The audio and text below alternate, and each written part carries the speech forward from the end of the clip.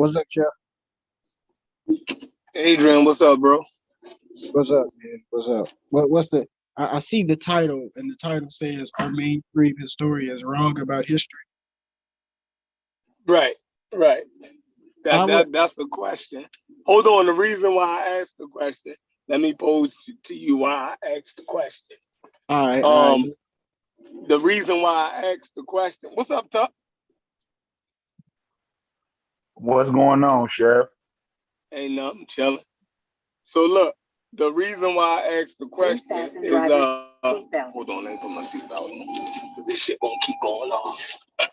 The reason why I asked the question is because it seems like every time the pseudo killers take a position, we take a position of what mainstream academia has said on the subject. But then this community always bucks us and tell us we wrong for reading what the goddamn accredited scholars is saying on said subjects. You know what I mean? So and then we get called for having poor scholarship when we're just repeating what the academics is saying. Like I thought they was the standard. You feel me? It's always something else with this community, right? So is the question is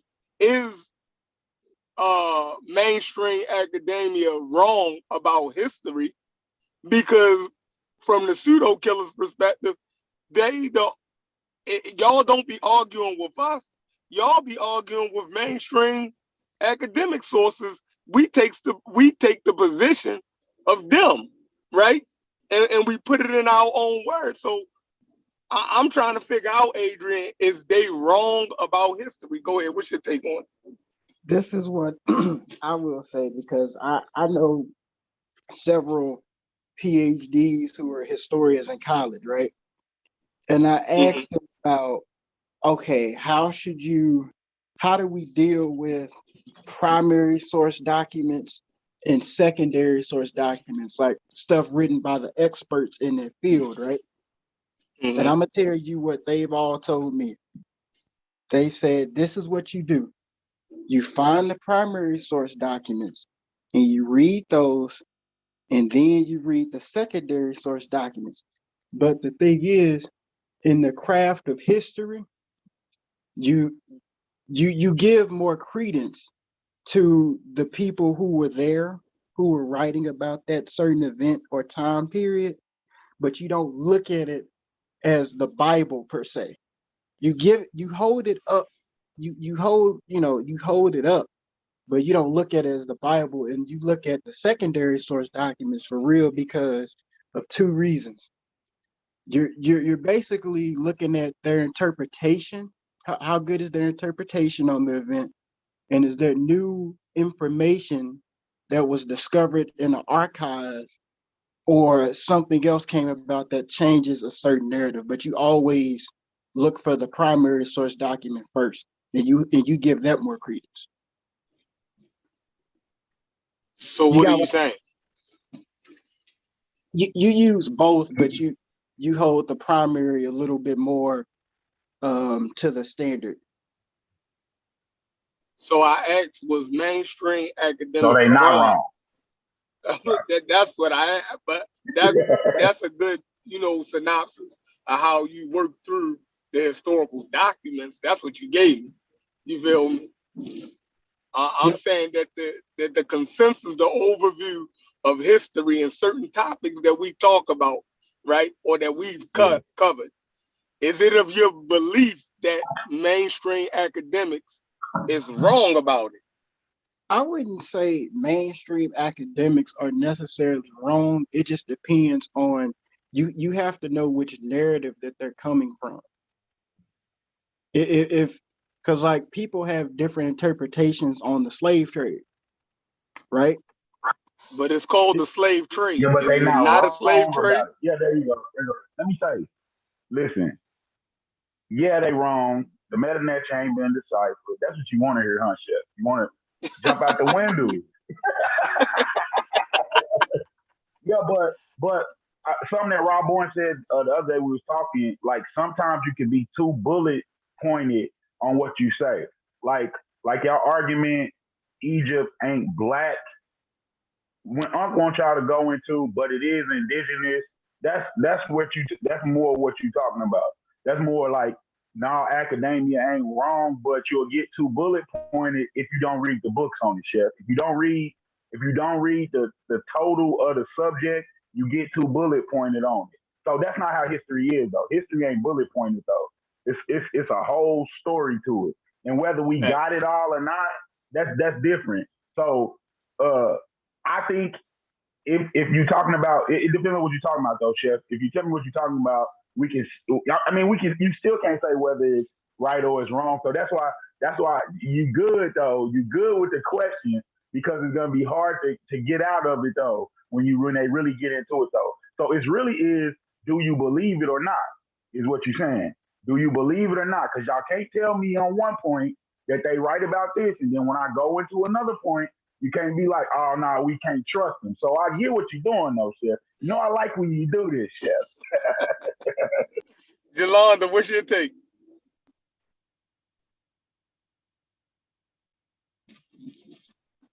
Okay, he said, sorry, I was a little distracted, but Tuckmaya, you were saying something like to the point that Unc was just trying to move them further in the conversation.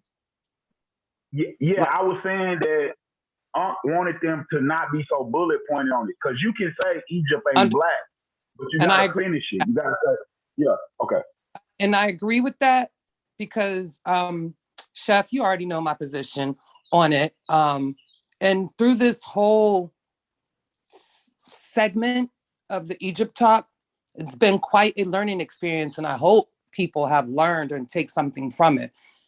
But what we know, and what I've always known from many elders, pseudo or not, and has been proven over and over through time, through many sources, that Egypt, no matter how or what, is still an indigenous African culture. They're still indigenous African people. And that's all I can say.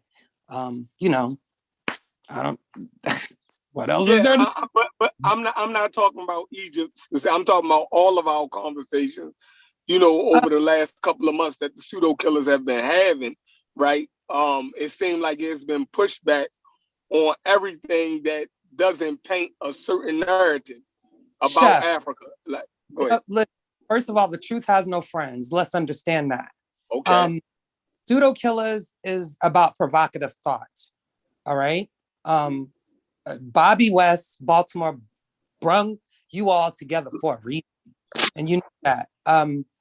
What I have said though is that these arguments are not altogether new to the stage, and the reason why I say this is because Bobby West, he's been here before. He's been here for these arguments, and other people also. So they have been able to research and vet and dissect sources over and over and over again.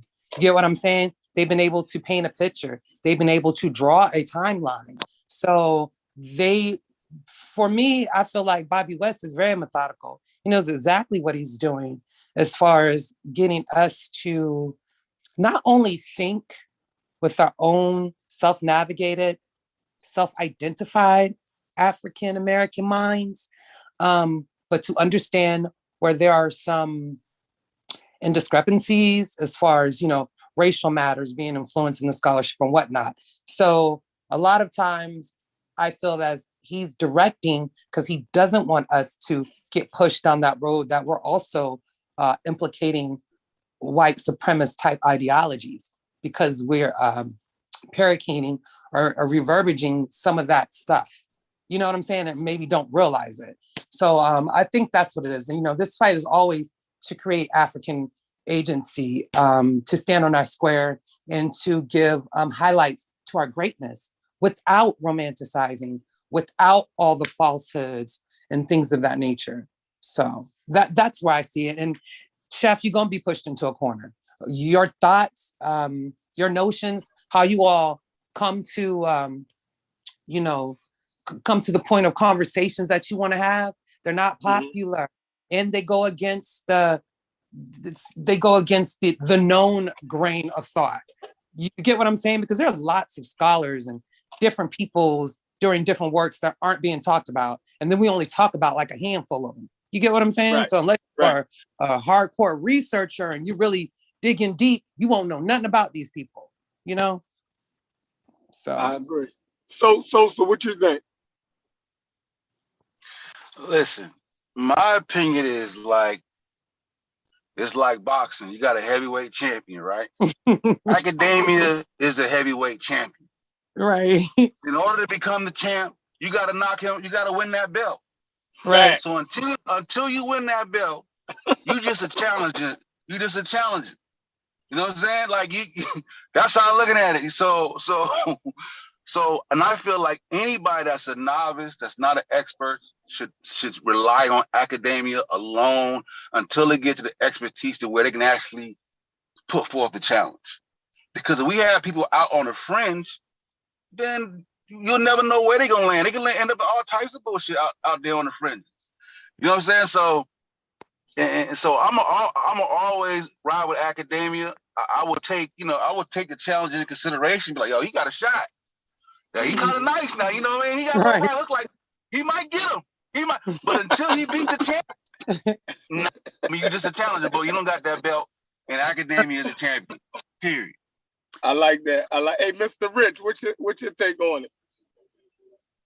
Hey, go ahead. I just tuned in. I just want to get some more info what you guys talking about.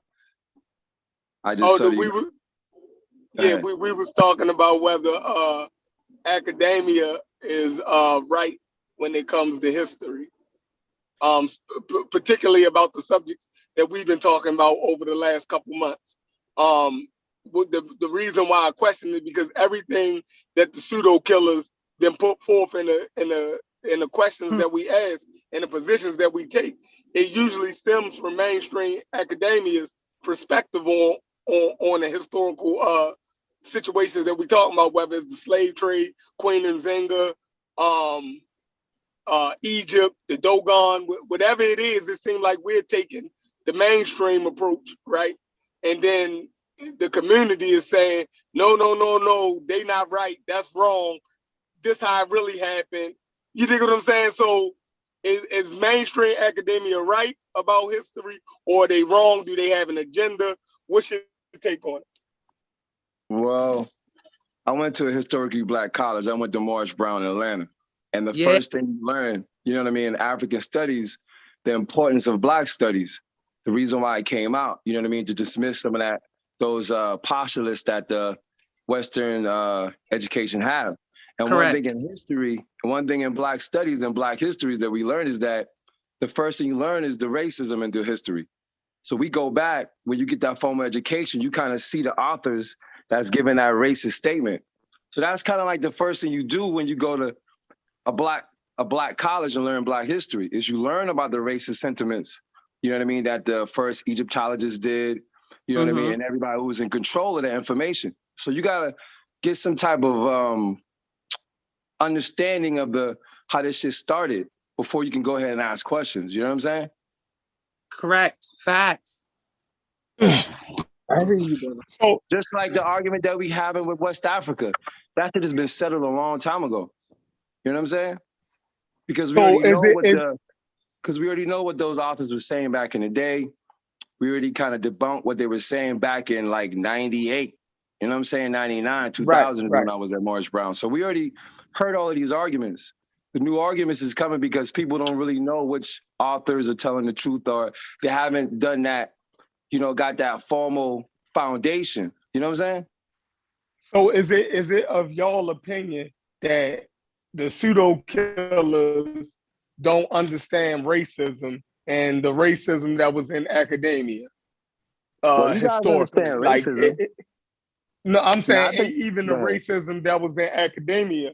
Do y'all think we're missing that point, like that piece, or do sort of like we feel like that Africana studies and people that come out of that type of ilk of thinking, we feel like they overstretch the Blackness, you know what I mean, to compensate You know what I mean? And it basically doing the same thing that we claim that the Eurocentrics have done. We feel like the That's wrong. Afrocentrics have done the same thing. So Right. it got to be a Absolutely. balance in between. Absolutely. And we feel That's like y'all wrong. don't give the back. We hold on. We feel like that the Afrocentric view don't give the balance. We're looking for the balanced approach. You dig what Well, I'm this is it. saying? It has Yeah, I to can be. dig it. It has to be a balance. I can dig it, but the balance comes in with Black studies. That's the balance. Because now the thing is that you guys are not wrong in everything, but every situation is unique. You know what I mean? Of course, we got the Blackologists. We got the Blackologists for sure. But on this particular subject, you have to, it's no Blackology with this particular subject because we already, just like when Ankh brought the museum information, right? And all that authors that you guys was reading was saying something different, but the museum came up with the actual facts. So that situation, we have to, every situation unique. I understand the Blackology shit for sure. But this situation, we're keeping it balanced, but giving you the other side, the unracist side. Just like in sociology, when they look at Black people as being saying pathological, we have to use Black studies and come with that with a Black perspective to understand the Black situation. So just, you know what I mean? So we are keeping it balanced, and I'm not saying you guys are wrong in everything, but every situation is unique. So we gotta, every situation we gotta approach it differently. You know what I'm saying? I feel what you're saying. Yeah, it's a reason why too that it seems like the Black side is so opposing is because it had to be when we first came with it. It had to dispel a lot of stuff just to even start with the Black side of the story. So I get what you're saying though, Chef, because now it seems that we are we can miss a lot of stuff just making it Black. I get what you're saying about that, and people are going into those old teachings, the dispelling teachings of some of the white stuff that went too far. Like on both sides, but I understand them. I do understand the white side too why they went too far. But right now, the balance, like what he talked, I get the brother's name, what he was talking about, but we do have to have balance. That's why reading the whole account is important and not being bullet pointed. Hey, but look though, and I agree with what y'all saying. But in terms of academia, right? It's like now you're representing academia as if there are no African Americans in academia. You know what I'm saying? There's also African Americans who contribute to academia. You know what I'm saying? So that's not necessarily leaving. Like Clarence Thomas, Hold though. on, bro. Hold on. Their research being published in journals are being supported. Yeah, of course. You know what I'm saying? They're in academia. When the master class that we have, you can listen to African American scholars speaking. So let me tell you. Hold on. Just let me finish this point real quick, right? So within academia, there are African Americans who have published works and who are putting forth these certain particular arguments. So some of what you're talking about is accounted for, and I'm not discrediting, balancing it with other Black studies, right? So don't think that that's what I'm saying, but you got to give credence to the African Americans in academia. So, and also I want to say, like, when I watch, there was a video of Skip Gates, right? Henry Louis Gates. And he posed the same question to a European scholar about why the Egyptians represented themselves different from Nubians, right? And you talk about in terms of phenotype. And he narrowed it down and made his question very specific. And you could tell that the white scholar was very reluctant about how he wanted to answer it, right? He kind of skated around it. So when he came back, he doubled down. Skip Gates was like, yeah. And he doubled down on it like, no. He said, it is clear how they represent themselves. But the dude went around it again, and then he just kind of left it alone. So it's not as if there are not academia, people who are well credited at posing the same question that me and Shep are posing, right? But it seems to be, I guess, because of certain turmoil that they don't really, they tend to just leave that area alone. Go ahead, Juju. Well, Skip Gates, I mean, if you learn, man, I learned about Skip Gates like back in the 90s, bro, and he's always been like American Dream. He's like American Dream. He's like a Clarence Thomas guy. We Thank already you. know that about Skip Gates. You know what I mean? We No, already we know don't. that, like I'm saying, back in the 90s. And just because they're black scholars don't mean they have been influenced by the white man or by Correct. Western civilization. I mean, we see that every day. So we can't say just because they got black scholars Right. talking that same stuff is that they've been, you My know, point. they went to Berkeley, you know what I'm saying? They went to all of that. So it's like, we can't say that. You know what I'm saying? We can't say that, Sosa. Yeah, I wanted Because to we segue- got black scholars. Go ahead, I wanted Juju. to Go ahead. segue off of what Rich is saying. I was going to kind of say, like, yeah, we got black scholars in academia, but are they really supported? Because I went to FSU and I took majority black professors, and let me tell you, it was hard pressed for them to get any of their work or studies even supported, even at that level. And I know this for a fact. I mean, talk to Molifi Asante. He started the African American Studies program at Temple University, and that's somehow hard pressed was for him. Okay, still to this day. So I don't buy that either. It's like, okay, they can be black academians, but are they included in those circles who make determination? Are they at majority of consensus? Are they in those pockets? That's what I'm talking about. Like, yeah, they can be there, but are they there in a very sufficient manner? You know what I'm saying? Let's be. Let Corey talk now. Let Corey talk. They're there. Let me respond to Mr. Rich real quick. They're there in a sufficient manner. Could there be more? Of course, there can be more. You know our position in America. Now, when you learn about Skip Gates and him being this coon American Dream type individual, I ain't say it coon, normally I just say American Dream. I didn't use American Dream. I didn't want to. You know what I'm saying? I'm just saying to put him in that negative light. It came from the pushback that he was giving to a lot of the blackology. Let's be real. And a lot of people that were doing that, he went against. So he got lumped into that. Cornel West got lumped into that category, bro. But Skip Gates does excellent work, bro. Like, we got to stop acting like Skip Gates is some pseudo white boy trying to push white misinformation, bro. Go ahead, Corey. Well, I just came on, so I ain't, I don't really know everything y'all talking about. But what I will say,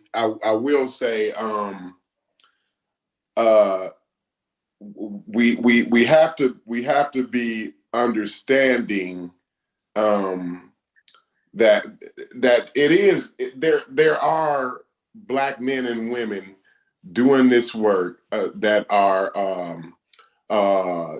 well entrenched in academia and multiple disciplines, not just history. I think we in this community we hone in on history as if history is the end all be all, and if we don't know history and everything, it's not all about history. And furthermore, when you have when you're trying to get a study off the ground in academia, you have to have funding and tenure, right? Mm-hmm.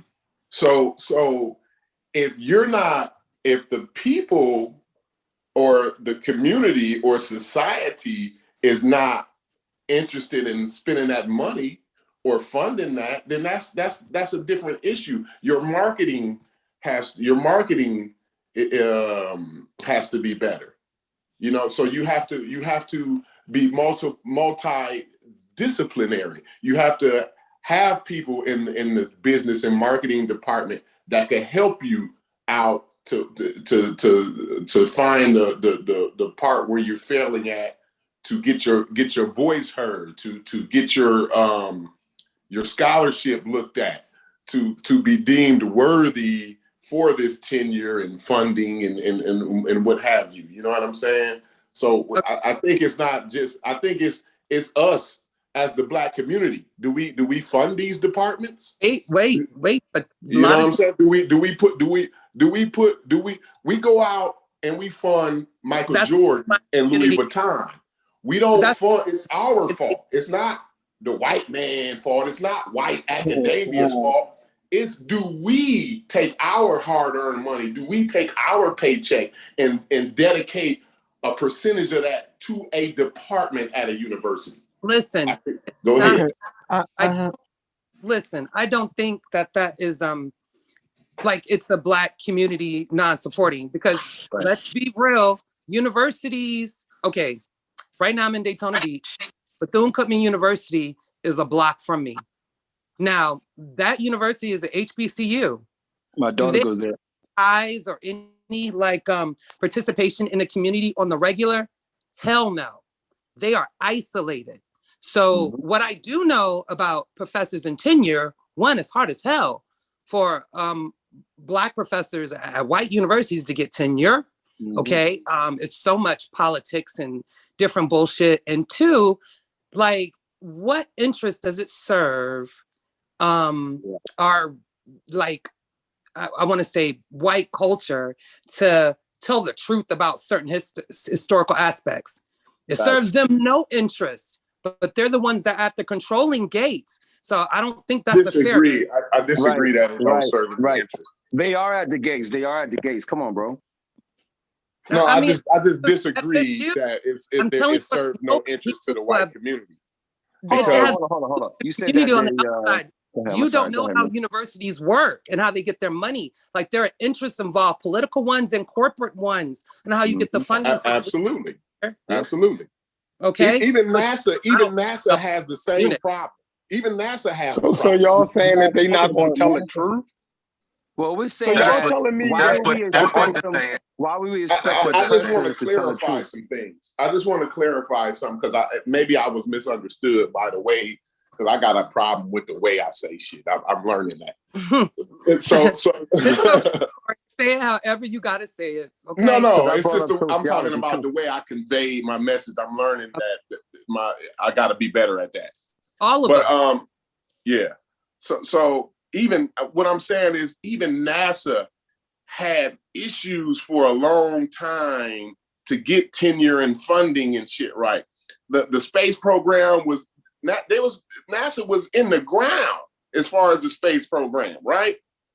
It took people who understood, it took charismatic people to get up and make sure people heard what they needed to hear and make them interested in it. You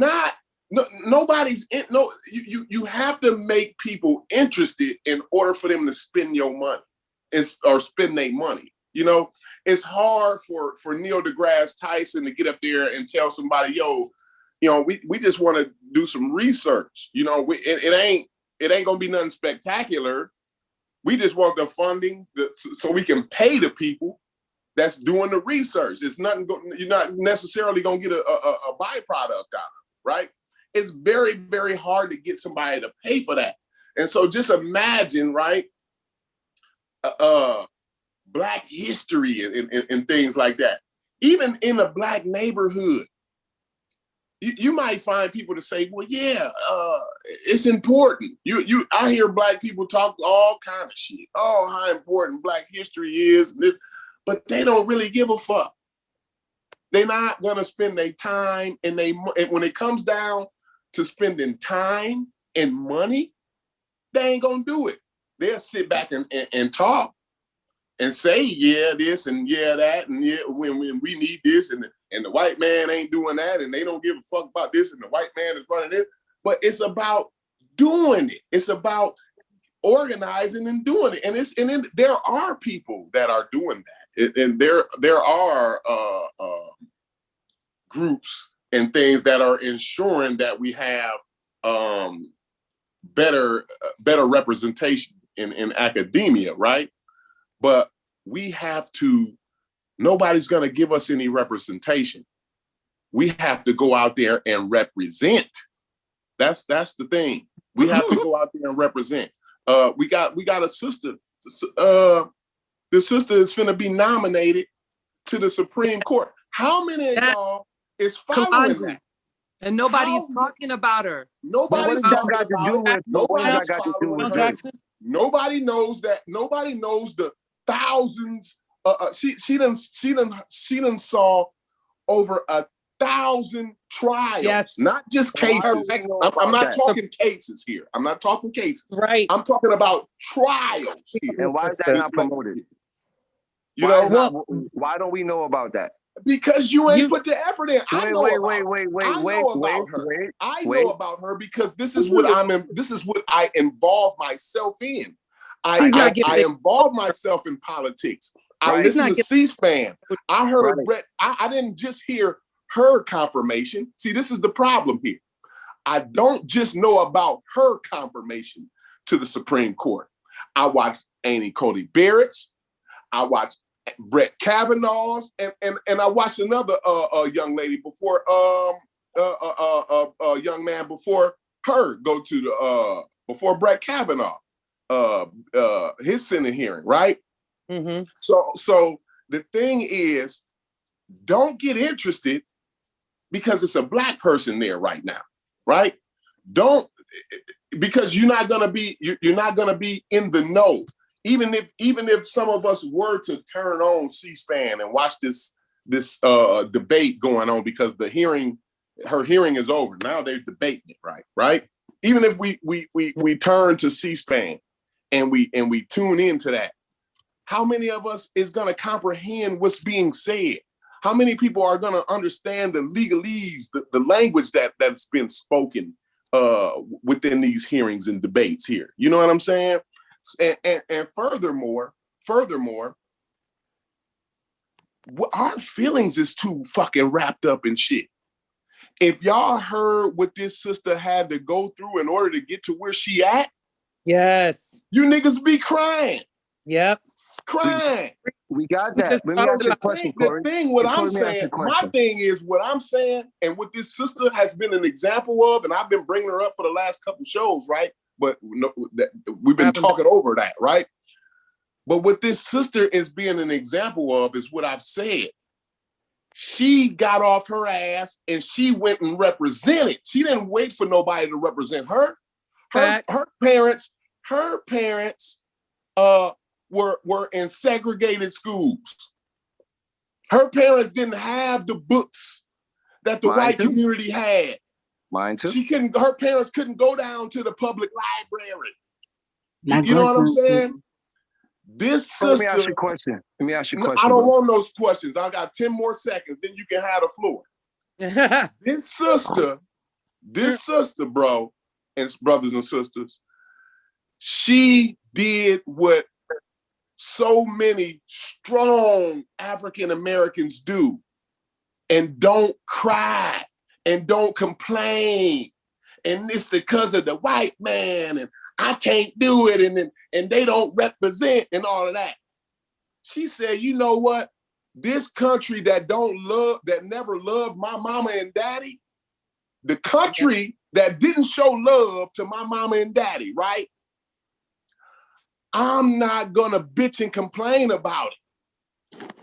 I'm gonna love and honor my country and make my country do what it says it's supposed to do. Make my country live up to the words that's in the Constitution. That's what this sister did. She worked within the Constitution to get to where she at. That's all I'm saying. Like, we have to represent. We can't be looking for nobody to represent us. Y'all go ahead. Y'all can have the floor. Let me ask. Let me say this. I'm glad you mentioned. Let's take history out. Go ahead. I'm sorry. I just want to say, I'm glad you mentioned her. We actually talked about her today. I just posed a question to a group of ladies saying, why isn't anyone speaking on her right now? And of course I did a little research, and sure enough, I was like, she's married to a white man. That's probably why.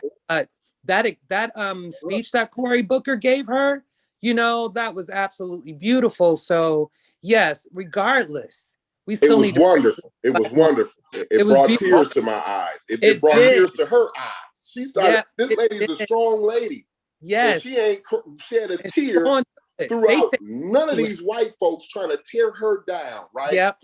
Cory Booker started talking about the shit she went through to get to where she at, and it brought her to tears. Broke this woman down because she started reflecting on that. Yep. You see what I'm saying? Yeah. And this is where the pseudo killers is trying to promote the parents that listen, because we're not trying. This is not a show for the kids, right? Right. This is a show. This is a show for the parents, and this is what we want to encourage the parents to instill in their children, not to be waiting for representation, but going out and representing to the fullest. This lady's sitting on the highest court in the fucking land. Highest court. I got it. I agree with that. I agree with that. Let me ask you a question though.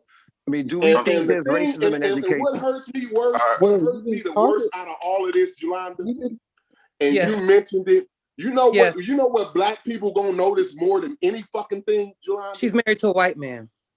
That's it. Exactly. That's where we at, Jolanda.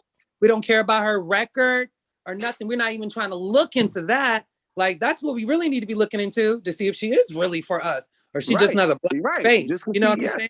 Absolutely. So this is why I say that we need to be more invested on that point and really, you know, start dealing with these issues, period. So we know who's for us and who's not, whether they look like us or not. Absolutely. Let Mr. Rich make his point. Let Mr. Rich make his point. Go ahead. Yeah, Corey, let him make their point. So what we're saying is that when we're talking about these scholars and, you know, I mean, we could talk about, like I said, I brought up sociology and the postures that they had in sociology, where they say black people are pathological. Now, when you read that book, Corey, are you going to say, oh, yeah, you know what? Black people are pathological. Are you going to say that? Or if you didn't get that what book is this and what year was this book written in?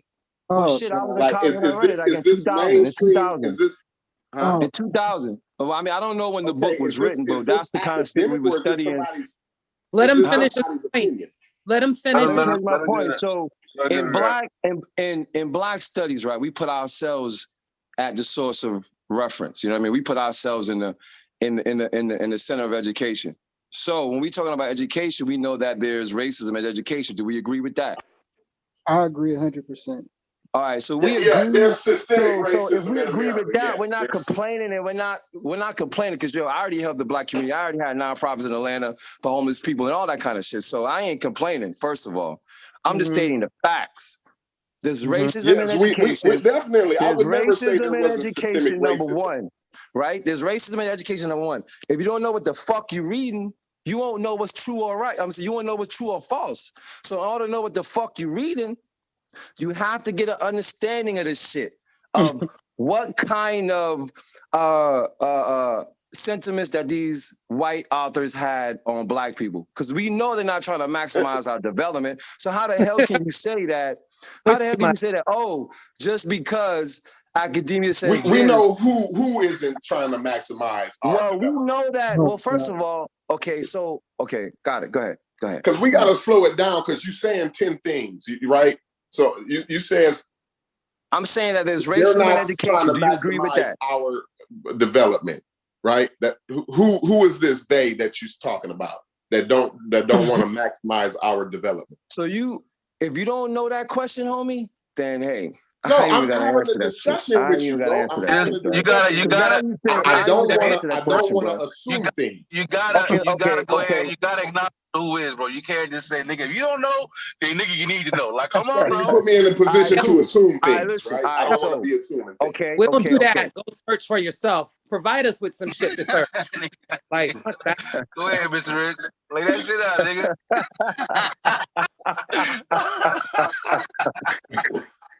All right. So, all right. First of all, the public schools are not trying to maximize. Go ahead, jump out the window. Go ahead, jump out the window. Let him be. Go ahead, Tuck. Y'all let him be. Silencio. Silence in the court. No. Okay, so, all right. The education system is now maximizing development because the schools are not having a relationship with our community, with the black community. Right. Do you agree with that? You know who could say the same thing? And me and Shefford had this discussion, right? Go ahead. It's funny, and this is the type of the facts that me and Sheffrin be putting down. It always hurts. It always seemed to hurt, right? And I don't mean it to hurt, and we don't mean it to hurt, right? I'm just laying down facts, and I hate these things that seem to hold my community down, right? These ideas that's, to me, it's just my opinion. These ideas seem to hold my community down, and it hurts me. But you know who could say the same exact thing you just said? Who? Rural white people. Oh, wait. Oh, go ahead. Trailer park trash. Listen to me, brother. Because y'all finna get emotional. I ain't emotional. Trailer park trash is less represented than any Black community in America. I'm gonna say it one more time. Slow. Trailer park trash is more underrepresented than any Black community in America. They could say the same thing you said, right? And they do. They do say the same thing. Well, the public school system is failing us. Wait. Explain how the public school fail the hillbillies. Where is they pushback though? Like, what do you mean? Excuse me. Say it. Y'all asking multiple questions. Go ahead. I'm willing to pause and answer some questions. So what do you mean by their schools are failing the trailer trash? What do you mean? I'm saying they will say as a trailer park trash, right? Those people say the public schools are failing us. You got to show me that. Right? You got to show me that. The government is failing us, right? You know they're having not only a heroin and Oxycontin epidemic in the trailer park, right? But they're having a continuing meth epidemic that's been going on just as long as the crack epidemic down there, right? Yeah. And where is they pushback? So tell me, ask you this. Go ahead. So what I'm saying, what I'm saying, hold on, because I'm trying to get to a point here. But I was willing to answer a few questions, bro. But my point is,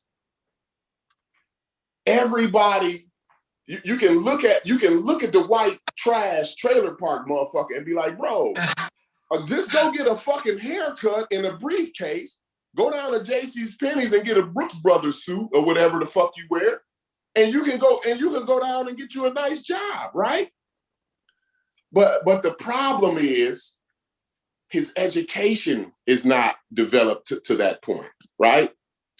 He speak hillbilly. You know what I'm saying? Just like Black people kind of speak Ebonics and shit like that, right? He's been abused, right? His daddy was fucking his little sister, right? All of these things go on in the white community too, right?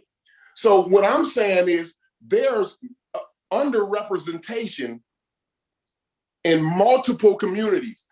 We don't have a monopoly on oppression, right? All they gotta do is change their appearance, and they got it. We can't change our appearance. No, I just explained. The white boy, he missing teeth. Sorry. He missing teeth, and he speak hillbilly. He will still get treated better than a Black man. White people. I work around white people every day. Some of the worst thinking right-wing white people all day, every day, right? I grew up around white people all my life. Right. Me too. And they despise. Hold on, bro. Don't interrupt. I got 5 more seconds. They despise trailer trash more than they Black people. False. And you believe that? I'm telling you, it's demonstrable. It's demonstrable. I've seen brothers come into my trade and step over the trailer trash because of the connections. Not in South Carolina. Because of the connections that brother got. Not in South Carolina. Let's start calling. I mean, I don't know how it is in the South. I'm in Indiana. It's a lot of trailer trash. Right, it might be a little different in Indiana. It's a whole lot of trailer trash. Corey, in can we Indiana. say Corey? Can we say poor white people instead of white trash? Trail trash. I'm just telling the truth. I'm telling you what they call. I'm telling you what the white people. Yeah, I know. With middle class white people or right wing white people call these people, right? The same people that we think or that we're saying is oppressing us. This same group of people are calling this group of people trailer trash, trailer park trash, right? Here, even in my town, a motherfucker could ask you like, well, what side of town are you from? And if a white person say they from the South Side, now they gonna look at you crazy. Oh, they say jokes like, I hear this shit because I work with them. They say jokes like, oh, he probably be fucking his sister.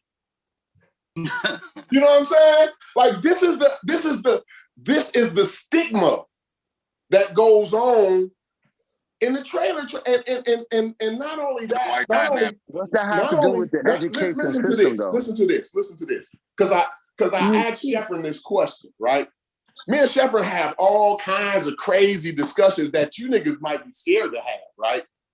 And I asked Sheffrin, I said, well, what do you think would happen if the white trailer trash got some kind of leader, like a Martin Luther King, but he was a trailer trash Martin Luther King, right? A white trailer trash Martin Luther King, right? And he come out and he want to represent the underrepresented trailer park people, right? They already have. He want to talk about how there's no hospitals, how they don't have any internet connections, right? How there's no library, how there's no. They choose to Bro, live in the can I woods. get done making my point? They already have a leader. It's Trump. Donald Trump was that Donald leader. Trump is their leader, bro. Right. Nice. Okay, fine. They already had it, but I'm asking I'm trying to tell y'all the question that I'm asking Sheffrin here. I don't need y'all to tell me they already had a leader, okay? It's fine. Donald Trump was the leader. Fine. They fucked up their right. Now they're asking this leader for representation. Now he's talking about the school system, how they don't have the Wi-Fi, how there's no Wi-Fi out there, they right? don't care about that though. How many black schools don't have how their medical facilities are limited. They think just because they're white. Adrian, you can't talk at the same time I'm talking because I'm not hearing what you're saying, right? And I talk so loud and so long that the more you talk, the more louder I get and the more longer I get. Go ahead, get it in. Go ahead, Get it in. Let them. Go ahead, make your point, bro. Make your point. Hold on. Finish making your point. Then let them get a little. I'm just trying to finish making my point. I'm trying. I promise you, it was gonna be quick. I was damn near there. Now I'm saying now this guy's asking for these things, right? Now when this white leader starts to try to represent these things, I asked Sheffrin, I think we would call that person racist. We would say because he wants to represent rural America, right? Rural white America, poor white trash America. We would say he's some type of racist. And I don't think Donald Trump was their representation at all. I think he used them for their vote. I think he baited them in for the racist thing, right? But I talked to Sheffrin about that. I said those people are the most likely to vote against their own interests. The poor white trash votes against their own interests more than any other group in America. And it's because of those wedge issues. Shout out to my man, Brendan. He showed me that word. Those wedge issues like racism. That's what Donald Trump honed in on. You know what I'm saying? These is the ones that's holding y'all back. That's what he pointed. He pointed to the Mexicans at the border. Them the niggas that's fucking with y'all. But really it was him. and his buddies and his billionaire buddies, right? But I just wanted to, I wanted to say that I asked Sheffrin that question, and I think we both came to the conclusion that we would say, and I don't think Donald Trump is that leader, right? But we would definitely call that man or that woman some type of racist because they had that kind of representation. And I'm saying, like, I feel some type of way about that, because what if they could, like, they could use the same thing on Black leaders. They have done. You know what already. I'm saying? They but go ahead, Black y'all. leaders. Go ahead. I digress from that, man. Go ahead, Mr. Rick. So Adrian wanted to say something. Go ahead, Adrian. I want to hear Yeah, what you let have. Adrian get it in there. Mr. Rick says something. Okay. First of all, white people culturally, and this is what I've been told by my white friends. I grew up with white people all my life I grew up around white people who you would all consider allies. And let me tell you something that they all told me. White people, there's a segment of white people who generally culturally think about Black people all day in terms of like what we're doing. We're almost their mirror to a certain degree. Like they'll be in the room together and they would be like, I'm a big fan of peaceful protests, to signal each other like how far can we go within this racial rhetoric that we're about to speak. But white people historically, only thing that they generally think about is really us and what we're doing. That's why when you look at our history, whenever we have all Black towns, they come and burn it down essentially. But there's something else that you said that I want to get at. Okay, you talk about how how Trump uses the poor white people almost as his watchdog, right? I'm asking you, that's what you said, right? He uses the racism to He used them to get their bait vote them. to win the election. That's what he said. Go ahead. Right, you said that, right, Corey? Yeah, he leaned on their racist rhetoric to get their vote to win the election, but he was not really a supporter of them. That's what he said. Go ahead. Yeah, that's what I said. Okay.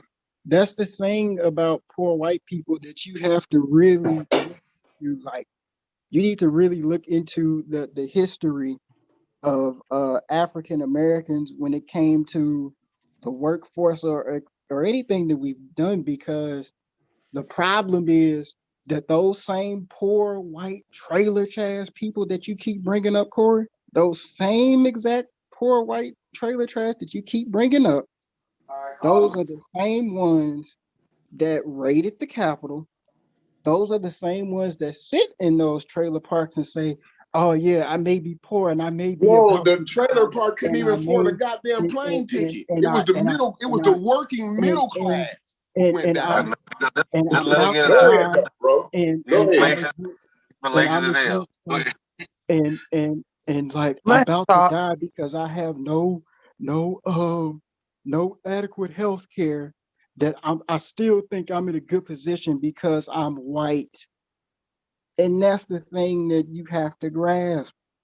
And that's another thing too. America, we have two problems: race and class. But the problem is it's the poor white people who think that they're better than everybody else because they're white. Go So ahead, Mr. Richard, then Junior, because I'm Mr. through. Richard. And I partially agree with that, and that's kind of what I was getting at, right? Let Mr. Rich get it in, Corey. And I said this before, and then Mr. Rich, you can go. I'm just gonna say this one thing. I've said this before. The moment the trailer park and the projects come together and have a conversation, this country is gonna change dynamically. There's gonna be no more wedge issues anymore. These politicians is gonna have to go and do what the fuck we sent them there to do. They ain't gonna be able to start telling us about the Mexicans at the border, or how the white man is not letting us do this, or how the Black people is coming in and getting affirmative action, and that's how they get into these positions that they get, right? Once the trailer park and the projects start to have dialogues, and this is what people like Donald Trump don't want to happen, right? Once that happens, the United States will start to turn into what the United States says it is. Because the United States has high standards for itself. It says it says these things about liberty and justice and all of that, right? But we don't live up to that. So this is what I'm saying. The trailer park and the projects have to start having dialogues. Go ahead, Juju. And then Juju want to say something? Not really. I was just kind of like, cheerleading for other people's comments.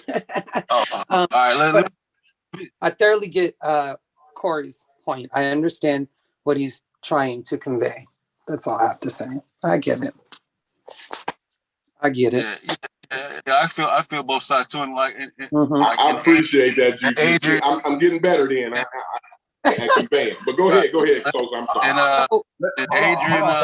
And Adrian. All right, go ahead, Tuck. Well, I wanted to say. Go ahead. Juju, you can jump back in now. Is you done or not? Because I'm trying to pass. You want to say something? You talking to me or whoever else? I'm hearing like you're coming in, so I don't know if you're trying to come in and say something. I don't know. Like I was gonna let Tuck go. Go ahead, Tuck my yacht. I was just gonna say, after we had that conversation, though, see, I think that's something like the Me Too movement with women. I think black women thought that white women was on their side when I'm just trying to make a comparison. Speak your piece. You good. Because it was we are women, but then, it started being more we are white women. I mean, because I seen some stuff happen to black women and Me Too was nowhere around. So like if the trailer park and the ghetto got together, eventually they're gonna see that they white people though, bro. We lift them up, that's just gonna be another person in front of us. That's how I feel about it. So so let me say hold on. So let me say because go ahead, Sosa. Go ahead. Let me say this, like that is true, talking about, but you gotta understand too, there's shit that happened with white women, Me Too ain't around. Like we can't just think like motherfuckers. Like that's not as true in all shit, right? Listen, like Adrian, like it wasn't a perfect. It wasn't a right. My bad. It wasn't a perfect parallel, but it was just connecting. Right, and I'm saying, Adrian, like you ain't lived enough life to say like, bro, don't be look. In my life, I'm just saying that. I mean, listen, I'm just being. Don't say just because. Hold on. I'm saying, don't get emotional, bro. I think the Me Too movement was bound to Don't do that. Hold on, bro. I'm saying, don't get emotional. Don't get emotional and respond, bro. What I'm saying is like, when you make statement, nigga, in my life, like you really want to have a little more life lived to really have get a little more freedom. Right, and bro, then also like, look, hold on, bro. Just because I'm 23, that don't mean nothing. So use something else. That's just a fact, bro. You gotta be respectful. That's just a fact, bro. 23 years is not 36 years and 40 years. That's like that's simple math. It ain't 46. 36. Simple math. Let him finish his point. Okay, it does matter. When I was 23, I thought it didn't matter. Don't you get emotional either. Like you don't understand. Like I thought the same shit, bro. You about to say the same shit I would say. So I get it. So what I'm saying is that, and Corey is right when you talk about the motherfuckers that raided the Capitol. Like, nigga, poor white trash, motherfucker, don't got enough money and get off their heroin and all type of shit. The biplane. They had body armor and $3,000 AR-15s, and they stayed at hotels and all of it. Like the trailer trash that I know. Them motherfuckers is trying to put together so they can get a half a cow to make it through the goddamn winter, bro. Yeah, you know those what I'm saying? those are like those QAnon, right wing, Proud Boys type, that type of organization that has funded that doing something real quick. Hold on, Tuck. I'm next. You know what I mean? And then we can move forward. But yeah. But you know what I'm saying? But I agree with the sentiment that Corey is saying. You know what I'm saying? It's like I think sometimes when that type of statement is made, they think that it's just totally that, right? Like if I say, yeah, you know, look, man, there's some shit African American got to do in the community, right? And they're not making the most of the opportunity that they have. If I make that comment, people would take that as saying, "Oh, so you're saying there ain't no racism?" You see what I'm saying? They'll just get crazy with it. So you're saying, but like as if to say, you know, sometimes, you know, two things can be true. There's systemic racism, and in some areas, African Americans are failing themselves. You know what I'm saying? I So agree. just because somebody makes one argument on one side doesn't mean that they don't acknowledge the other side. So Absolutely, absolutely. Hey, I agree with that. I agree with that 100%, Social. Of course, we're not definitely taking advantage of some of the opportunities we have in the Black community, for sure. But I just want to make sure we're clear. We're saying that the poor, white, trash people having the same plight of Black people, because I just said Black people in general when I was speaking of the education system. So we're saying that I wouldn't say Black the same. people in general. I wouldn't say the same. See, that's where we I know, wrong. but I'm asking a question. I'm just getting something clear. So we're saying that Black people in general, right? We have the same plight as the poor white trash people. That's what we're saying. We're in an equal footing. We're in an equal footing as the poor white people. No, because hold on, y'all. Go ahead. He said as far as representation. My bad. We're gonna welcome Amber to the show. Did you want to weigh on something? That's my Indiana homie. What up, Amber?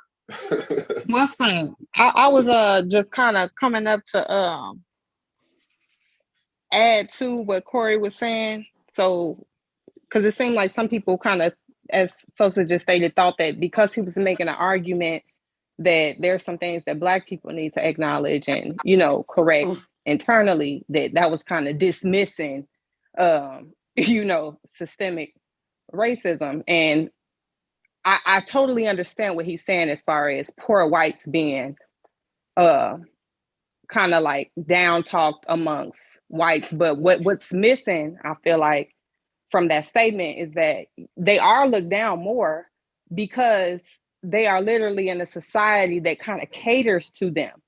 Almost, they have to work to not succeed. It's not like they're situated like Blacks where all the obstacles are against them and you can succeed in spite of. So for other whites, they look at that and they're like, oh yeah, you just downright lazy. Like, because we done laid this shit out for you. Now, the rhetoric for Blacks is that we are lazy. So I do feel like a lot of white people, poor whites, when they say they're complaining and we're situated similarly and, you know, we're oppressed, you know, they're looking at it as though we're complaining for nothing because, look, we don't succeed either. We're forgotten too, but they're leaving out the fact that you're not really forgotten. You're just not even making an attempt, which is different from Black people that are making an attempt and are facing all of these roadblocks. So there's a lot of different things going on, but everybody is looking at it from their perspective. Now, I do feel like Blacks do sit at, some Blacks, they do sit at that space of, I'm trying to succeed and nobody will let me succeed. And it's like, well, we know what we up against. They're not going to let you succeed. Like you have to work and push and, you know, fight for that. And it's fucked up that we got to do all of that, but it's just what you got to do until it improves. So you can complain about it or you can work to, you know, make change. So that's all I wanted to say. Yeah, and that's the benefit of Black Studies. Came in to do that. Peace, Amber. Yeah. I agree, Amber, because I agree, Amber, because yo, all they gotta do is, like Corey said, get a briefcase, straighten out their hair, and go get a job.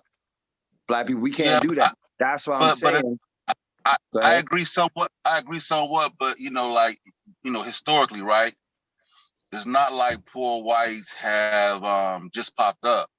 Like poor whites have always ran parallel with African Americans. You know what I'm saying? It's just that they were. Hold on. Listen. Just listen to what I'm saying, bro. Listen to what I'm saying. If you go back in history, like Adrian talks about, and you talk about this different revolution when whites were indigenous service, they broke up. They made the poor whites a class over African Americans, right? What So revolution is this? Bacon's Rebellion. I think it's Bacon's Rebellion, Okay, that's one. right? So and they made the poor whites over African Americans, a class above. So a lot of times in your slave camps, the person overseeing the African American were your poor whites who spoke a broken type of vernacular, right? And a lot of Africans learned the vernacular, English vernacular, from those poor whites, and it got transferred into our lexicon, different situation. But it's not like those poor whites were eradicated. They were put in certain areas as buffers, right, to separate races. And you know, I mean, that's why. So a lot of these whites are in these coal mining areas, West Virginia, up in these you know, the more less profitable zones, you know, of America. So then when the world got popping, you know what I'm saying? Now the other whites is like, nah, like I'm not, like y'all like y'all niggas is nasty. You see what I'm saying? And then, but the ghettos, it was always ghetto. That was by their choice. Black people. That was by their choice, bro. It was not. That's what I'm saying. Like, and I think, and that's where the animosity comes in at. Because when we look at it, we say, "Nigga, y'all chose that shit. Nigga, y'all white." You see what I'm saying? But they was like, "Nigga, my mom been," and they like, "Nigga, we've been poor since forever." Yeah, absolutely. We've seen success. I'm not saying that there are no anomalies. That's not what I'm saying. What I'm saying is that dynamic has always run. There's never a time when the poor white has never existed within the time frame of the American. Absolutely. America. And there was a time. So I want to say too. So there was a time where blacks were more employable than a poor white person because we had the skill sets. You see what I'm saying? Coming out of slavery. Yes. So that's a part of what put the rift in there too. See, because when the politicians come, they can say, look, the niggers are taking y'all jobs. It's the niggers. See, they put that rift in there. You know what I'm saying? And it's the poor white people that that maintain racism. Without poor trailer trash white people, racism would almost be eradicated because when you get to a certain level, when you get to a certain status, right? Economically, racism starts to dwindle, right? And it's all about what you got. You know what I'm saying? You're able to join the yacht clubs. I disagree with that. No matter how much money a black person got, he's still a nigga. He's still gonna get treated worse than a white man. I didn't say Oprah Winfrey. See, this is what I gave this example. I gave this example the other day, right? Oprah Winfrey, she may experience some racism, right? But she's only. Let me tell you the type of racism she experiences. There's a 19-year-old white girl that works at the Louis Vuitton purse store, right? She don't know who Oprah Winfrey is, right? So she follows Oprah Winfrey around the store and she might say something slick like, well, that's a $2,000 purse. You sure you want to look at that purse? You know what I'm saying, right? But the thing is, it's only that level. That person is only the level that does that type of shit, right? This girl don't have no fucking power. She work at she's a clerk working off commission at a department store, right? So Oprah Winfrey is one of the richest women in the world, right? So I don't know that that's maybe it irritates Oprah Winfrey, right? Maybe it kind of frustrates her that we still going through this today, but she's powerful enough where that little girl will never fucking work at another Louis Vuitton store in her goddamn life. You see what I'm saying? That's the power that Oprah Winfrey got. And that little white girl, that little racist white girl, don't have no power. She don't even have no education because her parents didn't teach her better than that, right? So that's what I'm saying. When you get at a certain status, who gives a fuck with the little white boy at the Nike store thing? You know what I'm saying? Nigga, I can buy this whole motherfucker. As someone who got Chris arrested, Rock. as someone who got Chris Rock arrested at is the bank the other arrested. day. Now check this out. So Corey, I just want to ask you this. So you said that if we eradicate the poor white people, then we will eradicate racism. Is that what you said? No. I mean, you did say that. You did say that. Not like there'll You never did say be that. any racist person. Like, don't take the It's nothing but position. You did say like that. that. You did No. say Yeah, but I'm that. saying don't. Yeah, yeah. When I said the idea. once the projects in the trailer parks start to have a dialogue, these politicians, these state representatives, the one who place legislation and who allocates the money, right, that you pay your taxes in, right? Because you know the government, the United States government plays with 16 to 18 trillion dollars a year. That's the money they play with, right? That's the money they got to put here and put there. 16 to 18 trillion dollars, right? And when these state representatives, when you send these state representatives to Congress and to the Senate and shit like that, right? You want them to be representing your best interest, the community's best interest, right? Not focusing on the rift issues. What did I just say? I lost the word, Brendan. I need the word. Wedge. The wedge issues. There you go.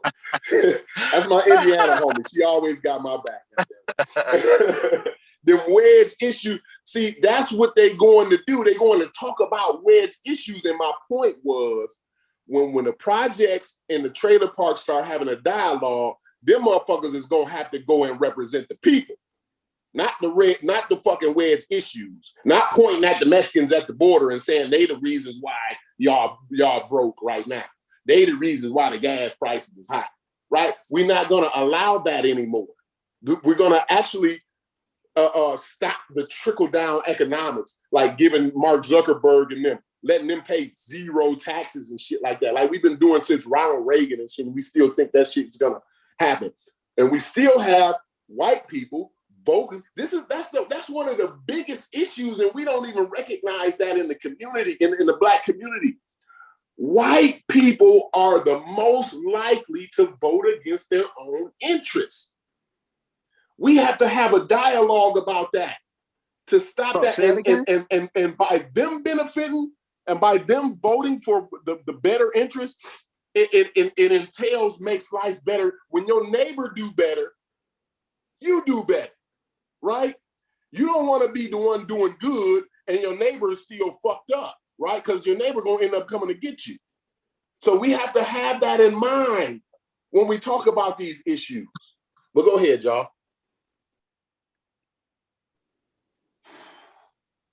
Yeah, I'm a little confused about your Yeah. part about the Me too. as you get higher in wealth and all that, because you kind of the example you used, it kind of limited Because class racism and race is to two different things, and we're yeah confused points. Right. That's why we confused. You feel me, Amber? yeah. Yeah, we're misconstruing class and racism, and I am not the one to educate you all on that. I wish CK would come on the panel and clarify, but yes, we are misconstruing some things about the two terms. No, I definitely understand there's a big difference between classism and, well, not a big difference, but there's a difference in classism and racism. But at some point they intersect, right? And then you start to see, like I said, once you get to a certain status, there are certain privileges that come with that status. Economically, I'm saying. There are certain privileges that come with an economic status. So I'm saying the average Black person is not experiencing the same circumstances as a LeBron James. You see what I'm saying? Or as somebody, some billionaire, some Black billionaire. You know what I mean?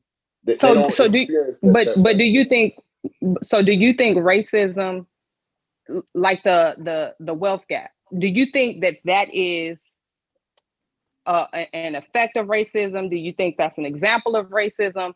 Like, do you consider that? Because I think we kind of limited racism to being like you can't shop in a store, or the assumption that you don't have money because you Black, when there are so many things that fall under the umbrella of like racism or systemic racism. So I use that example because that's probably the only racism that Oprah Winfrey would experience. Like, you see what I'm saying? When you get to that status, that's why I use the store example. But I hear what, don't get me wrong, I definitely understand what you're saying otherwise, right? That wouldn't be a good example otherwise, but I gave that one for Oprah Winfrey because she's at a certain status, right? And she has a certain power dynamic. So she don't experience, nobody says, oh, you know, we don't want Oprah Winfrey in this restaurant because she's Black, right? No police is gonna pull Oprah Winfrey out the car and start bashing her head, you know what I'm saying, up against the goddamn car. You know what I'm saying? That's what I'm saying about that. You know what I mean? So you know, because it's a power dynamic there, right? And that's what mitigates some of the racism. That's all I'm saying. I'm not saying she won't never experience any racism. I'm saying things change. The economic status mitigates a lot of that. I don't know. That's an opinion, man. I'm saying what I see. You know what I mean? You know, she got so many. I mean, like, white people adore her. When you go to the Oprah Winfrey, when you look at the crowd at the Oprah Winfrey show, it's all these white women crying, hollering, "Oh, Oprah!" Oh, And her staff too. Saying? And her staff is all white mostly. Yeah, you're right.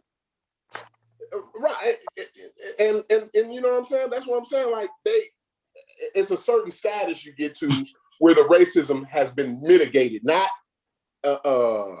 eradicated. Right. Yeah. But I mean, even at her level, do you think there are opportunities that she could be shut out of? And it might not be the sitting in the restaurant. Absolutely. Yeah, but even at her status, there are opportunities that she's you know, she's not able to pursue because she's a Black woman with wealth. You don't believe that that's an issue even at her status?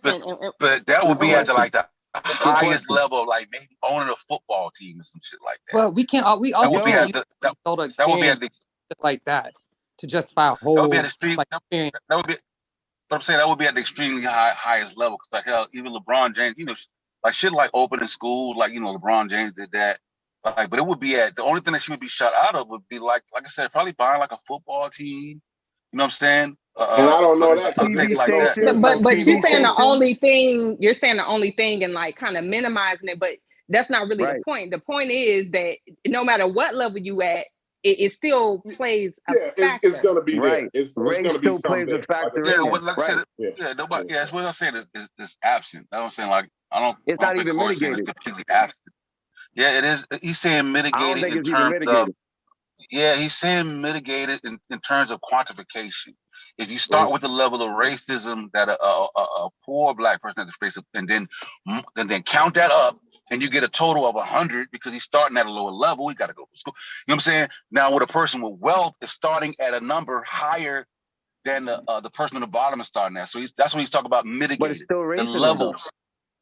He's not saying that he's not saying that the racism is absent. He's saying that when he talks about mitigation, he's talking about quantification in terms of how many levels and how many hops and steps she has to go through to get to the next step. She's already, when you had a billionaire, nigga, you already at a, like, you know how many hurdles you done jumped over to get to the billionaire? And then a person from with a regular job, he got so much more hurdles to get to Oprah. So that's what he's talking about. It's more mitigated. That's what he means. Not absent. Not that there ain't no more hurdles. None of she's a billionaire. That's not what he's saying.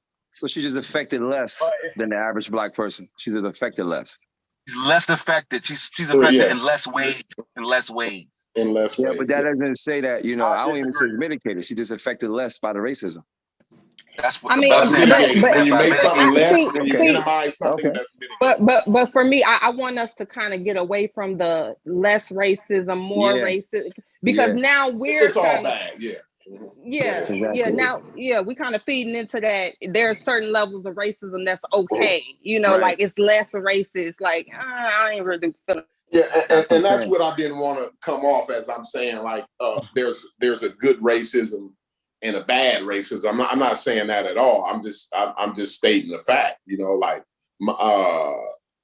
the status that my dad is at is different. Like his life is a little different than mine. You know what I'm saying? Like he don't feel out of place in certain places in the same way that I do. You know what I mean? Some certain, only a black man actually understands that. You know what I'm saying? Like me not feeling so comfortable in certain settings. You know what I mean? But being at my dad's status, right? My dad has lived a certain type of life, right? And he has a certain economic status where he feels very comfortable in certain settings. As a matter of fact, he feels entitled to certain aspects of life. You see what I'm saying? So and that's where the economics come in at, right? Because my neighbor, I could have my neighbor's a white man, cool ass white dude, right? He actually he went to school with me, but he was older than me. Like he went to the same school, but he was older, and he bought his parents' house. And we came up in the same neighborhood, right? But he lived in a couple blocks away from me. But I happened to move by the house next door to his mom's house, and he bought the house, right? But anyway, like him, I could take him to the same place. Like I could invite him, like, yo, my dad said, man, come on through. Like, we're gonna go down we're gonna go over to this yacht party in Michigan City that he invited us to, right? My white buddy, right? My white buddy that's on the same economic level with it, he gonna have the same feeling I got. Like, man, I don't really feel comfortable here. You know what I'm saying? Like I feel kind of, you know what I mean? I feel kind of out of place here. You see what I'm saying? Yeah. Because of his economic status, right? At that point, now we both feeling in the same, we both feel the same. We both looking at each other the same way. Like, yo, man, you know, like shit, let's go. I'm ready to go have a beer and a joint. Like, I'm not here to fucking dance and have champagne and shit. Like, you know what I'm saying? Like, that's what. Yeah, because the conversation is a different type of conversation. So you think that just because a white man hang out with you, just because you think a white man will hang out with you, it's all good. Now you No. I'm just gonna say something. I just want to say something, bro. I just want to say something because he was talking about, you know, the buddy was cool and they was on the same economic status and it was all good. I'm talking about how he felt in a certain setting. That's all I'm saying. I'm not saying, he loves me and he not racist no more, that he don't have racist thoughts. I'm not saying that at all. I'm not saying that he may not have, see, because I have white friends, right? Yeah. That are racist, right? Let's take my boss, for example. My boss at work. Your white friend be right? What? Your white friend is racist? Associates. I misspoke. Associates, right? Business associates, right? But let's take my boss, for example. Oh, man, they're gonna clip you up, boy. You getting clipped up for that. You know what? These are conversations that this community need to have, and if I have to be ridiculed to advance Black people, then so be it. I've already done that already, right? I've already been ridiculed, called dumbass nigga, stupid, nothing ass nigga, all of that, right? But this is for the benefit of the people who are under the you're bulletproof now, Corey. You bulletproof, right? Man. You bulletproof now. Go ahead. Bulletproof, baby. You're in the tank, baby. You're in the tank. Bulletproof. You're in the tank. Oh man, y'all almost made me forget my point, right? but listen, man, I can help you. Go ahead. I'm saying I want to give my boss as an example, right? Mm-hmm. I know my boss is a racist motherfucker because I can tell by the shit he say, right? He's slick. He real slick with his shit, right? But you can't slick me, right? The thing is, right? He says he'll and this is because my man's Mr. Rich said, well, you think the white boy your friend because he hang out with you, right? And this is what I always know. This is what I always know, and I've always been brought up this way, right? My boss will say things like, yeah, because over there by the air, because the hood is next. It's a very bad hood by the airport, right? But this is not the only hood, but this is the hood that's on the news the most, right? And he'll say things like, well, yeah, man, you know, I was riding down there by the airport, man. I was making sure I locked my doors and shit because, you know, I know there's good people over there because I know you live over there, Corey. Like, I'm one of the good ones. Like, Corey, you a good nigga. You not you, but the rest of them niggas. That's the type of shit he say. So when Mr. Rich said, "Oh, you think the white boy is your friend?" It's always in the back of my head, right? That the white boy thinks highly of me, right? But not the rest of my people, right? That's what I'm saying. So I understand that. Let me respond to that. And I have business associates. I have business associates who consider me a dear friend, will do anything for me. I mean, anything. Like I could pick up the phone and say, yo, I'm in a situation, I need like 5 bands. I got multiple white people who will drop that off without asking no questions.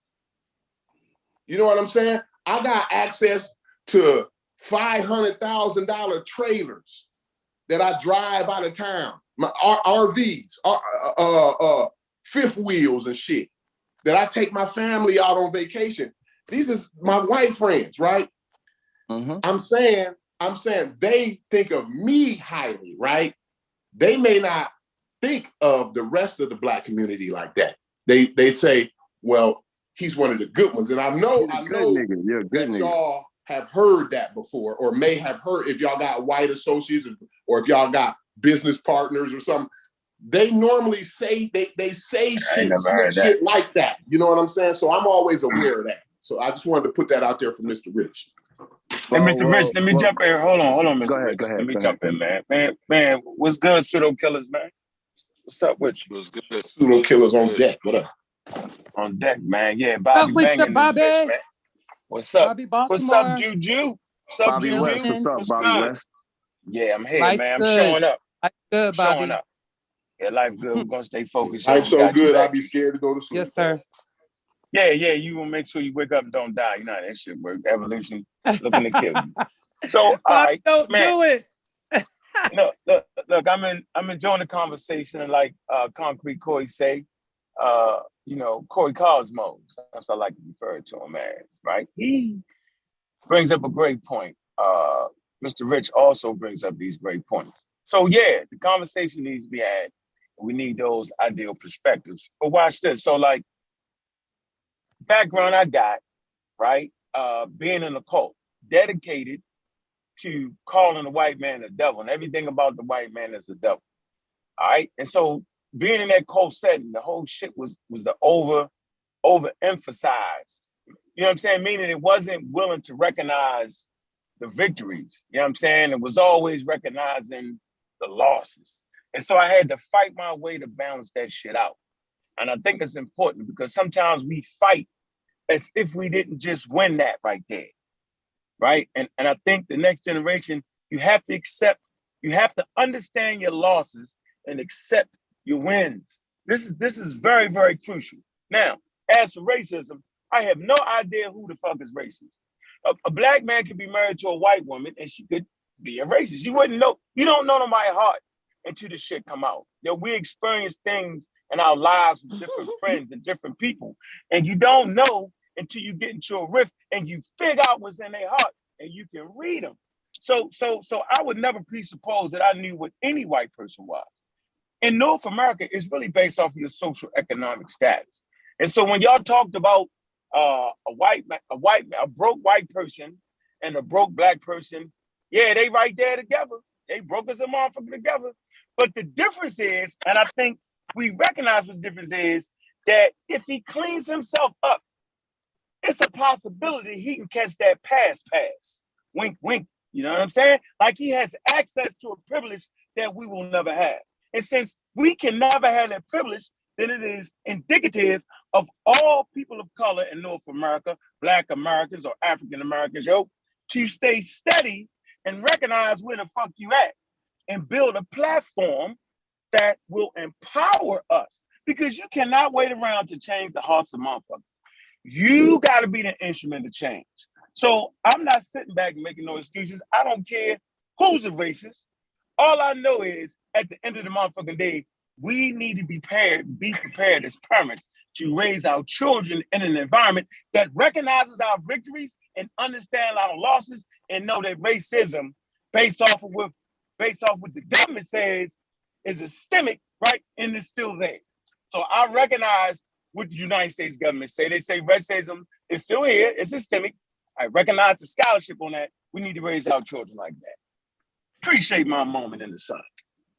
Yeah. You're gonna be one of them parents that raises a honorable Judge Jackson with that kind of attitude. Nice. See, that's the attitude that we want. Yeah. I concur. I absolutely concur.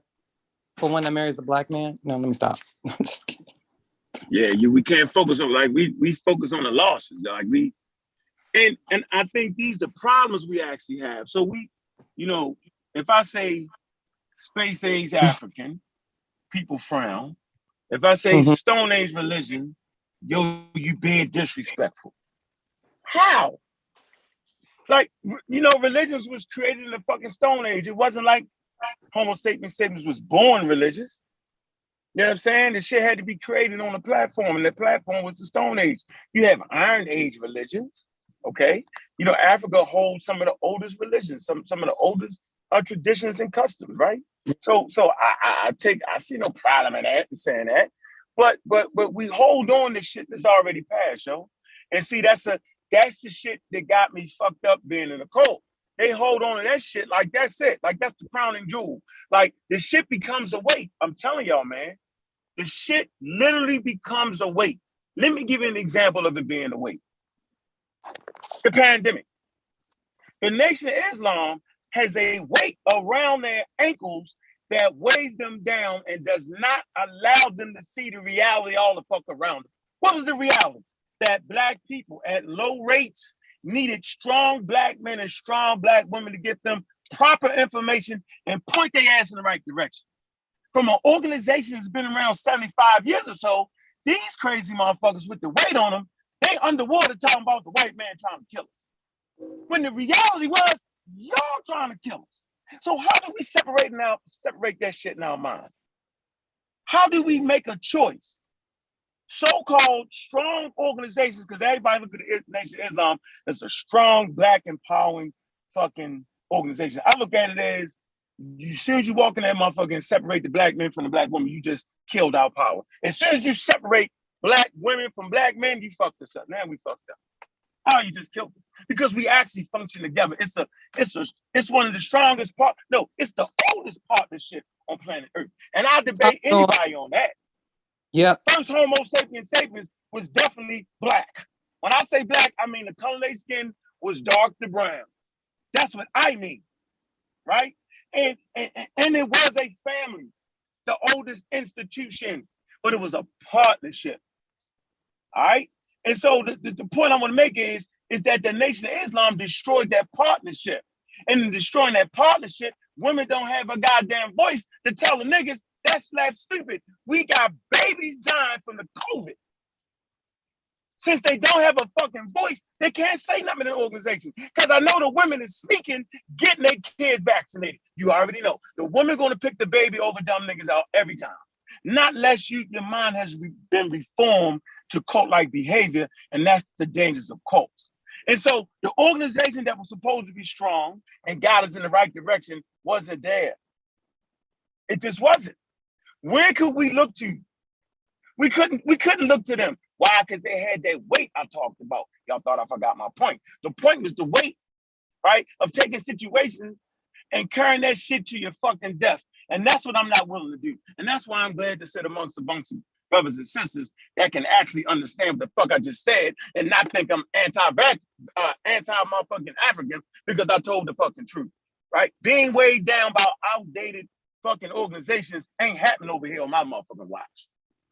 I didn't sign up, right, to be held down by old traditions and old customs. Why would I do that? I was in a cult like that. I was there. I smelled it. I know what it smelled like. I know what it looked like. I understand it. I get it. And by the way, for the record, Nature Boy, man, you ain't slicking in a can of oil. Nature Boy recognized the nature of the motherfucking threat when I called in the Sergeant of the TV. I just want to speak on that real quick. He played the only card he could play. Fuck with that nigga from the pseudo killers, brother. I listen to him every night. Why would he say that? Did he really mean it? No, because he know I'm coming for that motherfucking ass. All day, every day. I'm not caring about the pseudoisms. I don't care if it's from fucking Africa. I don't care if it's fucking Deblicki. I don't give a fuck if it's from the Great Mizzou. I don't care. If you have been abducted by motherfucking aliens, I'm not fucking with you. That shit slap silly. I don't care how old the tradition is. If it does not help and work right now, I'm not fucking with it. That's not being disrespectful. That's called, watch this, ladies and gentlemen. It's called self-preservation. Right. Hello? Hello? Hello? Am You're I not supposed to fucking fucking with the die alien. because the Nation of Islam is motherfucking 75 years and ain't smart enough to let the women help them out to make the proper decision? Am I supposed to die from that? Not no, but hell no. Am I supposed to die The when these Dogon. Stone Age motherfuckers only had goddamn fucking plants and fucking berries?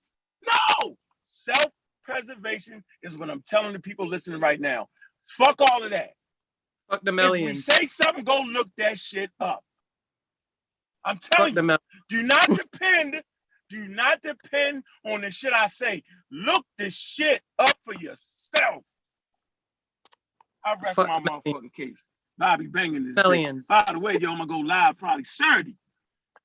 Right? I'm gonna do my first Bobby Banger show, man. Make sure y'all be in the motherfucking building. I'm gonna do it on the Real Black Atheist. Or I might do it right here. But this shit gonna be powerful. I got the slides and shit in the motherfucking B-52s, yo. And I'm already there, yo. And the shit gonna be super, super tight, yo. Right? I'm gonna make sure it take a half an hour to drop that shit. And I'm gonna open up the motherfucking line, yo. That's what we doing, yo. Support the motherfucking channels, man. Support the pseudo killers. Dedicated to moving this shit in the proper direction, man. Shout out to the motherfucking I'm a Raw squad, yo. We always come together when the time is there, yo. Shout out to that shit right there, man. I fucks with the niggas, man. Fuck the millions. That's all I gotta say. Yeah, man. Fuck them aliens and the niggas that teach this shit. How about that? How about that? See, that's a double down. Double. Love the double down, yo. I love The the double double down. The Baltimore And I double ain't down. double down, I ain't motherfucker. gonna say fuck them aliens because they might fucking show up one We day. I'm already gonna say know, fuck so you gonna be happy to jump on board with their ass. We can see your ass. them niggas show up and be like, nigga, I ain't never said this. Yeah. Those can't They wait show for up, Elliot yo, then I to gotta tap his fuck with them. ass.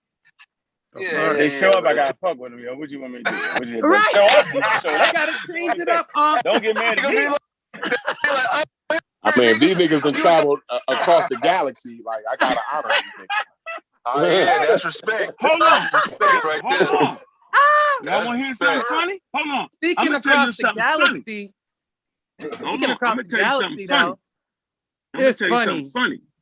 I'm gonna tell you something funny.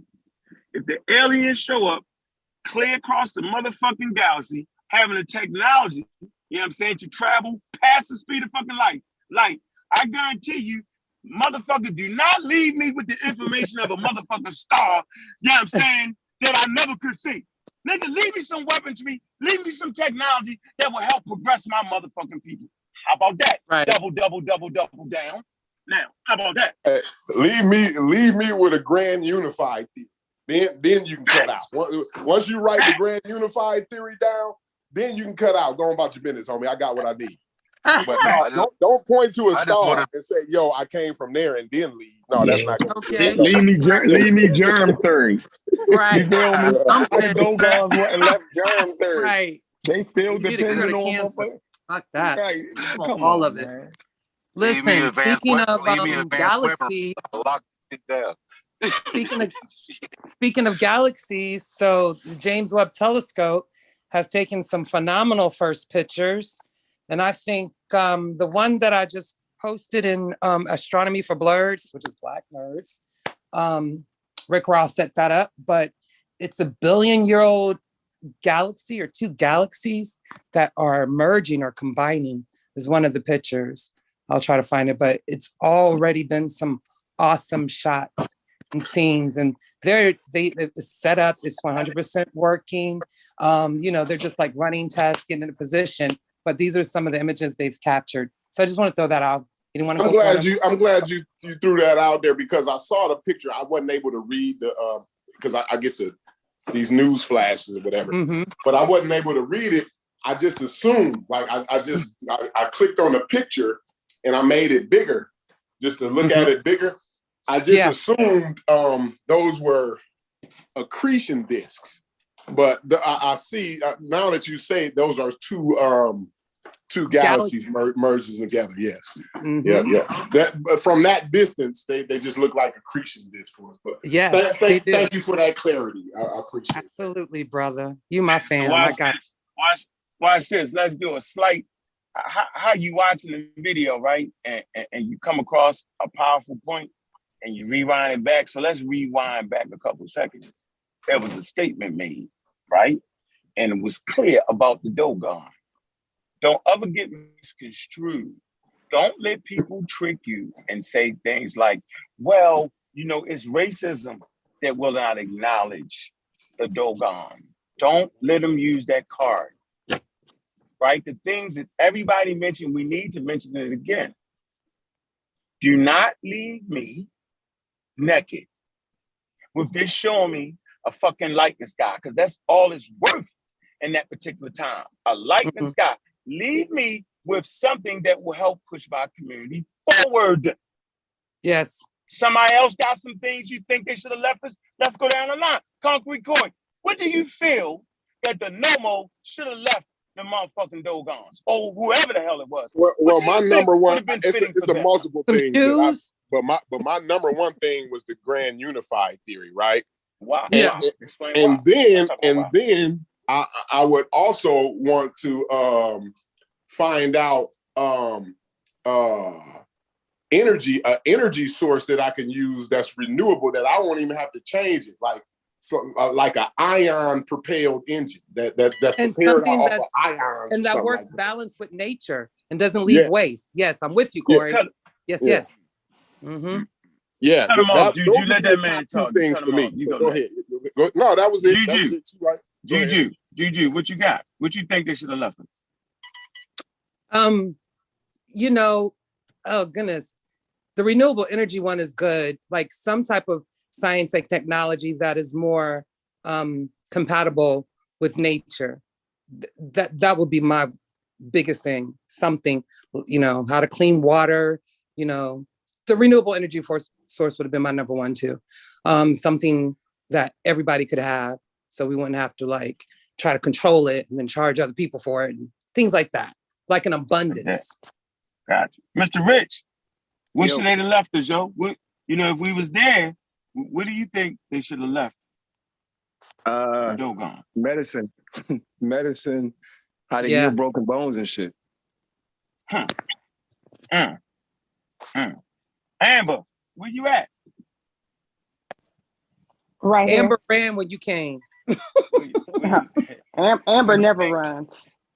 What do you think would have been interesting for them to leave that African nation instead of just discernment. Point to a star? Discernment. Yeah. Fucking interesting right there, yo. Well, that's fucking interesting. So you can see shit. I got you. Yes, and quickly identify what don't work and move on. Yes. Oh, I like that. I like that. Where you at, Tuck? Where you at, Tuck?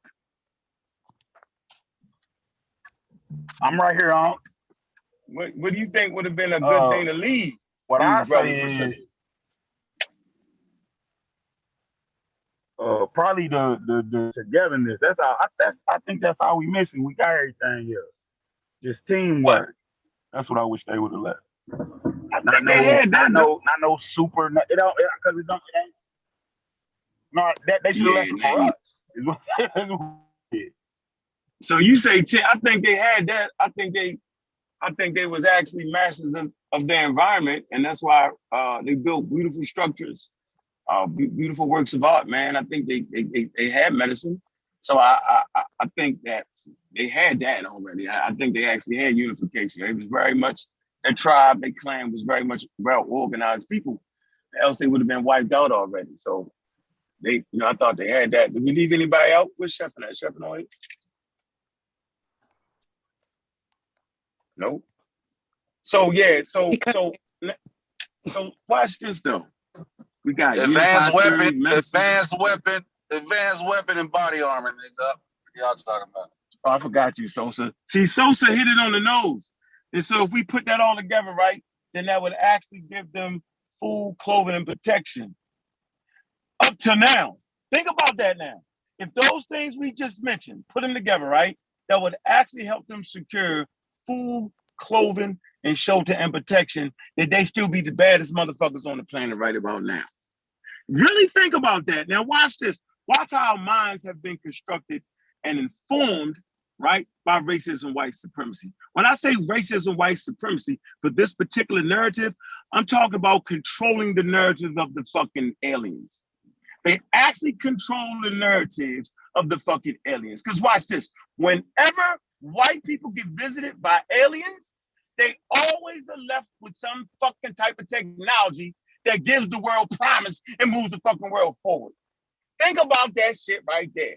But when they visit the niggas, right, they give them some crazy shit. Nigga, look up in the sky, that's the light, that's where we came from. White people get electricity, all time machines, all that shit. Come on, man, I've been reading that pseudo shit forever, nigga. The ancient aliens, space aliens, they visited, they gave them the hydraulic technology to build. Yo, so why the niggas always get the bullshit, dog? Why we always just look at the motherfucking light, yo? Are we attracted to light or some shit like that? Is that the fucking running joke? So no, I do not accept the racist views promoted by complete foolery. It makes no sense. And it doesn't mean that I do not respect the damn Dogon and what they did to help move forward. Simple as that. It's simply the narrative. We've all read the shit. The aliens come to white people, yo, they give them promise, they give them weaponry, they give them high technology, they give them all that shit. They go to the niggas, yo, look at that light. That's where you come from. It's spiritual. Bunch of bullshit. Yo, did they ask the question? Did they answer the question about they couldn't see it, but they knew it was there? Man, oh man, listen, man, I'm not even. That's like, up and point, coming. man. That's one of them things that's up and coming. We got to wait on that one. This is There's no value to it, yo. a presentation. At this point, man, I'm saying that shit right there, yo, is causing a serious wedge, man. I mean, like, and then conversations get mixed in, man. And, I got certain tools I'm going to use to do what I do the way I do it. So if I say, for instance, when we having that distasteful Egyptian fucking conversation, right? I know how to employ my weapons. So I know just when to employ my motherfucking big joker, the racist shit. But when I use the racist shit to talk about the Egyptians, I'm going to give you the sources from white people that said they was racist. I'm not going to say they was racist and just say it. I'm going to give you the tool, right? So we're in these conversations where people will say, well, the Dogon did this and this, and the racists won't allow you to see it, and the racists won't because, and people, Black Americans or whatever the fuck, they don't want Africa to win. Show me the source where white people are stopping at, and I'll show you the source where white people rename everything in the valley to make the shit seem like it came from some motherfucking where else but motherfucking Africa. So my shit get mixed in with a whole bunch of shit that ain't even making no sense. So I want my shit to be clear and fucking separated from everybody else. So no, you can't just show me a picture and make me think that's what it was. No. I fuck with the archaeology, right? I fuck with the cultural context. I fuck with biological human evolution when talking about organisms that lived on the Nile Valley, whether it be a fucking crocodile, whether it be a hippopotamus, whether it be a fucking giraffe. So don't never get my shit confused. I do what I do. Never get my shit confused. That's why the conversation is crazy as fuck at times. At least for me. At least for me. Because people will use that card when you don't have to use that card. It's the big joker. You employ it when it's time. But it has to be backed up by incredible sources. And the shit be overused. Oh, I see that right there. I like that. I see them nebulous, spiral. I see that. I see that. But yeah, man, that's my point for the goddamn day. It's the point I want to make, man. Like, nope, I'm not doing it. Conversations is breaking shit apart. I don't know why, yo. I didn't go to school with the fucking Dogon, and I didn't go to school with the Nubians and the Egyptians while they was in the Green Sahara before they was called Nubians and Egyptians. I know I did. So excuse me. Yeah.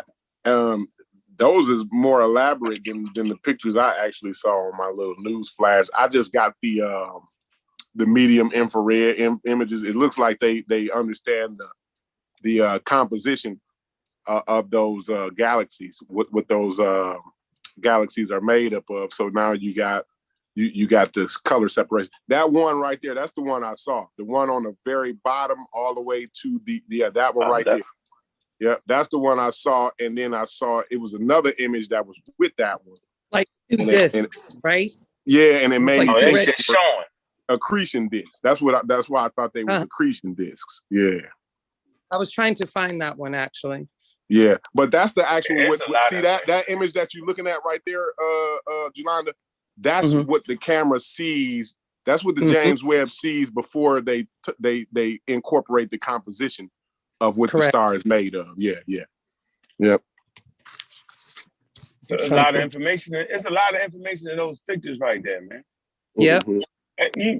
It's exciting. And you know what? It's steps. Y'all do realize, that our arguments are always like nature is so serious. See, a lot of times we don't realize how delicate and how serious nature is. Nature is so serious, she just won't allow you. There's no cheating in nature, yo. This shit is so real. It's like a car, yo. If you take the wheels off the car, yo, you're not going nowhere, yo.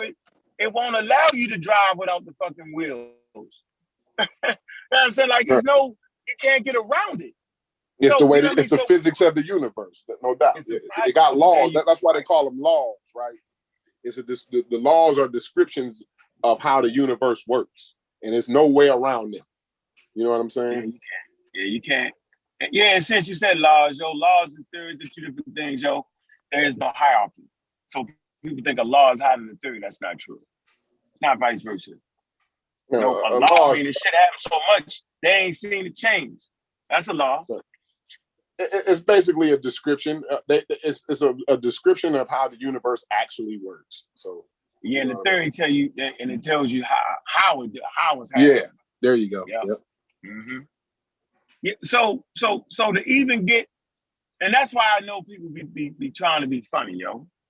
Right? When you start talking about they knew, watch how simple this is, right? And they get mad, right? Get mad at you, okay? When you say, man, like if you're starting, watch this. If you could actually look at a star, watch what I'm saying. Work with me, Cosmic Corey. You can look at a star and tell what it's composed of and tell how heavy the material is in that, yo. What steps have you been through to get to that, Corey? Like, seriously, bro. We kind of discussed that yesterday. A little bit. We kind of discussed it a little bit, right? So you talking about triangulating a star, right? So locating where this star is at in space time, right? There's certain steps that have to be already been taken before you can decide I need to triangulate this thing. So you have to have already the physics, the Newtonian physics, right? You have to have calculus to work out the triangulation. You have to have trigonometry, you know what I mean? To work all of this shit out. And like I said yesterday, this is not something that you pass down orally. This is something that goes through trial and error. This is something that has to be written down, tested over and over and over again before we can determine that this is actually what it is, right? Before we can come up with the Pythagorean theorem, right? You know what I'm saying? And these type of mathematical theorems, not theories, theorems, right? Meaning these are specific equations, right? A template that's laid out, right? We know what a template is, right? That's already laid out so you can take the next steps. So if the Dogon, or if any ancient people, any people, period, and like I always say, real science always leaves behind byproducts, right? So if any people had figured out some type of language like calculus and trigonometry and things like this to understand this, they would have had this written down. They would have had to have a written language, because this is not something that you remember and pass down orally. It's just not going to happen. I don't care who you is, how smart you is, what continent you come from, what the year was, how clear the sky was, none of that. You're not remembering this and passing it down orally. That's just not how that works, right? We still have, when you go to math class, we talked about this yesterday, right? On the collegiate level, they got a whiteboard and a blackboard in there. They got equations on these blackboards in some of these classes, right? That they've been working on for years.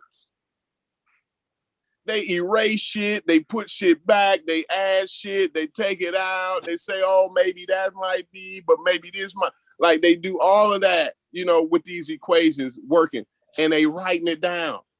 In each generation, each new class, every year, a new group comes in and works on that. We still have people go to school that studies, you know, they go to school to study Einstein's theory of gravity, right? They go to school to study that. It's not like we found out Einstein figured it out and we found out everything. Now we can throw it in the trash. We don't need to worry about it no more. That's not how it works. This is a continued thing. This is a thing that's continued on, and you have to write it down so the next generation can build upon it. So that's what it takes. That's some of the things that it takes in order to get to the point and figuring out how to triangulate a star, and not only triangulate where the star is at, but figure out the weight and the composition of it, right? Because then you got to know. Now you have to be able to go through different. Yeah, you're talking about the different compositions of it, right? Now you have to be able to see light spectrums. Now you're talking about light spectrums. You know what I'm saying? Jolanda just killed it. When she pulled up that picture, right? I saw what I saw, and I had made an assumption, and she showed me I was dead wrong, right? What I saw was the medium infrared image. It made me think that those were accretion disks, right? But what Jolanda has done is she went a little further in her research, and she actually can see the chemical composition that these galaxies are made up of. So now we know they're not accretion disks. These are actual galaxies that are merging together, like with the Andromeda, like what us and the Andromeda galaxy is going to do in the far future. I don't want to say Corey, stop right there for a minute, right? Yeah, I'm done. Go ahead. Like people no, hold on. Come on, man. You got people fucking attention. Like the shit is rewind shit. This is why I rewind the motherfucking ass, my nigga. This is what I do when I'm studying. You already see we got a good show what it's got, right? I rewind. This one of them, you put a pin in this section, right? So, all right, question. When did they realize the elements? When was the element chart invented? Because this where the rubber meets the motherfucking road at. Now you cannot tell me about elements before the motherfucking element chart. Like, don't do me like that. Like, goddamn. Right. You know, like, goddamn. And even then, so like even once we get the element chart, right? Even let's say they got the element chart, right? Don't say it yet. No, let's just stay right there. Yeah. To show you how ridiculous the conversation be. right? When is the element chart? Does anybody got a date? I'm not sure when they figured out the element chart, when it started, because it was a starting point and then it was finished at one point. And again, they got finished, right? All the elements, right? Okay, so now, when did they figure out how to verify elements that's on Earth? How did they know that the same elements that's on Earth you can find everywhere in the cosmos, right? I'm gonna give you a clue. It's called Brunson, German scientist, and his partner. I forget his partner's name. This man, we all learned it in school. It's called the Brunson burner. This nigga was burning fucking elements, and he realized, wait a minute, yo, they give off, like you said, a color signature. Right? And that's when they realized that, yo, if you can identify them same colors right here in the lab, you can identify that shit in the fucking cosmos, yo. So that's why, right, I don't need to read 50,000 fucking doggone books to know they couldn't have done that right there. That you couldn't identify what was inside the fucking star, yo. Like, and to play with our minds and psyche, yo, likens me back to the days of the cult. And I'll be wondering, are people trying to get their own following in the cult? I'd be really wondering. I'd be saying, are they really trying to say that they understood the metal before they knew what metal was? Devastating, yo. I'm a rest my 1869. And see what the picture, even after that, right? Like I was gonna say, the picture that Jelanda showed is not what we gonna see with our eyes, right? This is through a spectrometer, right? It separates the spectrums, the light spectrum, and then they overlay that on top of one another.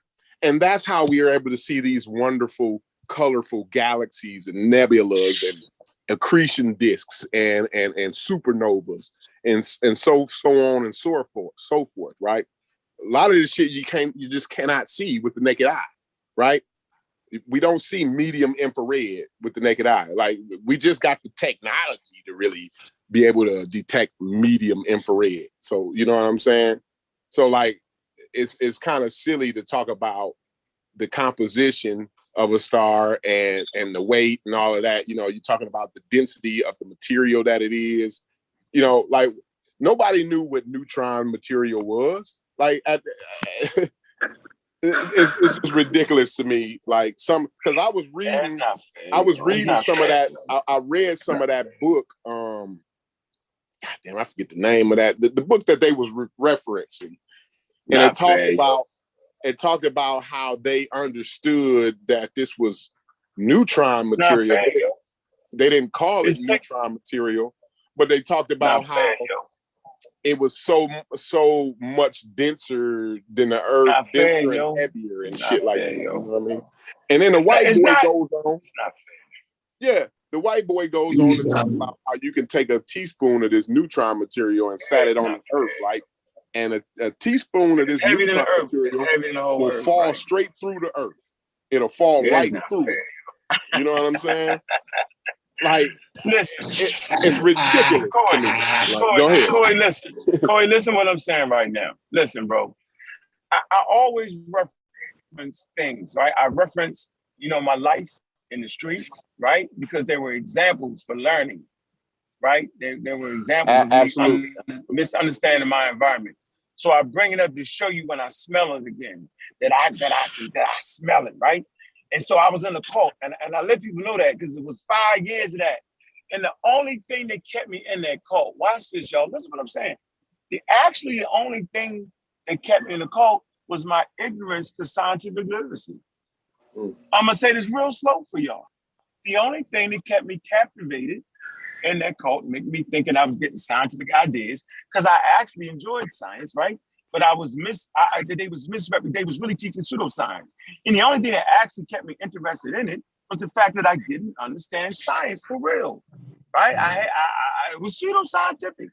So as you hear Cosmic Corey speak, right, and he talks about the elements, and we had these conversations, you should ask yourself, those who are ignorant to things like Brunson, right, color signatures, element charts, and how they work and why is this and that, right?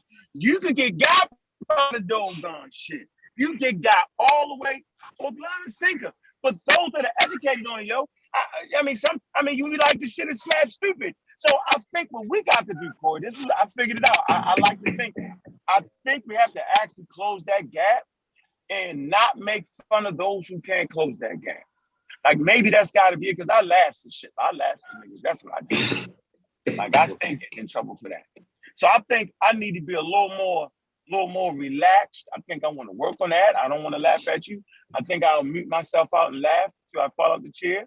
But I don't want to make fun of people because I was in that situation when you could have told me that shit because I used to believe the doggone shit. Like, yeah, matter of fact, I'm gonna break out. The book is called, ladies and gentlemen, The Star of Deep Beginnings. Are y'all familiar with that? What is it? Say it again. The book is called The Star of Deep Beginnings. I know we got it in the server, right? Charles Finch. Charles Finch is a green book. Yeah. And he talks all about the toe polo. Yeah, talk about the toe polo, talks about the heavy, all that shit, bro. Yeah. So let me jump in I here. believed it. What's going on, man? What's up, Pseudo Killer Official? I'm good. I heard aliens. I heard Dogons, and I had to show up. I was just in a funeral. A grandfather figure of mine's passed away, so we sent him off. But now I'm back and I'm ready to play. Cause that's okay. He died 88 years old. He lived a full life, so we sent him off beautifully. It wasn't a sad send off. Not like my dad last year. That was rough. But my condolences, bro. Yeah, thank you. Here, we gotta sit and wait on a presentation to figure out how something that was invisible was known about. Just like the dragon that I got in my closet that I can't show you, but I know it's there, right? That's number one. Number two, scientific literacy. You see, when Corey is talking about spectrometry, and he's trying to find the words to break down how light is split up in its different wavelengths, and each wavelength has a different color, and the color of the wavelength can identify an element. For example, when you see a red light, you know that you got a lot of sodium there, for example, and depending on the burning of that light, if it's more orange, you know you got more iron. That requires scientific literacy. You can regurgitate a lot of information. However, if you're not fundamentally scientifically literate, you can actually believe that without having gravity, the foundation of gravity, the mathematical foundation for gravity, Newtonian physics written down, that someone can actually convince you they can look up in the sky and know that something is heavy. Now, it only illustrates your ignorance. The fact that you think a methodology is using apologetics is ridiculous that you can't even identify it.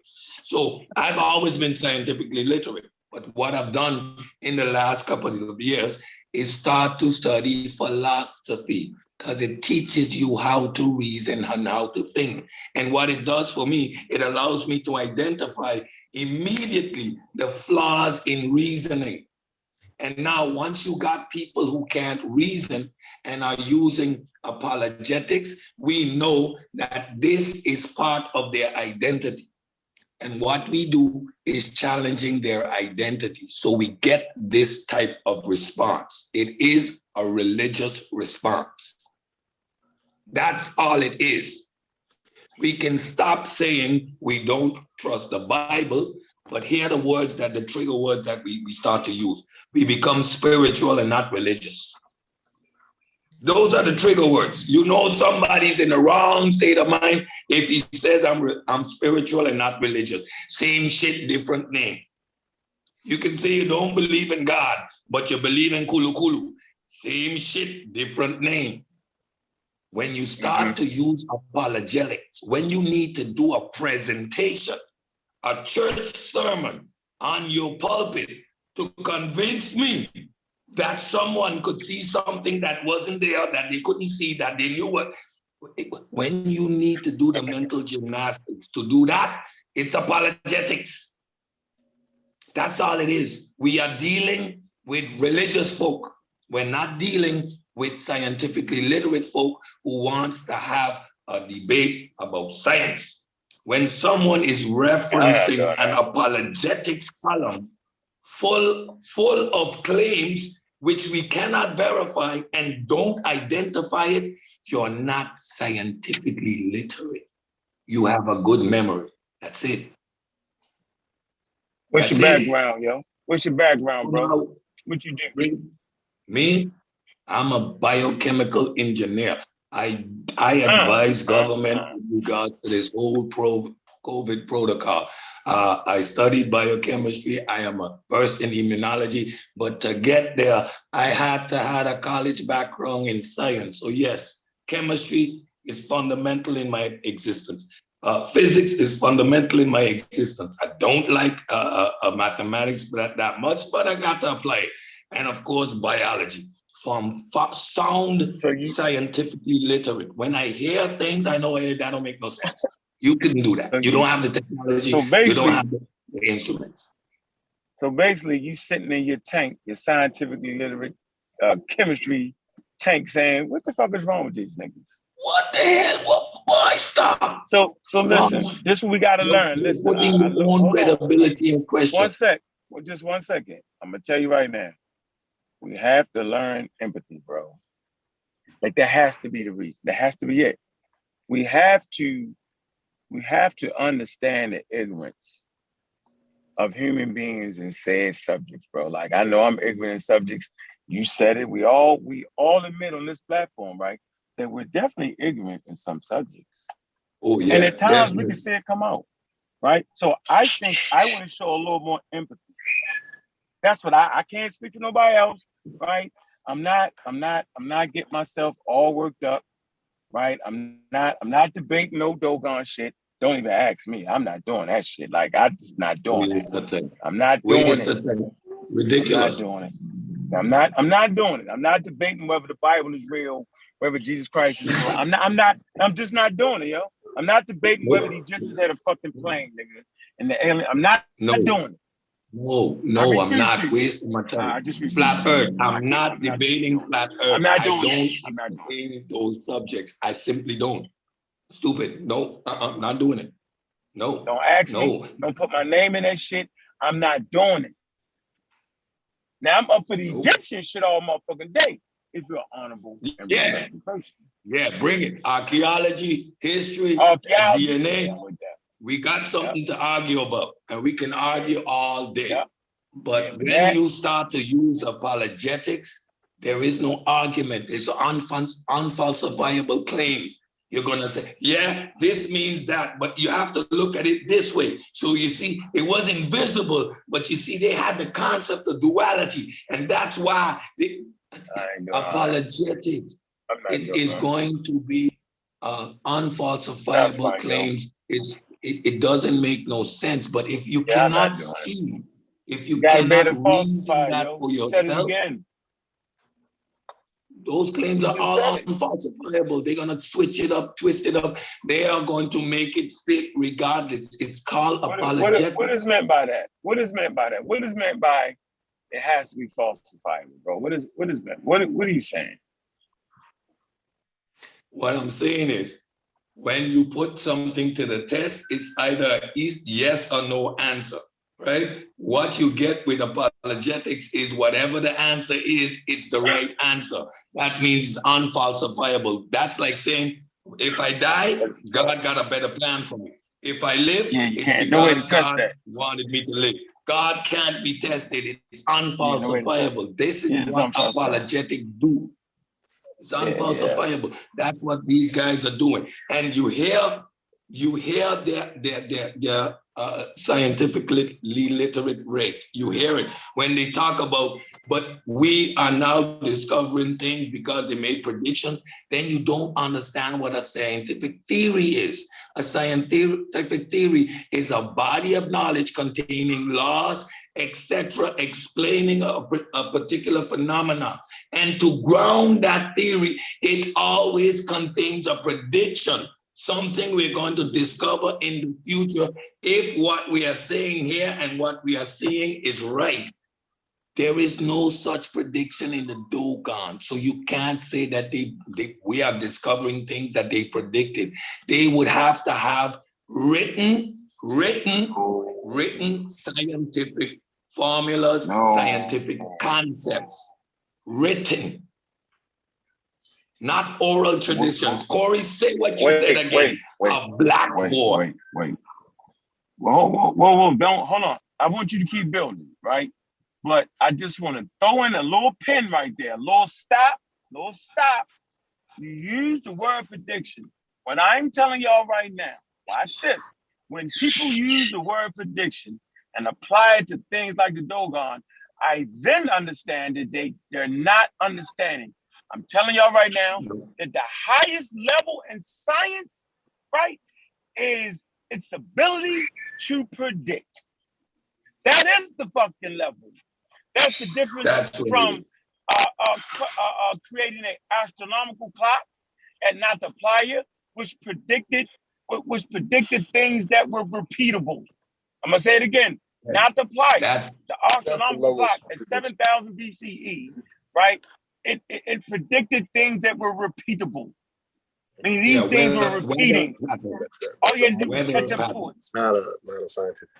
Yeah, they were doing early met service. So they were saying I'm saying, and even at that level, that's itself. Right, and even at that level, that may or may not be considered a scientific prediction. Even at that level, that you talking. No. See, I didn't. No. Hold on. No. If y'all thought I heard me say that, I didn't say no. But it is science. It's rudimentary. Yeah, it's definitely science. I wouldn't never. To predict the thing that is repeating. You get that? Right. Yep. Yeah. Like every day I watch the sun, right, and it moves a little bit, and you do that for a whole year, then you can predict that it's going to do that again the next year. You get that? But you've seen it repeat itself, and if you're there long enough, you can watch it repeat itself over generations, right? Okay, we know when the full moon is going to come. Hold on, let me finish. We know when the solar eclipse is going to come. Hold on, I'm gonna let you get it. I promise. But if you predict something that nobody is saying, that's the power of science. Like the evolution shit that Charles Darwin did. But go ahead, brother. Finish your point. Rock out. That's exactly right. That's exactly right. What made the Big Bang cosmology fit is because of the prediction that was in it, that was proven when we discovered the background radiation noise. When we confirmed that, then the Big Bang theory was established because that was the prediction that it contained. If we are right that the universe expanded from a single point, at some point in the future, we will be able to detect a radiation background noise, which would indicate the early expansion. When the residual radiation, yes. Yes, there you go. When that was confirmed, the Big Bang cosmology became a absolute foundation theory. Boom, it was established because that prediction, which no other theory had, was proven and established. That's how science works. And the most beautiful part about that, you can continue after this, but the most beautiful part about that is nobody had ever seen a CMB before. Nobody seen that before. We had no idea what it was. That's what a scientific prediction is. When you do something, when you predict something that ain't nobody seen it before, and then it comes to fruition because the mathematics worked out, right? That's a scientific prediction. That's the power of science. Yeah. So when you start to make claims that the ancients had prediction about the weather, yes, because we can determine those patterns. but they didn't have any scientific predictions which established them as having a scientific theory. So again, more evidence to the fact that you're engaging in apologetics when you try to apply an irrational, illogical concept of post hoc rationalization. Yeah, you These don't have guys no empathy. are not Yeah, And y'all they can have no say, empathy. they can say, Y'all they have can no say, empathy. oh, well, nobody, they predicted the star and nobody's seen it, right? They said it and nobody's seen it. So there you go. That's a real scientific prediction. No. You skipped a step. I told you. where is the Real body? science. Where is the scientific theory, the body of work? Right. Where's the body of work? Yeah, Yep, there you go. exactly, which Yeah, contains Cedric, you talk that though. actual prediction. We couldn't hear that. Both of y'all talk at the same time. I need to hear No, one. I need to hear both of y'all say it the way y'all say it. I want to hear it. Go ahead. Well, I was just saying that you're wrong by saying that, because you have to have a body of work to show what you did. Like I said, it begets, real science begets byproducts. You have to have byproducts at every step leading up to something like the Big Bang, or understanding there's how to triangulate a star. Like, there is byproducts at each and every step along the way, multiple byproducts. So where's the body of work, like Cedric said? Go ahead, Cedric. Let me hear you explain it the way you just explained. All that shit fire to me. I'm saying Y'all got me fucked your up. body of work, your body of work is supposed to contain a prediction. It's saying, based on us understanding Series A, the way it moves, blah, blah, blah, with these calculations, we predict that in the future, science is going to find a twin with a twin star, which is causing this effect, which we can see or which we can calculate by blah, blah, blah, blah, blah. Again, a body of actual work. You know, that blackboard with all the mathematics that is passed down from generation to generation by script? That with the byproducts visible of understanding these principles within your society. A telescope, a spectrometer, a AAS machine, a chromatograph. You telling me they knew that the star was heavy? Then they had the ability to do atomic sequencing of with heat. So that means putting the elements to actually flare up and produce the color, and they should have known the spectrum, like the exact spectrum. This is the information you need to even know if a star could be heavy. Right. And then you gotta even know about nuclear fusion at that point, because you have to understand that this star that you're trying to detect, right, that you're trying to triangulate, let's say you got all of these mathematics, right? The star that you're trying to triangulate, because you recognize the movement, these weird movements that you just mentioned, Cedric, right? You have to know that this star is no longer emitting nuclear fusion. It has ran out of fusion gas, right? Now it's a neutron star. In order to understand that something has become a neutron star, you have to understand nuclear fusion. Yeah, not before Einstein. I just don't like the shit is so many layers to it, right? That it's a joke at this. And we didn't open a book. All we heard was a claim made. But based on scientific literacy, this is the level of conversation that we can have without cracking one book. Then you understand the problem we're dealing with fundamentally.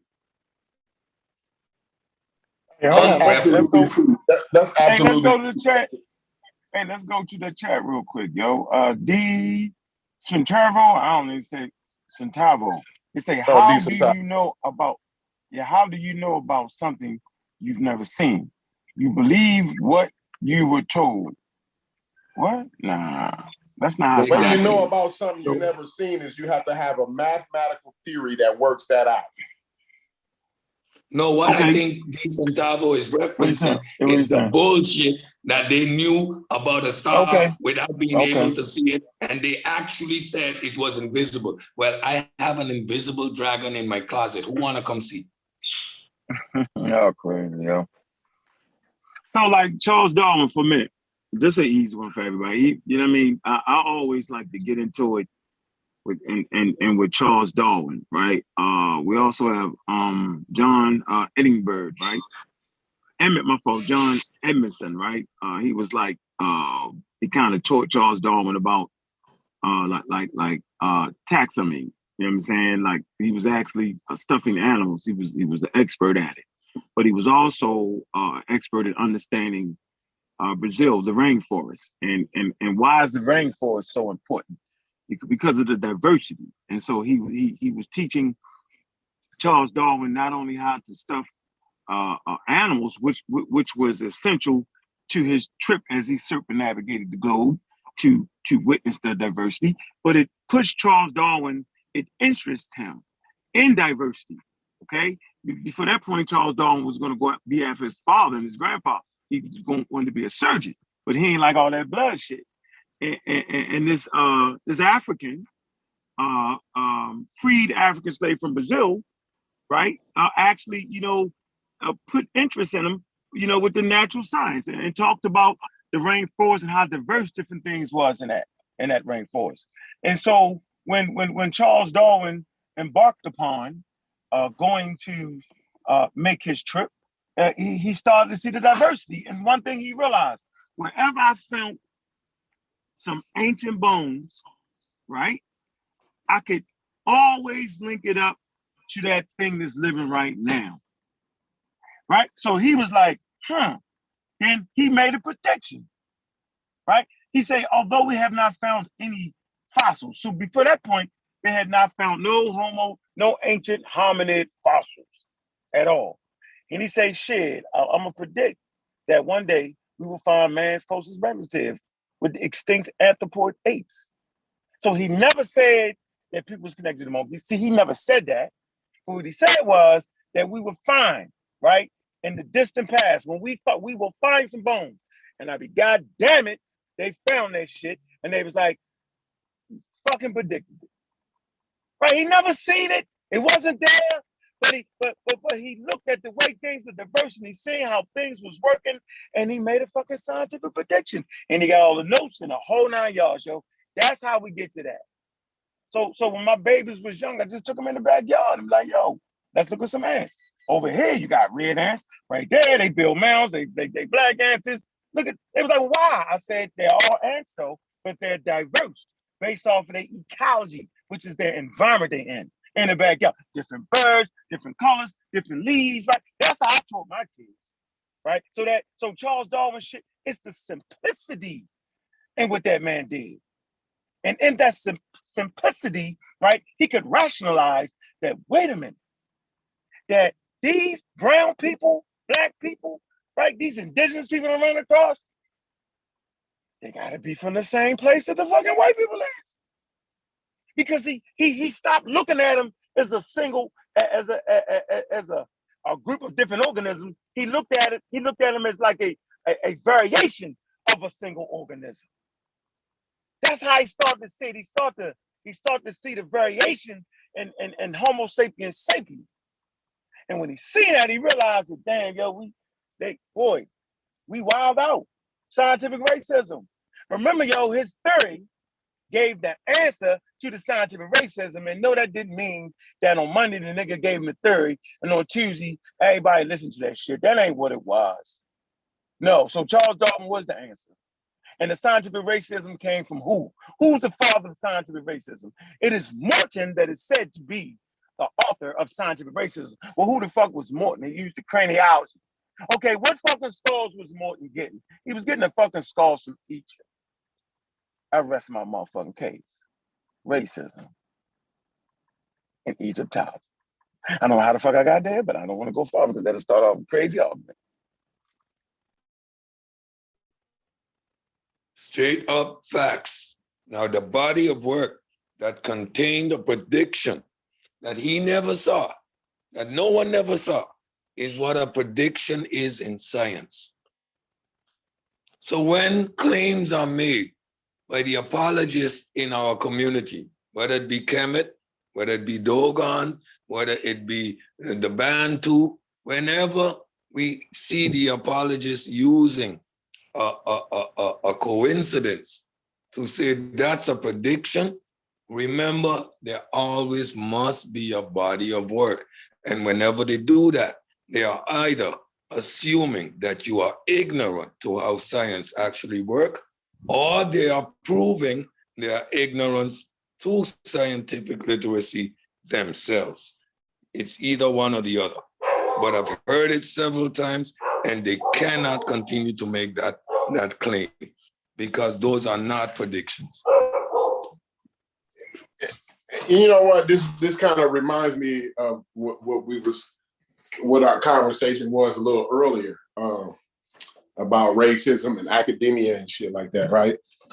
Who is that, Corey? Who is Raccoon? Huh?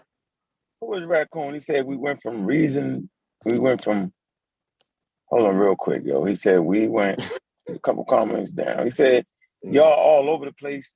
You jumped from opinion to science and back. I wonder what the opinion piece was. Hey, Raccoon, if you still listen, man, just put that in there. What was our opinion? Google Scholar crazy, boy. Oh, that's Google Scout. That's Google Scout. No, that ain't Google Scholar. He made a comment. I read a comment under the Asian bullshit. But yeah, what did the Raccoon dude say? He said we all over the place. Yeah, that's how conversations go. We having an organic conversation. This is not a and I think that's a problem. That's been that everybody keep bringing that issue up, and we keep trying to tell y'all like this is not an outline seminar. We're not having a outline seminar here. This is an organic conversation. So the conversation may go here, it may go there. Now we try to maintain within the parameters of a subject, right? Which I think we've been doing pretty good. I don't think we've been all over the place. I'm trying to tell who opinion? What's opinion? I ain't had no opinion. I ain't voiced my opinion on none of that. I mean, I'm trying to tell. Some of us been opinion. We've had some opinion, but it's been backed by, you know, we only have our opinion that's backed by the data. Get back on track, man. Forget about the chat for a second. I rock. Keep rocking, man. Yeah. But I wanted to say though, it kind of reminded me of our conversation earlier about academia, right? And it hinders us to go to academia, right? We make it all the way to academia, to college, right? And we've been taught all this time that the Dogon saw Sirius B, right? And you go into academia with that type of mindset, and you've been having you've been looking at the situation from that standpoint for most of your life, right? Flunk the class. Right. Well, and you may pass the class, right?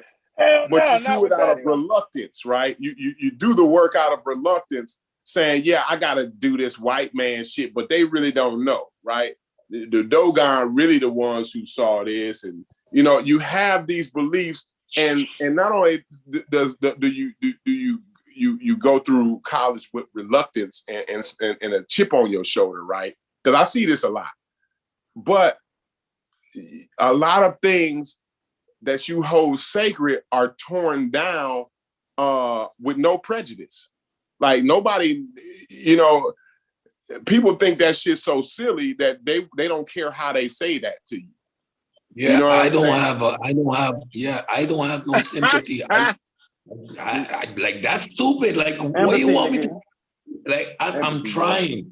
Like when we have the discussion, we talk about the science and we explain how science works. But when you keep bringing these arguments, how am I to address it though? Like it is ridiculous though. Like Yeah, how though? but then now, see the thing is now, if I go into the classroom with this attitude, right? One second, need man. I'm empathy. gonna be very, very, very quick. When I go He's into about to go classroom on a with this cosmic attitude, rant. Here you go, cosmic no, rant. it's gonna be. Ladies and gentlemen, I already cosmic did rant. my rant for the day. I already did my rant. Oh, did you missed it. Cosmic rant. I He missed the did. He cosmic ran rant. it early. Okay, Yeah, y'all you got missed it, announced cosmic rant. We got it out Hey, early today. but like I was saying though, if I go into this classroom with this attitude and with these set of beliefs that I hold dear to my heart, right? And the professor tear it down, like I said, with no regard. He tears the shit down. It's silly as fuck to him, right? You got other students snickering in the background at you and everything, right? Now you go through the rest of the semester thinking, this racist ass hunky laughed at me. He racist. And now there's a rift between your relationship. And when there's a rift between a pupil and the teacher, now that student, the pupil, is not reaching his full potential. Whether he passes the class or not, there's some things that could have been done to enhance your education, to put you that more step ahead, but you'll never get it because of the relationship between you and the professor. You think this professor is a racist because he done tore down some shit that you held sacred to your heart. And that's it. That's all I wanted to say about that. I am more than your father. No, I hear what you're saying, Corey. But again, it is the religious mindset that holds on to a belief when faced with evidence to the contrary. Now, let's even accept. Hold on. Y'all so silly in the chat, boy. Y'all crack me up. Who named themselves Chief X's drug counselor? And then they got a picture of Dr. Phil up there. Boy, y'all... They got Dr. Phil, bro. Well, I'm done with y'all. I can't do this with y'all, man. Hey, Cosmic Corey, I just want to let you know that Cosmic Rants rate right up there with the Bobby Banger flow. I just want to let you know that's what I'm doing. Yeah. I gotta get one. I gotta get one off the show. At least one per show. At least one or two, depending on the subject. You might get two. You went on a rant too. See, you be going on your rant, the Bobby Baltimore rants too. Yeah, no, it's a Bobby Banger flow. Everybody, you got the Cosmic Rant. I got the Bobby Banger flow. You got the Cedric. The Cedric ain't listening to nobody. The Cedric ain't listening to nobody. Like, he's just not gonna stop him. Like, you just forget that. You ain't, matter of fact, you ain't stopping none of us. No, that's the point. No, So coming in like goddamn right. Lord of I mercy. come into the community and I say, listen here, guys.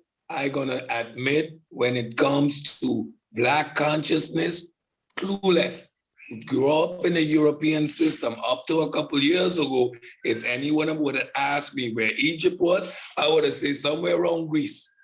I was that clueless to this type of information. But when it comes to science and that Bible,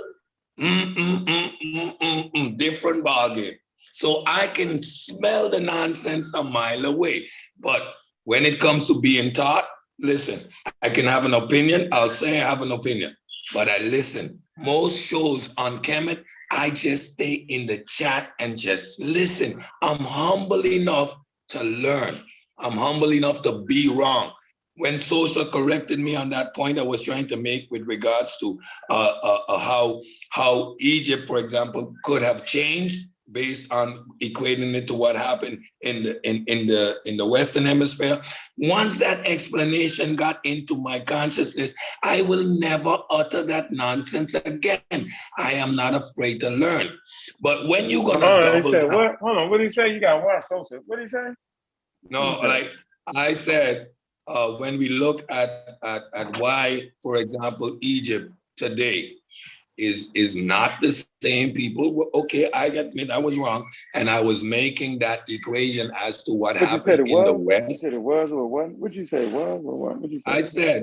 I said at that If you point in the listen, you'll discussion, hear what he say. at No, that I point in heard the him, but I didn't discussion, understand what he said. I said modern Egypt, what we look at, especially Cairo today, is because of the original people being misplaced. And I equated that to what happened in the Americas.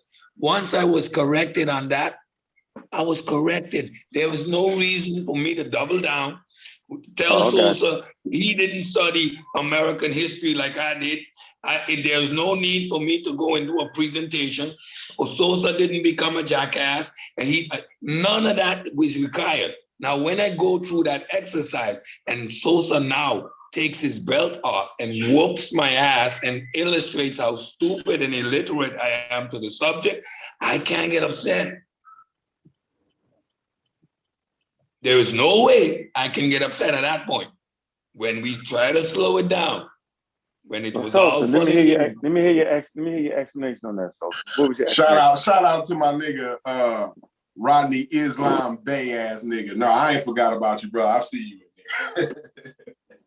But go ahead, y'all. Go ahead. I'm just fucking around with the chat. In terms of juxtaposing the situation that happened in Egypt to the Americas, it's a totally different dynamic in terms of a viral attack, endemic versus what would happen in Egypt. You can't make that analogy. You can't make the analogy. And I completely understood the point, accepted it, and move on. I'm not afraid to be corrected. I'm humble enough to know, hey, I was wrong. Now, even if for a moment you didn't understand that what you were engaging in is apologetics, from the time we explained it the first time, folks, this is apologetics. This isn't science. You can't do that. There was no need to double down and triple down and now expect from us to not completely tear the layers back, Unc. You cannot expect empathy at this point. Oh, damn. Am I wrong? Unc wants us to show empathy. But at this point, after folks been doubling down and tripling down on the nonsense, there is no more empathy. We just have to illustrate you're scientifically illiterate. Fundamentally, you have flawed reasoning. You're using flawed reasoning. Your arguments hold no water. We just have to expose you at this point. At this point, you're scientifically illiterate. There's no other way to ease the blow.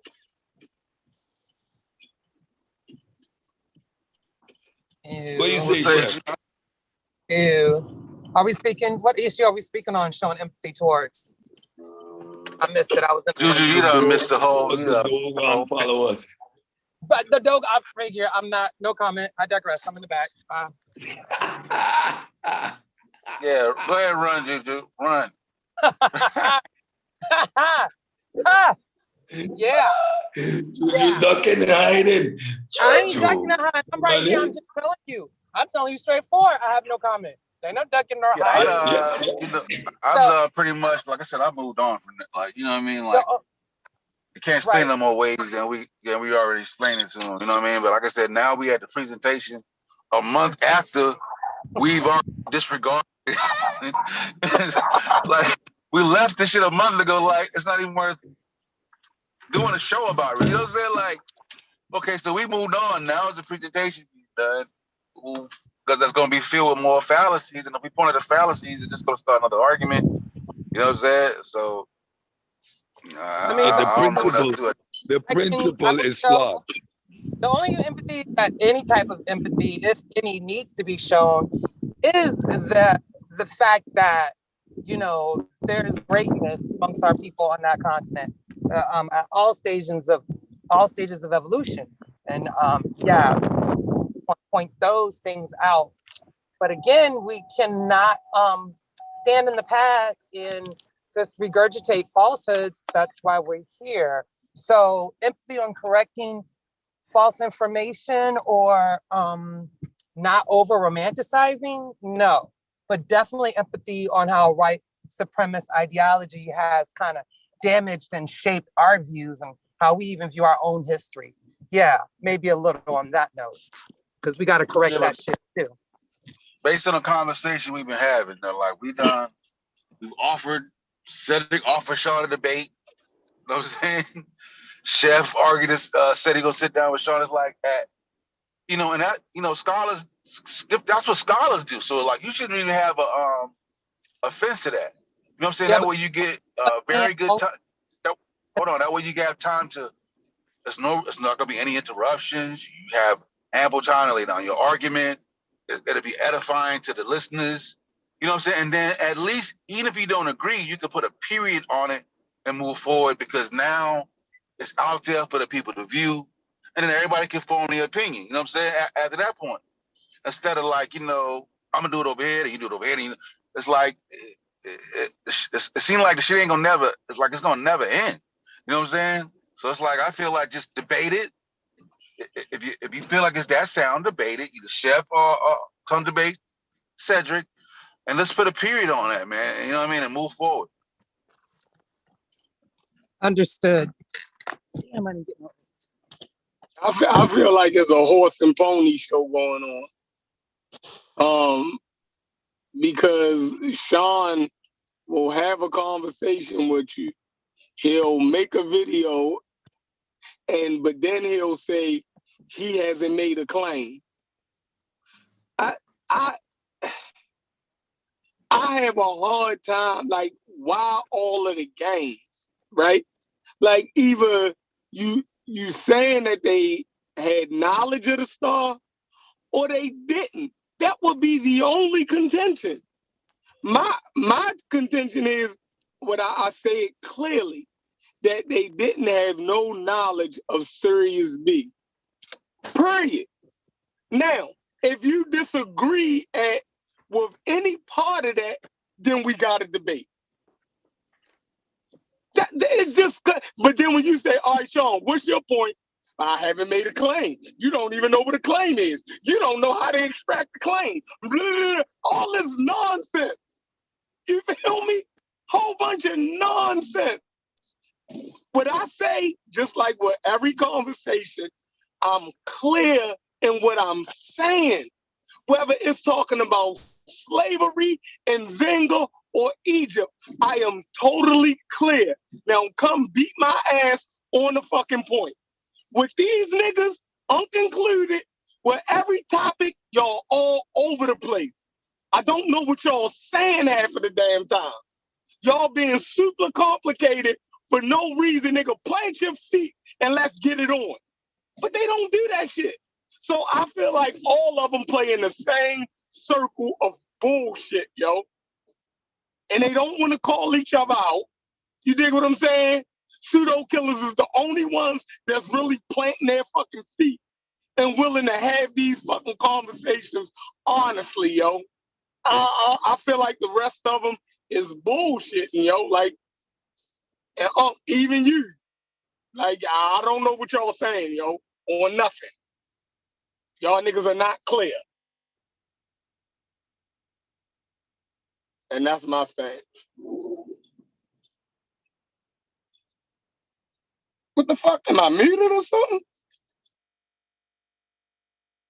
Why everybody on me? Yo, I'm not about to rant for 30 minutes, y'all. Y'all got me. I heard you. I heard you. Y'all got me fucked up, like said. I heard you loud and clear. And you already know. I'm walking. You know, we doing the same dope. So we in the same crazy unit. We're face down in the gurney. So you know, I already know I'm walking with you. But yeah, I feel you though, man. It's definitely the pseudo killers. One thing about us, man, we gonna plant our feet, like you said. Right. Like whether we right or wrong, whether I'm right or wrong, right? I feel like I'm right. That's why I'm planting my feet, right? Exactly. But I'm gonna be clear on where I stand on said subject. There's nobody gonna be curious about what Corey thinks about any subject, because I'm gonna be very, very clear. Yeah. And if I don't know, if I don't know, I'm gonna say, yo, bro, I just don't know that. I just don't have that information. Like that's not a problem for me to say that. You know what I mean? And I think this community, the conscious community, right, has a problem with people who just don't know that, or who just haven't read enough on that subject, right? If somebody says that, then now you lose credibility in this community, right? But in my world, when somebody says to me, well, I'll get back to you when I've read more on the subject, because right now I'm ignorant to that subject, or I don't have enough sufficient knowledge on that subject to actually have a conversation with you, right? That's the virtue to me, not the guy that knows everything, the guy that you know what always attracted me to Unc is because when Unc would be explaining shit, right, he would mispronounce words, right? And what that was proven to me is Unc did not listen to nobody say that. Unc went out and read that book. I know he read it because he mispronounced the word. He said the word the way he thought it was. He didn't hear nobody say that word. That word may have been unfamiliar to him before he read those documents or got into said subject. So all the perfection shit, because I heard Sean say one time, well, y'all over there disabusing your pseudoisms live on the program, right? Yeah, that's because I'm never not trying to convey myself to be the perfect nigga that know every goddamn thing.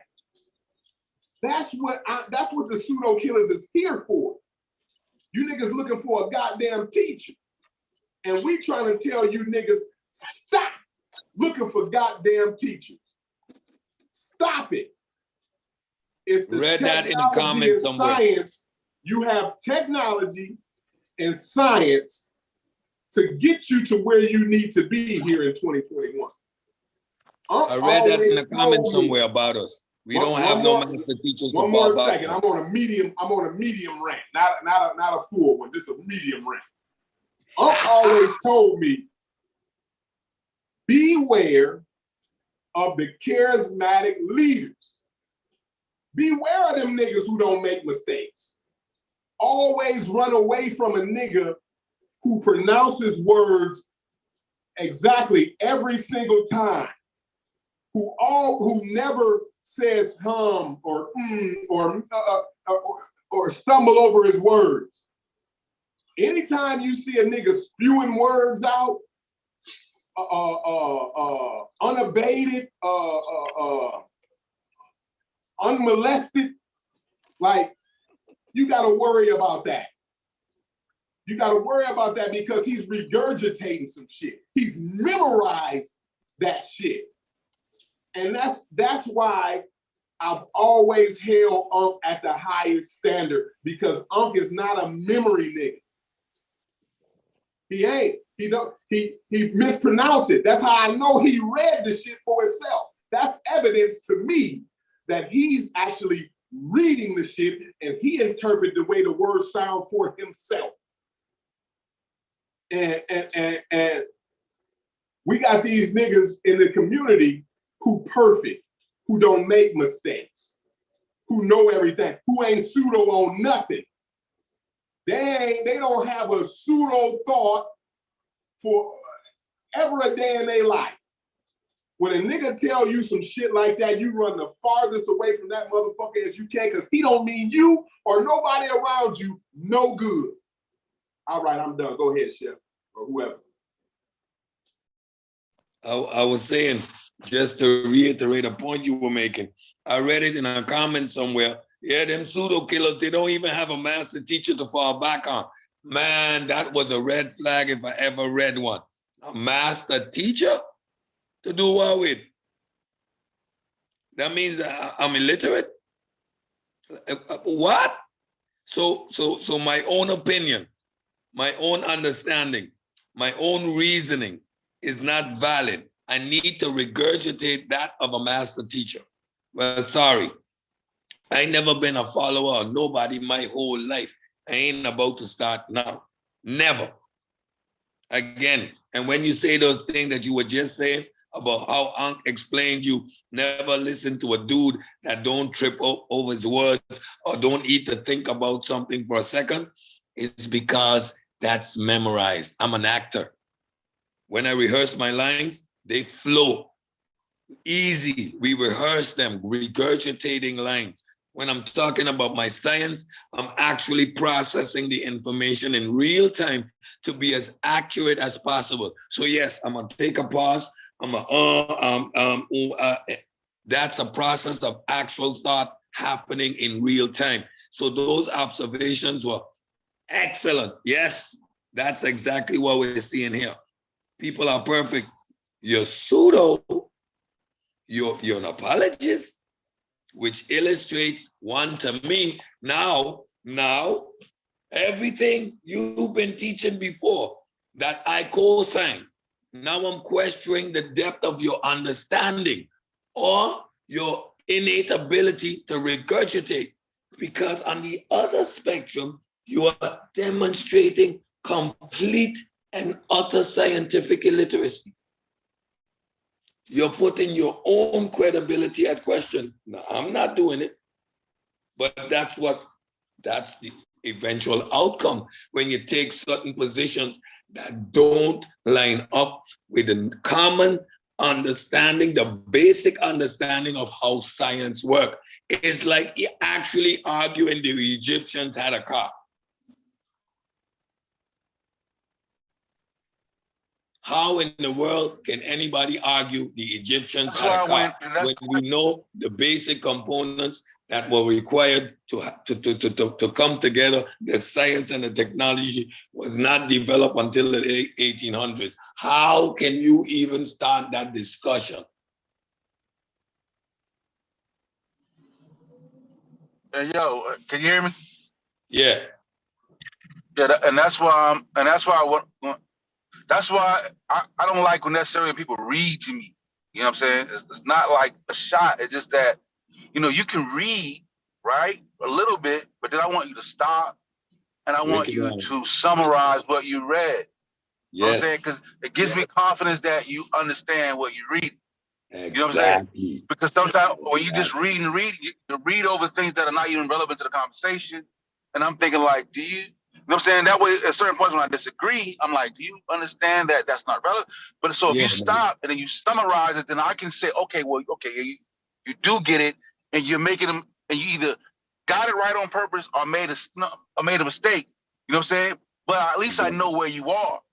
That's why I be making that comment towards a certain type of a certain type of delivery. You know what I'm saying? It's not a shot. It's just for me to have a better understanding. You grasp the material. Because even when you listen to somebody that's lecturing, they don't just read off the paper. They do a little bit. They look up. They speak something to you. Talk to you a little bit. They go back to their point. They make a claim. You know they read. They make a point. They read a part of a narrative that illustrates the point, and then they conclude, and then they move on. There's no need to read 50 and 40 pages of a book to me. Like, why would you do that? Yeah, because otherwise I'll be like, just give it to me. Yeah, just give it to me. I'll read them. Just tell me what to read. I'll just read it myself. You know what I'm saying? Yeah, but if I'm teaching, I'm gonna make a point, and then I'm gonna refer to the literature. So you see, based on what it said here, we can conclude, and the book goes away. I'm not gonna open a science book and start to read from the top to the bottom. We don't do that. We make points, we read, we summarize. This is what I'm talking about. And then you go, but to sit and listen to somebody read to me, like I do that with my children. That stuff you do with kids. You read to your kids. Yeah. That boring. You're not teaching me anything. We're not reaching anywhere. I'm just being read to. That ain't scholarship. And I don't know what kind of methodology that's supposed to be either. Since we're always being questioned, we're over here having barbershop conversation, and I seem to be learning a whole lot of things that I didn't know before. I can have a conversation about Nzinga, about what was happening at that time in the Western Hemisphere. That came on the West Coast of Africa. That came from what we've been doing as pseudo killers. Forced me to go and read, look up stuff, to have a conversation. So not all methodology works for everybody, but I don't need to hit the science books no more. Been there, done that. So this type of environment is exactly what I need. But I have the tools, I'm armed with the tools. If you don't study philosophy, if you don't study the fallacies in reasoning, you're going to make fundamental mistakes, even in discussion, in casual conversation, and in fundamental principles of how you approach your whole existence. For example, if an individual could understand, there's no way, there's no talk, there's no conversation you're gonna have that's gonna convince a rational person that you can tell me where something invisible is, then you would save your time and save your energy in doing a whole presentation, which is going to amount to the same conclusion.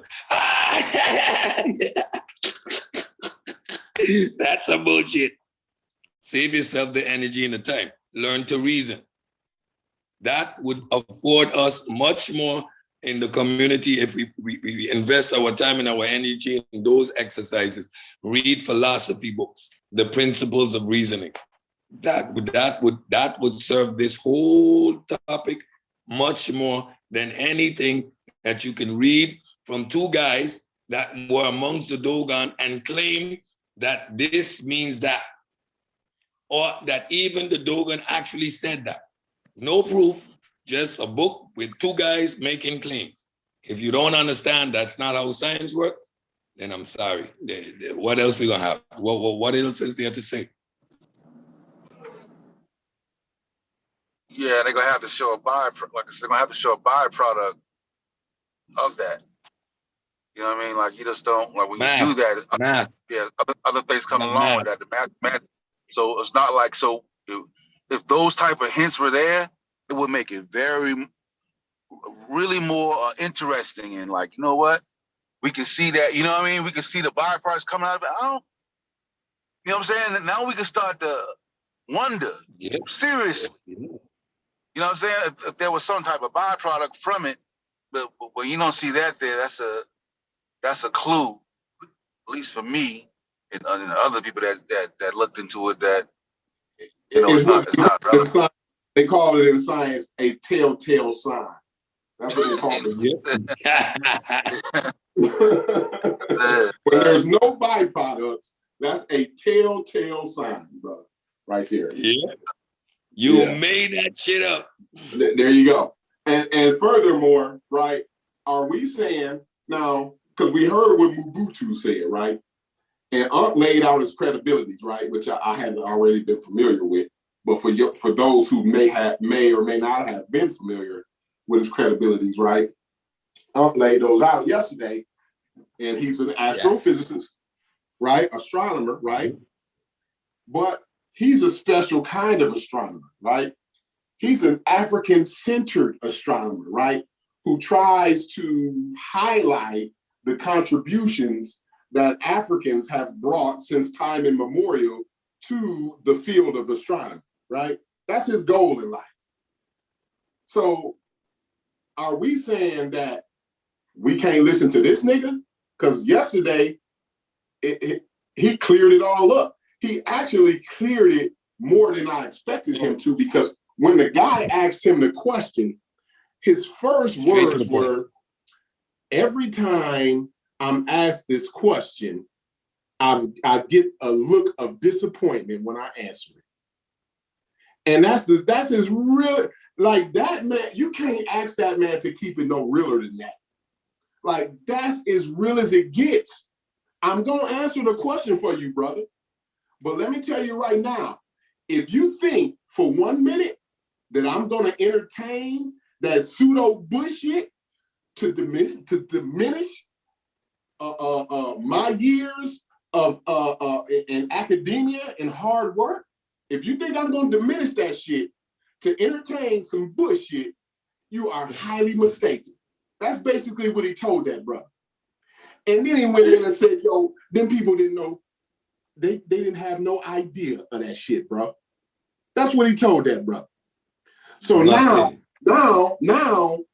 what it puts us in the position to do here is now we're in the position, we either got to believe Sean and Chavis and whatever the fuck they say, or we can listen to what this esteemed brother has put forward for us, who's done the work, who's been out there with the anthropology, who spent time.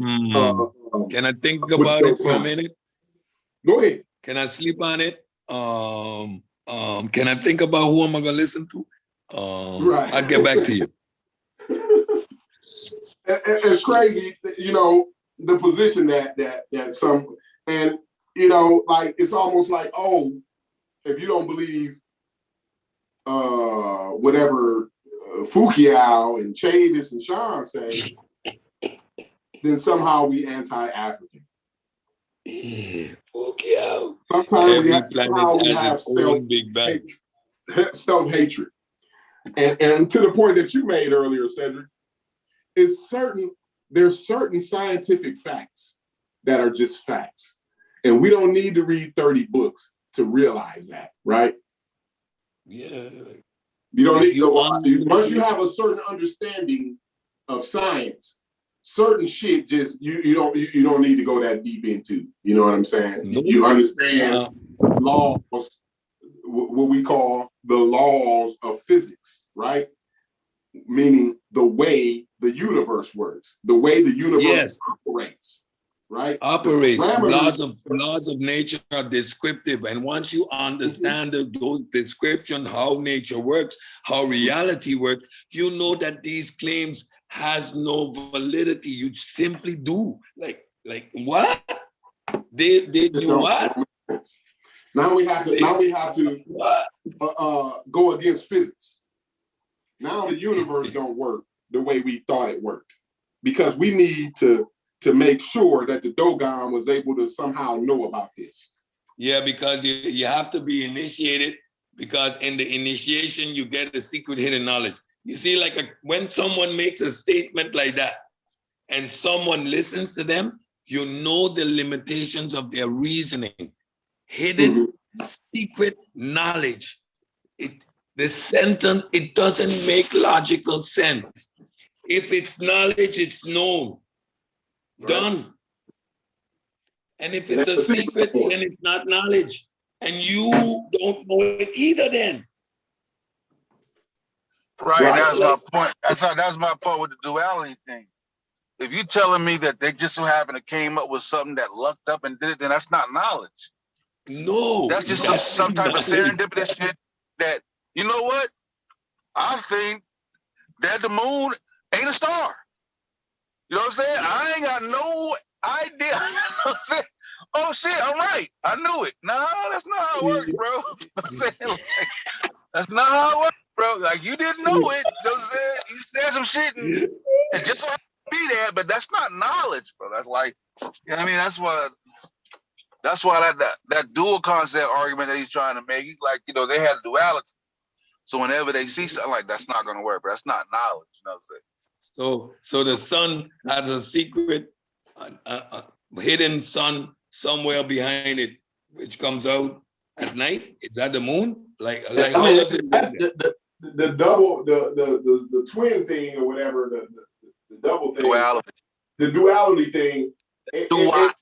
It makes it even worse at that point, because at this point now you're just running around slapping the same label on every damn thing. Right. So that's even worse to me. So that don't make the argument better to me. You know what I'm saying? Hey, but they feel like they got to defend the Dogon. Like, even though old boy was like, and you could tell by the way he said, he was like, you could tell, like, he didn't, like, I looked into it, bro, and I'm like, I'm not really wasting my time with that shit. Like, you know what I'm saying? Like, because of the work I do, bro, like, I know, like, not to waste too much time. I'm not going to spend 10 years entertaining. Like, right.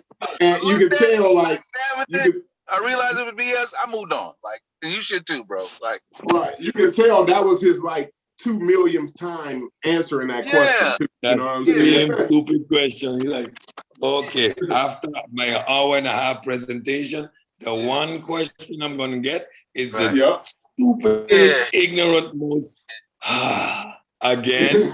Sorry to disappoint you, bro. Here But it comes. no. Yeah, here it comes. Here it comes.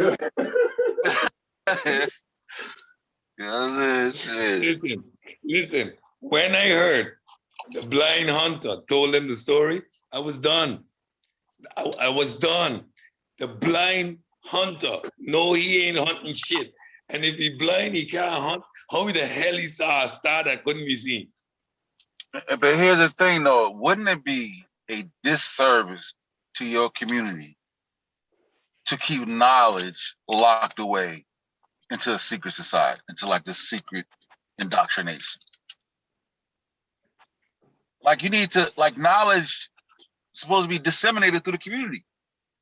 You know what I'm saying? Slowly but surely, but put out there the community to where, you know, even once you get to everybody at a certain level already got the basis of understanding. So it shouldn't be foreign to somebody that's not initiated. He might not be able to go in depth. You know what I'm saying? Like, he should be at high school level with it. You know what I'm saying? Then there's a college level with it. At least. You know what I'm saying? He shouldn't be walking around like, bro, I don't know what you're talking about. Like, I have no clue. You know Listen. If we need to wait on a full presentation, which is not for the short attention span folk to understand how the invisible, they knew where something invisible was. They actually said it was invisible. Like, Corey, watch behind you right now. There's an invisible fly on the left shoulder. You can't see it, but I know it's there. If you need a lecture to understand how I was able to do that, then we need to get initiated, guys, because this is some high science. Yeah, man, it's talking about gonna be like 2-hour lecture. He's talking about it's gonna be he said it's gonna be long. Yes, it's got to be the Phil Valentine type lectures. Have you ever sat and listened to Phil Valentine when he has those yellow notepads and he's flipping pages and he's going on, and the cosmic energy rays out amongst the stars of the Illuminati galactic forces that combine within one space to evolve beyond the stars on the plains of the Netherlands, where all folk within you are within out of all others. You know, medicine today is blocking the receptors of the channels by which the flow of energy needs.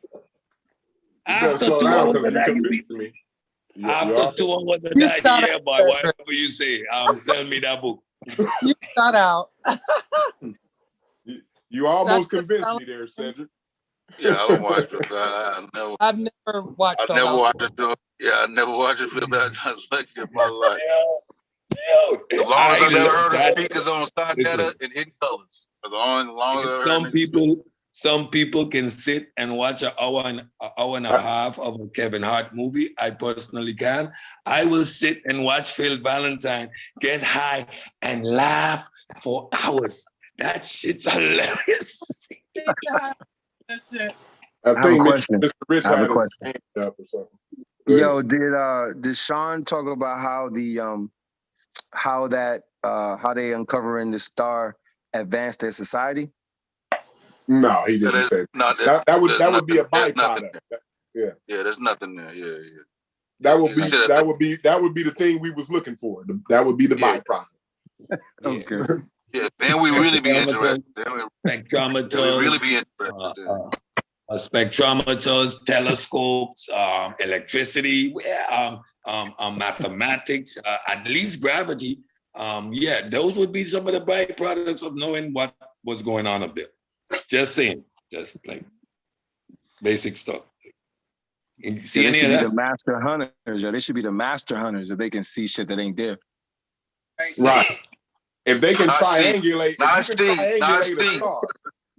C, because they go beat you up if you say C. Oh, right. They knew about it. They ain't see it. They just knew about it. They knew it was invisible. They even knew it was invisible. That's how much they knew. That they So didn't they know. knew it was They invisible. knew. They couldn't see it, but they knew it was invisible, right? Yeah. Right. Yeah. Right. Wow. Snap your fingers. Snap your fingers. See, and that's the first time I ever heard you say "wow" like that, Mr. Rich. Like, you know, if that got you stumped, bro, I know it's for fun. They way off the deep end if they stumping you on that one. I ain't gonna lie. This shit, because we buried this conversation. This shit turned into goddamn Dogon on trial and shit. Again, it's not the Dogons. There's a book written by two dudes, which is not peer review, from I don't know which church of Blackology, with a bunch of claims that they placing on the poor Dogon, while the Dogon just saying, I gonna hunt me some crocodile later today. That's all the Dogon was concerned about. They wasn't worrying about no serious. Then you gotta look and see who gonna put their publishing name on that shit. Like they probably got the Chicago Press or some shit to write them books. You know what I mean? To publish the motherfucking book. They publish any goddamn thing. You know what I mean? Have you guys ever heard of Obata Nope. No. What's that? Obata, you know, I got this Dogon thing. Like I said, when I went to Morris Brown, they talked about the Dogon. I thought it was real then too, you know what I mean? But Obata wrote a book on that. You know, I mean, we got a lot of that Blackology shit back then. I mean, I definitely agree with don't be that. ashamed of that, because I was deep into the ancient aliens. I already told you. Nigga, I was locked in. We all rock with that stuff. Locked in. I was know about hoping the Vimanas, the Vimanas and all of that shit. You know what I'm saying? Yeah. Oh, And yeah. see, that's what Unc was talking about. In India? I think Unc kind of went over y'all head, right? Because with the Vimanas and shit. So when he said that, it reminded me of the Vimanas. When white people do pseudoscience, right? The aliens always come and give them special knowledge. That's how Tesla knew about the wireless electricity and shit, because the aliens gave him that knowledge. And I think the Sumerians, no, it was the Mayans. Yeah, the Sumerians. It was the Mayans. The Sumerians too? Yeah, it was the Sumerians. But the Mayans Mayans was the ones who riding the Vimana, though. Because they got a guy riding. Did you see that one? Did you see the part where he was riding the spaceship? The Indian dude? I thought the Vimana's in India. No, the Vimana, the Vimanas is in South America too. They the same. They saying that these same aliens visited everybody. They visited the Egyptians. Yeah, the Jaguar has a rocket ship. The Jaguar from the Mayans, he has a rocket ship that he flew with. And the Vedas also. And he had an oxygen tank. You didn't see the tube of oxygen. You talking about the one that looks like he's sitting in the cockpit with a little thing going to That's the Jaguar King. That's the Aztec Jaguar King. Listen, so he didn't die. He went into the rocket ship and ascended back to his people. All I was saying is that, Corey, you've seen every episode of Ancient Aliens, because I used to watch it. I can pretty much regurgitate. Me too. I can pretty much regurgitate most shows. So, you know, people need to understand, like they say on Ancient Aliens, they say it's the same, right? And like the pyramids and then the other monuments in South America. I think in Peru in the mountains. They all lay in the same ley lines. Yes, one particular one is like a big door wall. Hold on, let it get that's like before. Hey, can you start over? Because I didn't hear you. I didn't hear you, Jelana. Start over 1 second, please. I'm sorry. Go ahead. That's fine. I didn't hear what you. So Corey's seen every episode. So is Cedric. I have also. What they were trying to convey to the people is that these aliens have been here and that they traveled through portals in our ancient monuments. EI, the pyramids, EI, the monuments that are in South America, the temples in Peru. One that I remember, because it talked about Peru. I'm fascinated with Peru for some reason. It's a lot of interesting things, history about Peru. But anyway, this one structure, it's beautiful. It just seems like it's unimaginable for a human to create it. So an alien had to do it. And of course they say it's a doorway and it's a portal and they travel around the world and through the galaxy through these doorways and portals and shit. So that's what Ancient Aliens teaches us. So for me, it's always a political ploy to disenfranchise the indigenous peoples who created those beautiful monuments because they can't understand or know how it was done or fathom it. And that's why I do get emotional about certain things, you know, where we do need to be careful. When Unc was asking for a little, what do you say, compassion or sympathy? Those are the type of things that, I mean, like we give sympathy to, not excuse the falsehoods, but understand, you know, where it's been said that we aren't the creators of anything. And, you know, it's always someone else and this and that. So yeah, we don't want to discredit the Dogon as, you know, a people who are able to observe and see some amazing things, which led us to these scientific, you know, observational exposures. Because if I feel like if it wasn't so much for the Dogon, we would have never like explored or, you know, a series a little more or went deep into it. Like they're all over that history.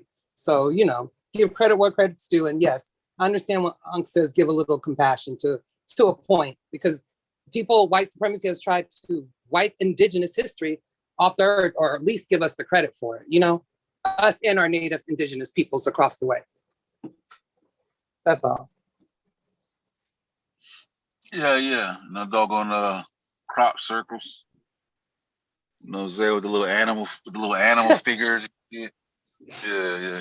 Don't hey, that shit was fun back in the day. I ain't even lie. It was. Like, when I was on to that shit, oh, that shit was so good. Like I couldn't wait for the next episode of Ancient Aliens to come on TV. Like, oh, good. You know what I'm saying? I done read that damn the Gods of War and Men, but I done read the Madonican books, the Zachariah Sitchin book. I was like, the Anunnaki, how they fused, how they made humans a smart monkeys pretty much to mine gold for their planet, because the Anunnaki were the gods and humans were created because they took some genetic material from themselves, injected into the primates, and that created humans, and we were just meant to mine gold. And I was like, wow, yeah, because otherwise, why would humans want to use gold? On the planet Riz, yeah, on the planet Riz, Anunnaki made us. Yeah, because the atmosphere was depleting or something like that, and they needed gold to take. Hey, but look, they were. That's why I get it. Sumerians got to have a little bit of credit. Like, yo, they was on to some shit a little bit. You know what I'm saying? like basically human coming from a lore, like a chimp. You know what I'm saying? Like, cause it was like, yo, human came from like a non, like we weren't always human. You understand? That's like, the point. Like, yeah, I was like, okay, but you know what I'm saying? Like, that's why, like, yo, they was at least they was a little bit correct on that part. I was like, okay, up on game, absolutely not. They didn't see them. Yeah, but I'm talking about in terms of they didn't see themselves as humans always being human in this form. I was thinking about that part of it was kind of cool. Okay. Yeah, that humans actually came into existence via hybridization and as slaves to the Anunnaki to mine gold, which they took back to replenish their atmosphere. Right, and then we got it free from a rebellion, and the humans rebelled against the gods. I did want to interject conversation real quick though that Unc spoke on about Nuwapianism, because I actually just seen this in the chat. So, you know, he was saying like he's always been interested in scientific literacy. I had to question a dude on his chat. He's on my page. You know, I'll friend pseudos. You know, I don't mind. Sometimes I'm just interested in seeing what they have to say too. And it was something about the Big Bang and how Malachi York was the only person who taught it. I laughed. I was like, oh my God. So yes, I think that is one of the appeals to Nuwapianism to some of us, is that they were able to supposedly explain scientific phenomenon, and it was done by someone who looked like us, you know? So I can understand how people could fall into a crutch like that. But it's sad because a lot of times when I see things that have to do with scientific inquiry, Malachi York name is attached to it. So he's done a lot of damage to our, to our psyche, to our thinking with that bullshit. I'm just saying though, it's something to really pay attention to. And I've seen it, and I see exactly what Unc said when he said that. And that's the first thing I thought. Yeah, because he was interested in science, and Malachi was over that, always trying to explain shit. So yeah, crazy, bro. So that's the why NOI had a mothership. The NOI had a mothership, and then some people were talking like, Africans, we weren't from this planet. right. You know what I'm saying? Because He's a big one. because they seen some of the, you know what I'm saying? Because especially the atrocities that were happening to African Americans. You know what I'm saying? They, you know what I'm saying? You would think like, man, we ain't from here. We came here from someplace else, and we subjected to this BS that we're going through right now. You know what I mean? So I can see how, in times of struggle and trauma and different adversity that African Americans go through, you can see how people would create different types of mythologies, or you know what I mean, to kind of like how when a child is harmed, they may form, they lock themselves out of their original reality and create this reality for themselves, like the brain does that sometimes to protect itself from trauma. So I can see how different groups just going through trauma create this type of environment and this space to insulate them from the trauma that they're going through in real time. And then that shit can just get out and just run rampant, if not controlled. That's why the church is successful. Just to some degree, but that's, like I said, we talk about that's kind of a believing brain, like to the degree, but not just the church. That's just the role of religion throughout. As a I would say sometimes as a comforting force when trauma is coming about. You know what I mean? Because like when you're down and out, when a population is down and out, they gonna create some shit to try to figure out, like, nigga, let's snap our hands 10 times and see if we can get some rain. Like even if it sounds crazy, niggas gonna try, like, cause you feel like I'm gonna do something. You know what I'm saying? Like maybe we need to stand in a circle and go in a circle 10 times around for, you know what I mean, today, and see what happens. Like that's just what people are gonna do. So they're basically, try to figure out something. Right. So they're saying that you can suffer peacefully, basically. Yeah. So not necessarily peacefully. They think try something, right? But let's say they do it and it actually rains. Then what do you think they're gonna do the next time when drought comes? Remember that time we danced in a circle and it rained? Hey, we need to come up with, that's the dance we do for the rain. You know what I'm saying? Every day it don't rain, like I said, your brain don't really care about that. It only matters when it does. You know what I'm saying? So every time you do it, you say, well, you know what? Maybe it didn't rain because we didn't dance long enough. Maybe it didn't rain because it wasn't enough for us. Let's make it bigger. You know what I'm saying? So, and that's how that shit just will keep developing. You know what I'm saying? Over time, different rituals, different practices eventually get adopted, and you know what I mean? So that's just part of the human experience. Like I said, and then over time it becomes, rampant, especially when you don't have any type of scientific literacy. But then once science comes in and then starts shattering that mold, people start to get more rational in thought and understand.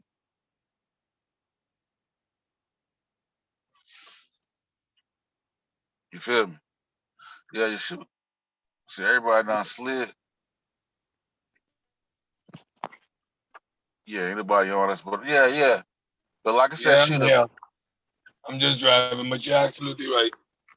You're absolutely right. That point you made is that, but before we became scientifically literate, we did something, we did anything, and sometimes it worked, sometimes it didn't. I've been watching the series Viking, and how the young cat that was in Iceland, that was in Greenland, had no idea of the traditions, the actual tradition of the Viking people, because his family, although he was a Viking, he was isolated from the culture. When he got exposed to the culture, he thought it was completely psycho. that they would kill another human being to a god. Like it made no sense to him. And there you see like the unraveling of those ideas. Like what? Like, huh? We hunt, we fight. We don't have to sacrifice nobody. It's up to the validity of the individual and circumstances. So being away from the traditions taught him to rely on self and understood that sacrificing a human to some god for good luck was bullshit. And you could see that how those activities began to unravel because of the disconnect from the culture. Once you're in the environment, they continue to maintain and perpetuate themselves. So you're not going to think, well, maybe this is not a good idea. Maybe we need to kill 2, or we need to kill 3. We need to kill 4. You see what the Mayans were doing, right? Yeah. The niggas kept upping the ante.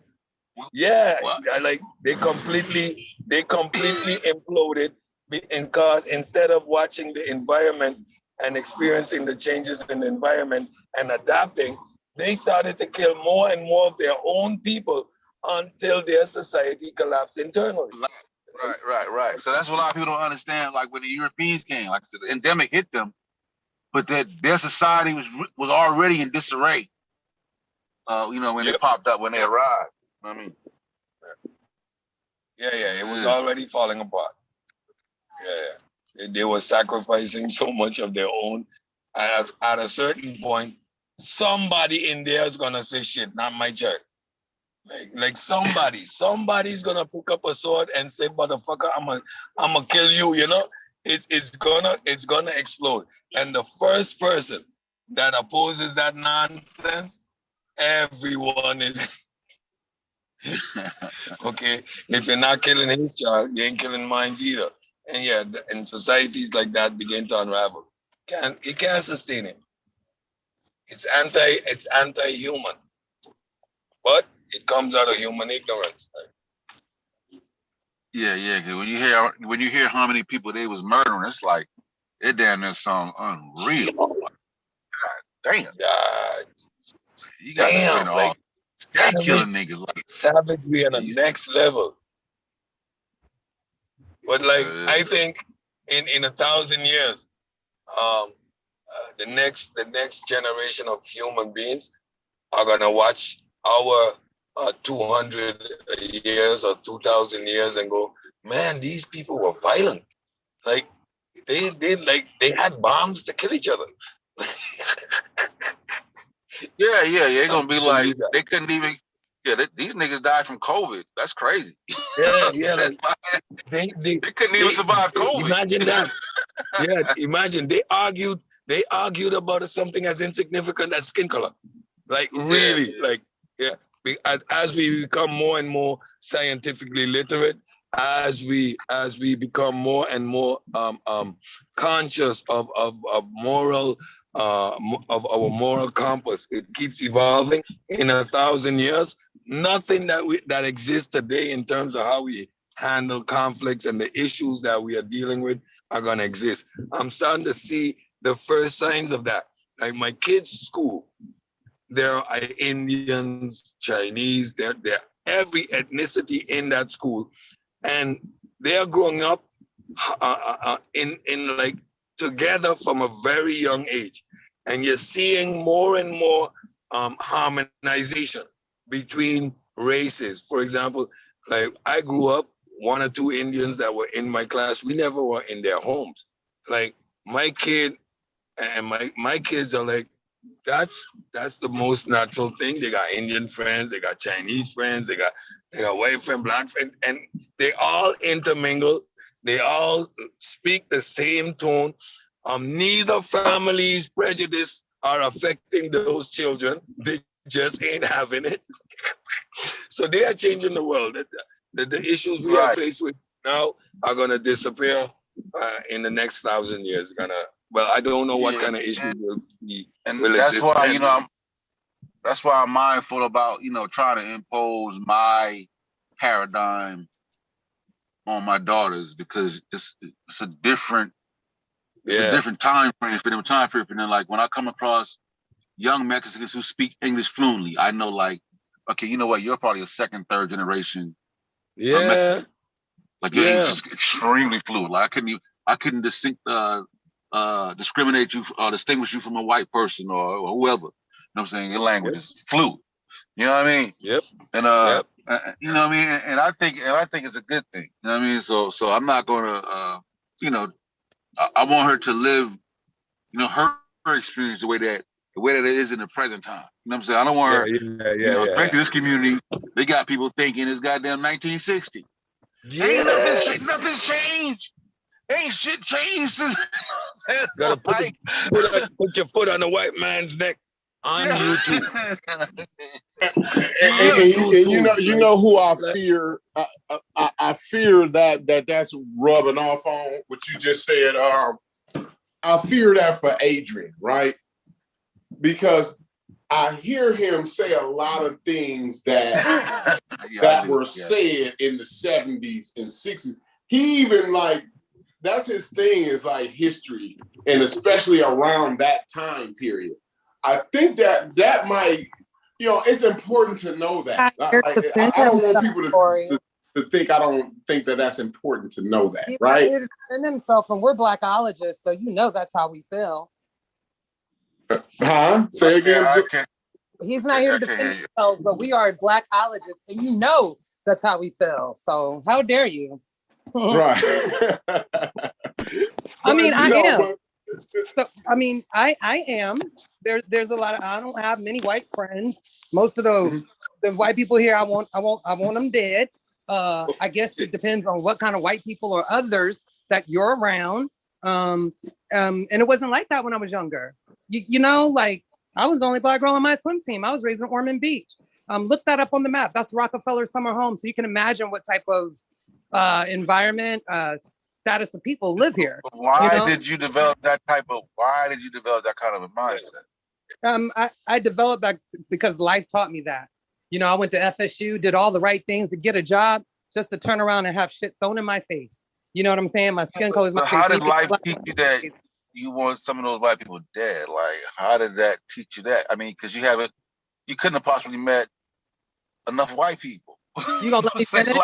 Let me finish my statement, Sosa, and then maybe you'll get some clarity. So when I said the ones that I know around here, and that's not all of them, the ones that I've been affected by personally, and I guess you could say professionally or community-wise, like they're worthless, they're disgusting, they're nasty. Don't want no parts of them. You know, I mean, that's not every white person. I didn't say that. I'm saying some of the ones that I've come in contact around here, you know, and that's just how I feel. Like some of them don't have much to say or feel good about us, I guess. But for me, it's been out of experience, you know, the total disrespect, the backstabbing, things of that nature. You know, I haven't met one yet that I can honestly say that I would trust wholeheartedly or turn my back on or my life depended on it.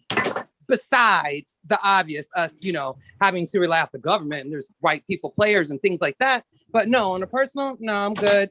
You know, somebody said in the chat about, I'd rather, you agreed when my thanks Sosa, I'd rather have to walk through a trailer park. Like, fuck no. Walk through a trailer park here, your ass again end up getting lynched. I'll take my chances in the hood. They're my motherfucking people. So fuck y'all on that. I'm not going to no trailer park. Hold on a second. Fuck out of here. And they nasty here. And they nasty as fuck. Hold on. I'm just saying. No, I wasn't finished. I'm just saying. I wasn't finished. I'm just saying. She was on a medium rant. Hold on. I'm gonna finish it for you. I'm giving you my reasons. They ain't got to be everybody's reasons, but they're my reasons. And it's not a totality. I still talk to white people. I do have certain white constituents. Can I call them my friends? No more. But I have constituents. I deal with them professionally. Actually, one of them, Maddie G, is my Instagram. Like I sent him the interview that we did the other night on Kofi Pie Site TV. But he also, well, how can I say? Again, the generation is different. He's like 10 years younger than me, maybe 15. So he's been assimilated a little differently. And that's a whole nother show and conversation, because that's something I do want to talk about the assimilation of white people and Black culture, you know, because there's always that one white kid or family in the hood that don't nobody fuck with. You know what I'm saying? because they've been there so long, or they don't dealt with so much, or their house done been raided by the cops too. You feel me? Like, damn, okay, they got their card, they understand. So things like that. And then there's other dynamics to it. Then after, there's a couple of conversations that can segue off of this. That's my take on white people. And that's all I have to say about it. So, son, I'm not going to apologize for it. And yeah, whatever. Bye. Now,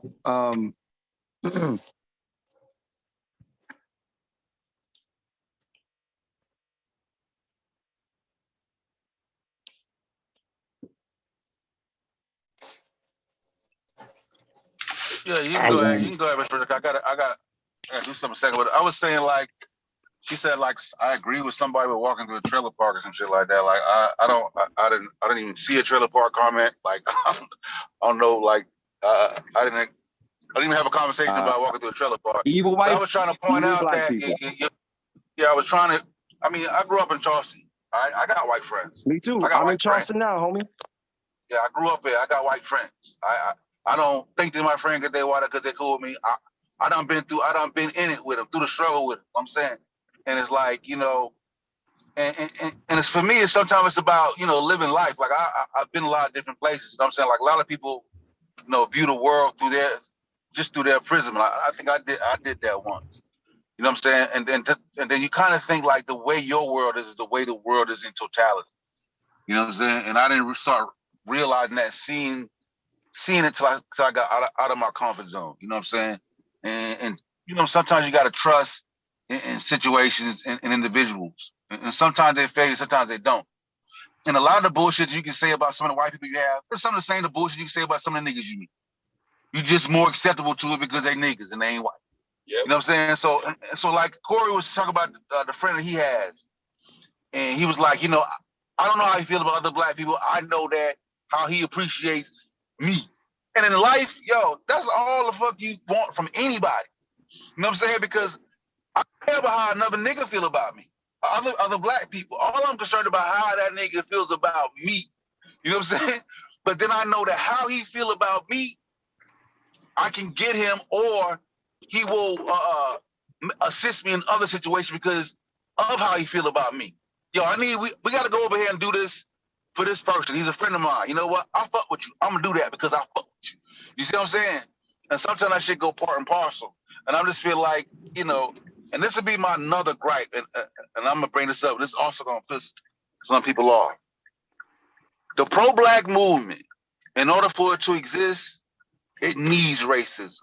Without racism, it dies. That's my argument. Go ahead, Mr. Agreed. I was a union leader for one short stint, and just because I came up with a good idea, I was thrust into the organization. But during that 3-year period, I realized that union need to exist. There needs to be conflict between employee and employer, so for the union to exist. So it's not about an entity that hopes to not exist in the future. It is an entity that is going to create situations that they continue to self-perpetuate. This pro-black thing needs a white enemy to exist. Without a white enemy, there is no pro-black movement. And unfortunately, then you perpetuate certain stereotypes or certain concepts which don't make no sense anymore in a modern world. Now, I can understand being in an environment where you're isolated. For example, I have a daughter that while in the Caribbean, she would be considered white. She looks like a Dominican. She would be considered white, right? In the Caribbean, color distinction, like on this island, is not that significant. Why? Everybody here pretty much shares the same culture. Now that she lives in Europe, she acknowledges herself as black because she recognizes the difference in culture. For the first time, I said, okay, so what makes you black? She said, I'm just different. We eat different food. We like different music. Oh, so it's not the color thing. So now you're black, even though you call yourself white. She understood it. So we use these symbols, black, white, etc. But it's pretty much culture. A dude that grew up with you in your neighborhood regardless of he color, you guys speak the same thing. You live on the same block. The Chinese dude that grew up on that road with you is much more comfortable and familiar than a fella like me who come from away and have a different sounding accent, regardless if I have the same color or not. So, and when you understand that, the color paradigm becomes less significant to me, I guess.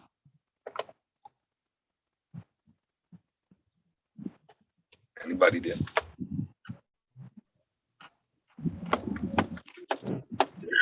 Yeah, and folks. that was good. Go ahead. You wanted to say something? What was that? I was just saying dead air. Oh, okay. Yeah, but that was a good point, and definitely I heard Yolanda's point, and I heard Sosa and Cedric's point too, and I don't have any issue with either point. I don't have an issue with the way, because I think circumstances, and I believe, if I'm not mistaken, Yolanda is in the South, right? And so I think maybe circumstances may be different depending on your geographical location, right? And so that's what I really understand her when she said, because I visit my wife's grandparents in Arkansas. It's been a couple years since we've been there. Last time I've been there, I think it was like 2 years ago. She live in Arkansas, not in the city, not like Little Rock or nothing like that. She live in a town called, I don't even know, like, I've never heard of Wilmer before a day in my life before I met my wife, right? So, and down and in Wilmer, right, they live in a certain way, and the everyday life is a certain way that would not be tolerated where I'm from, you know. Like they do certain things like her grandmother, you know, she'll see a white person, a white lady or a white man that she knows, right? And sometimes these white people will even be like neighbors and shit, right? Close neighbors and shit.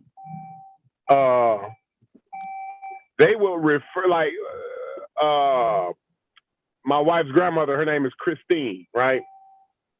So the white people just be like, "Hey, Christine, how you doing?" You know, just like that. My wife's grandmother, who's in some cases older than these people, right, refers to these people as Mr. Joe and Miss Kathy.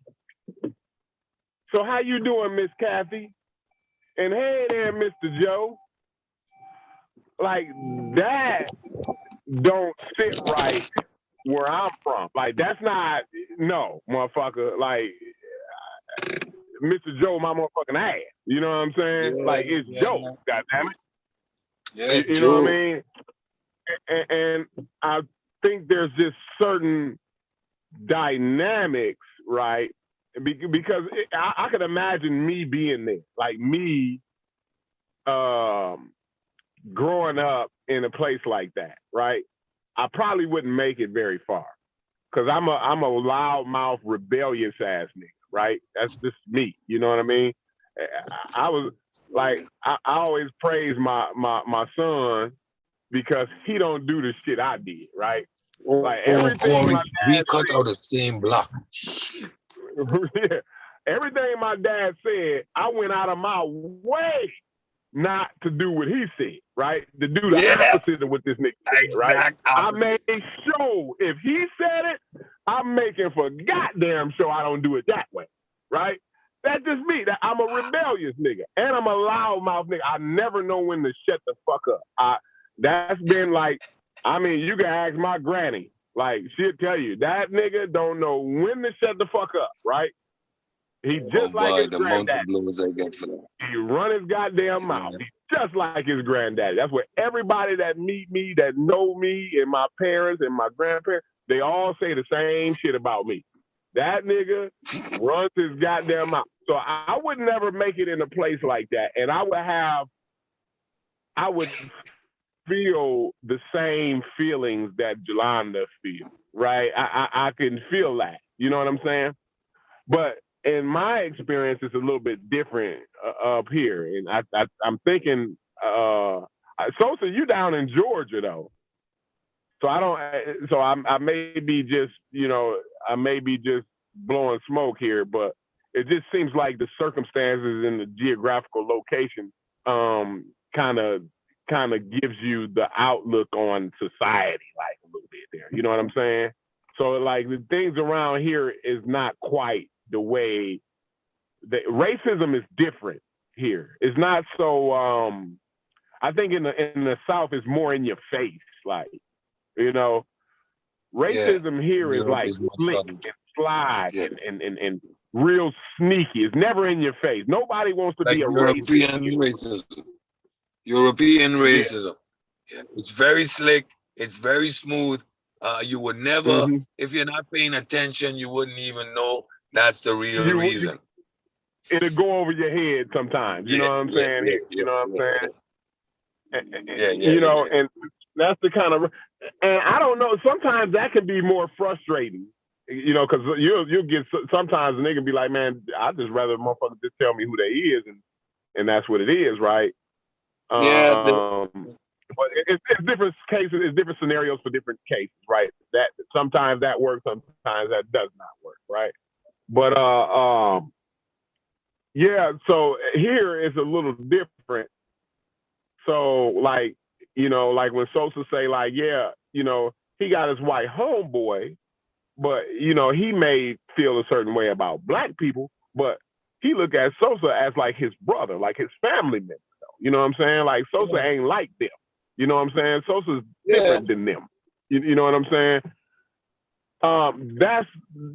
That's kind of more where we at when dealing with that. You know what I'm saying? And then even through that causes a rift in the black community. Oh, you one of them uppity niggas. You think you something because you went to Notre Dame University, or you know what I'm saying? Those types of things get said. Those types of things get thrown around. So I think it's a spectrum with that. You know what I'm saying? And you have to go about it. Like if you in Florida, I think you might have to go about it the way Julanda go about it. But if you up here in Indiana, right, you may not. That may not be so beneficial to you to have disdain, for a group of people. You know what I mean? Yeah. Based on what their ancestors had. All depends on where you be and the people themselves. You know what I mean? It all depends on the environment. Again, in Europe, you experience that too.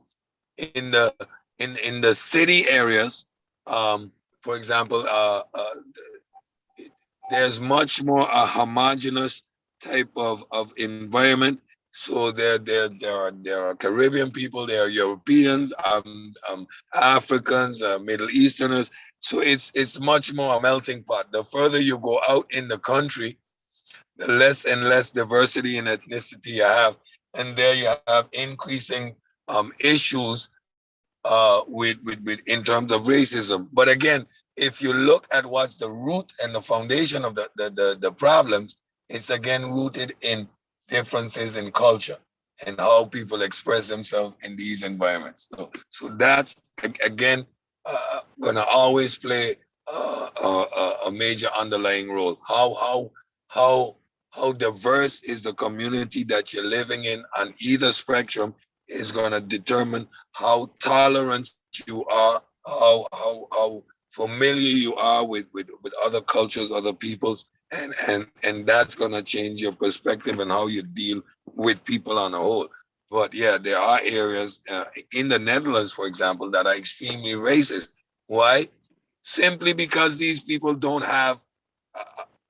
Some people live in an area of the country that never left that area of the country. Like we can't imagine it. As a Caribbean person, I was in a plane from the time I was about a month old. I've talked to people that never were in an airplane. Like, yeah. Yeah. So understand the limit. Yeah. And I was gonna say, like, even here in Indiana, right? You can go to towns. You can be a white person, right, and live in a certain town in Indiana and never experience a black person other than TV.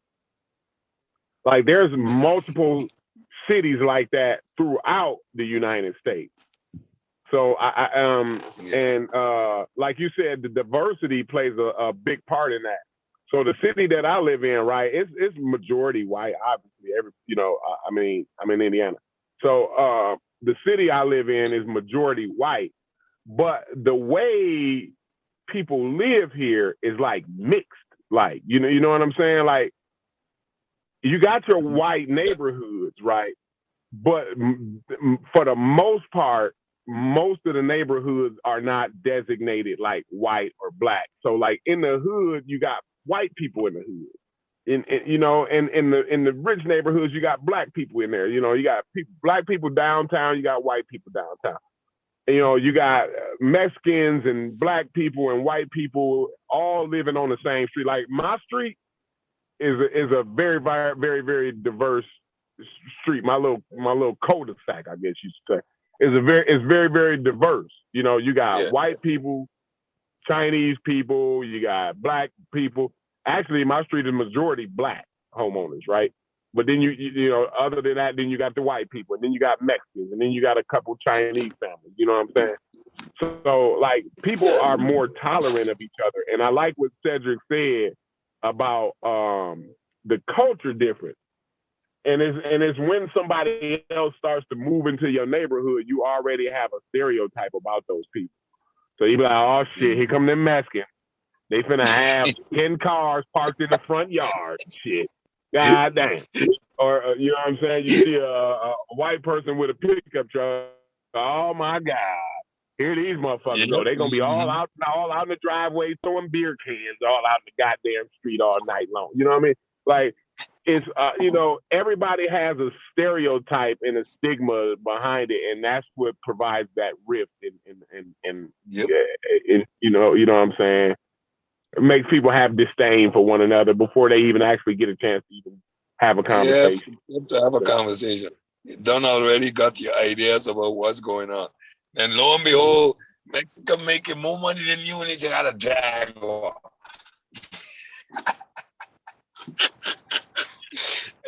Yeah, man, but that's why they say, and I want to do it for my daughter, exposure to more. You know what I'm saying? And they talk about that too, man, in terms of psychology, even in terms of science and knowledge. Like, the more you are exposed to other cultures, like it increases your information base, like, you know what I mean, and your knowledge and your understanding of the world around you, man. It generates ideas. You know what I mean? Like, all that's very It allows important. you to grasp things. It allows you to grasp things that you wouldn't otherwise grasp in just being isolated in one culture, right? Because certain things are taboo in certain cultures, so you won't never experience that, or you always think that's wrong or something like that. So definitely, that's how I raised. And my kids is like that anyway. Like, I never had to instill that, because that's just the way this generation has gone. Like, I think this generation just they tired of that. Like, they don't want to do that. You know what I'm saying? White kids are actually like they rebel. Kids are rebellious anyway. So the moment a white parent tells that white child, yo, don't be hanging out with them black dudes, or don't you ever bring a white girl, a black girl back in this house. You know what I'm saying? Or whatever, you know what I'm saying? It only makes a kid go out and do that. You know what I'm saying? So I think this generation is going to be a lot different. It's turning out that way as far as what I can see. Let me interject. I don't want to give out. But that's because their mom went to school with this. Hold on, let me just say something real quick, because Corey kind of came in the middle of what I was saying real quick. And I'll just add on and you can get back in real quick. And that's because their moms, right? And their dads went to concerts, Master P concerts and shit. You know what I'm saying? They grew Absolute. up Yep. Jay-Z fans, Snoop and Dogg. you know Yep. their influences, you know what I'm saying, and their idols were different than their grandparents and shit like that. So their mindset and their idea of tolerance and culture and appreciation for different cultures are different than their forefathers. Go ahead, Juju. So these are like loaded conversations we're having on different subject matters. Some we should expound on a little bit more, but I'm glad we're having it. What I wanted to say about my take on white friends and people. So yes, mostly I'm speaking about American. Has nothing to do with my lack of exposure experience, period. Have not traveled all over the world, but I've been to other places. My main concern is that of safety and security sometimes. When I speak on those issues, why I prefer not to. And not saying I can't get it from Black people too, but I feel safer with my people. And let's understand that even if we have worldly exposure, that doesn't mean just because we understand and we are accepting, it doesn't mean that others are, i.e. Africans in Ukraine. So let's not forget that racism just don't exist in America. It is across the board for Black African people or quote unquote Black people, period. So let's remember that. And that's why I'm the way I am, because I care about Black folk and moving us forward. And I don't have room or time to focus on anybody else. Now, if anybody else, like we do after school programs and shit here, you know, back to school bashes, all that type of stuff. We're not gonna like blatantly turn away a white child. You understand? If we're giving out free food, we're not blatantly gonna turn away a white family. We're not doing that. I was one of the builders of our community garden here that serves mostly trailer trash white people, okay? Those are most of the participants. It was me going there and participating so we can get more Black participants in, which was hard to none, but it still was done. My name is still on that. I still take ownership. That's still my baby. And I still push that, you know, STEM, agriculture and planting. And I have a place where in the future I can go and get our kids, you know, that type of education. But let's not like romanticize, oh, if you're just exposed, it's better and different experiences, because we can have all that shit and still get fucked because it's happened to me. So let's just be real. That's all. I just chose to be that way because I'm in my older years and I don't got time for that shit no more. But that doesn't mean we limit ourselves and not expose our children. That's not what I'm saying. That does not mean that we keep our children in a bubble. That is not what I'm saying, okay? Just to be clear. Yeah, I'm just having a conversation in general. It's not necessarily directed at you and your situation. I'm just talking. Like that's why I said. I prefaced it with saying, you know, like when I talk about my daughter. Others in the chat also made comments, babe. I was just clarifying the statement. Yeah. I'm not. It ain't about you. I'm not looking at. Yeah, I'm not looking at that. So all I was saying is like, and even in terms of worldly, like I'm not even necessarily meaning traveling. You don't have to necessarily travel around the actual globe. You know what I mean? It's just that just engulf yourself in different communities. You know what I'm saying? And like I said, each one, like I guess it might not be suitable for everybody, but I'm just telling you, like like what it did for me. You know what I'm saying? In terms of some preconceived ideas I had, shit, even in Charleston, some preconceived ideas I had about all rednecks. And then when you meet some of them and talk to them, you be like, damn, bro, I thought you'd be a lot different than what I had envisioned this shit being like in my mind. You know what I'm saying? Hey. Some things are similar, and then some things like, damn, I didn't think y'all listen to rap music. Like, that shit kind of bugged me up a little bit. You know what I'm saying? So it's like it's a lot of stereotypes and walls come crashing down when you get that when you get different exposure. You know what I'm saying? But you still got to be smart. You still got to understand the environment you live in, and you know, protect yourself at all costs. You know what I mean? So.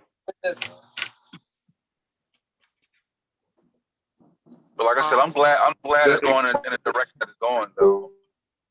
Personally, yeah, the exposure that was talking about your life, it was more. Or are you robotic? Yeah. Oh, I thought it was.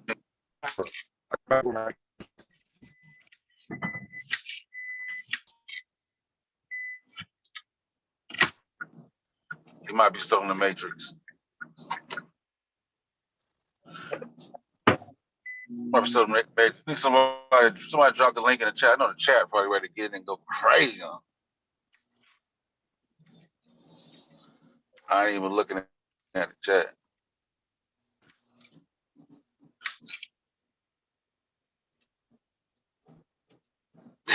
Adrian in the chat. Shots fired, Adrian. You make it like it. Adrian. Yeah, Yeah. Adrian gonna be like, Adrian. well, Adrian gonna be like, well, W.E.B. Du Bois said. Adrian's though. That Adrian in the chat is not the Adrian that comes on though, I don't think. No. What's the No, name of the chat? What is his name be in the chat? Huh? Yeah, Adrian What his name is? Padilla, not the one that comes in on that. That's that's not Adrian Padilla. What his name is in the chat? You ever seen it? I'm not. You know it? Yeah, I don't know if he wants y'all to know it though. Oh, Lordy. All right. I guess Pseudo Kills got secrets now. It's cool. That's cool. That's how we rock. Listen, you should have known this by now. How I know this? I guess I ain't initiated. It's all good. I'm gonna work my way up. I'm not initiated either. Shit. I'm sorry, that's funny. Listen, I don't know. I'm just saying it's not the same person, so okay? That's all. I do know that. That's all. Yeah, it's cool. I'm cooking. Chef need to drop the link in the chat. Jeff. Okay, I'm cooking some fried chicken, y'all, some rice, some field peas, cornbread, and some cabbage with some smoked sausage. Y'all coming over for dinner? Bob's close. Sounds good. Bob's close. Hold on, let me try to hit this link for the chat. Give me a moment. Un momento, por favor. Mi papi chulo, senores. Yeah, still got some shit to do, and I'm stuck in a lot of damn traffic. You where? So I'm stuck in a lot of traffic coming from downtown. I thought you said Lauderdale. I'm like, nigga, what you doing in Lauderdale? That's right up the street from me. You ain't talking about Florida. Chat. The link for the Zoom is in the chat now. All right, I see it. Oh, said Mr. Rich going. I want to know what part of Charleston Mr. Rich was in. I stepped away. I didn't get a chance to ask. Well, I would like to say that this was definitely an excellent conversation and dialogue. How it should be had, though we covered multiple subject matters. I think that's always gonna happen. 5 minutes on the title of the show, but still interesting, still a lot of information we can go back on and divulge on and expound on. So, yeah. Yeah. The title of the show is just really to get it started. Like that's it. This is what when you hear me see the title of the show, that means this is what the beginning of the show is about. That don't mean the whole show is gonna be about that. That's the starting point. That's that's all that means. Right. Well, y'all sold the hell out of that shit. Yeah, we went from academia to goddamn the Dogon, politics, racism in America. Mm-hmm. What is racism? So yesterday we did that critical race theory. Like Hannibal, you are definitely invited to dinner, my fam. Yes. Dollar, what's good? Oh, he ain't got his mic on yet. Hurry up. Just part.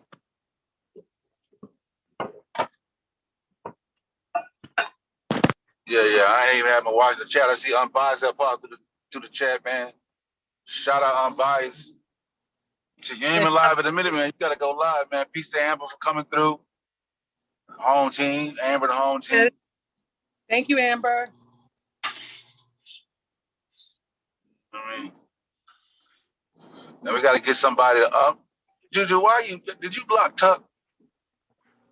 See, I knew messy and do some shit like live. Absolutely not. Who I blocked? I blocked. Actually didn't block him either, but I wanted to. You don't got to tell on yourself. You can plead the fifth. You ain't got to say anything that's going to incriminate yourself. I'm gonna tell you what I did.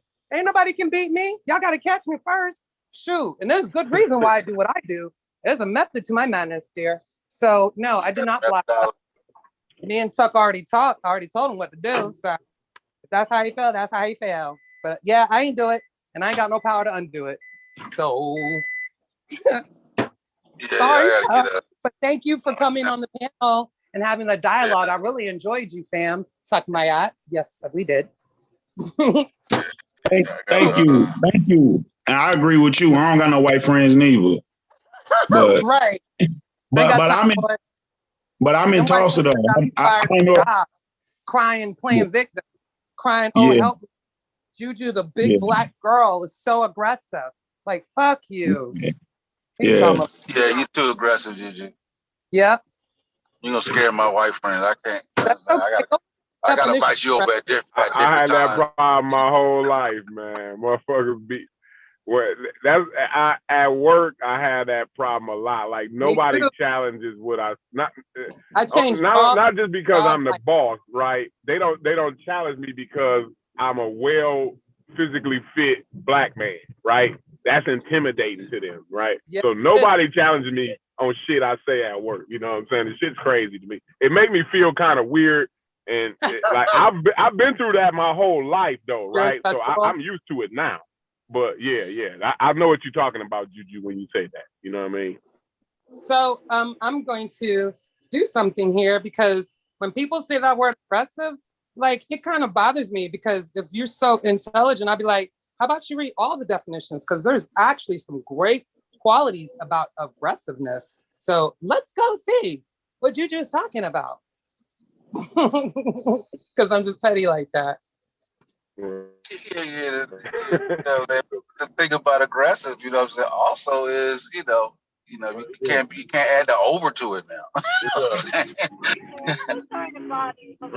Whatever. Ready or likely to attack.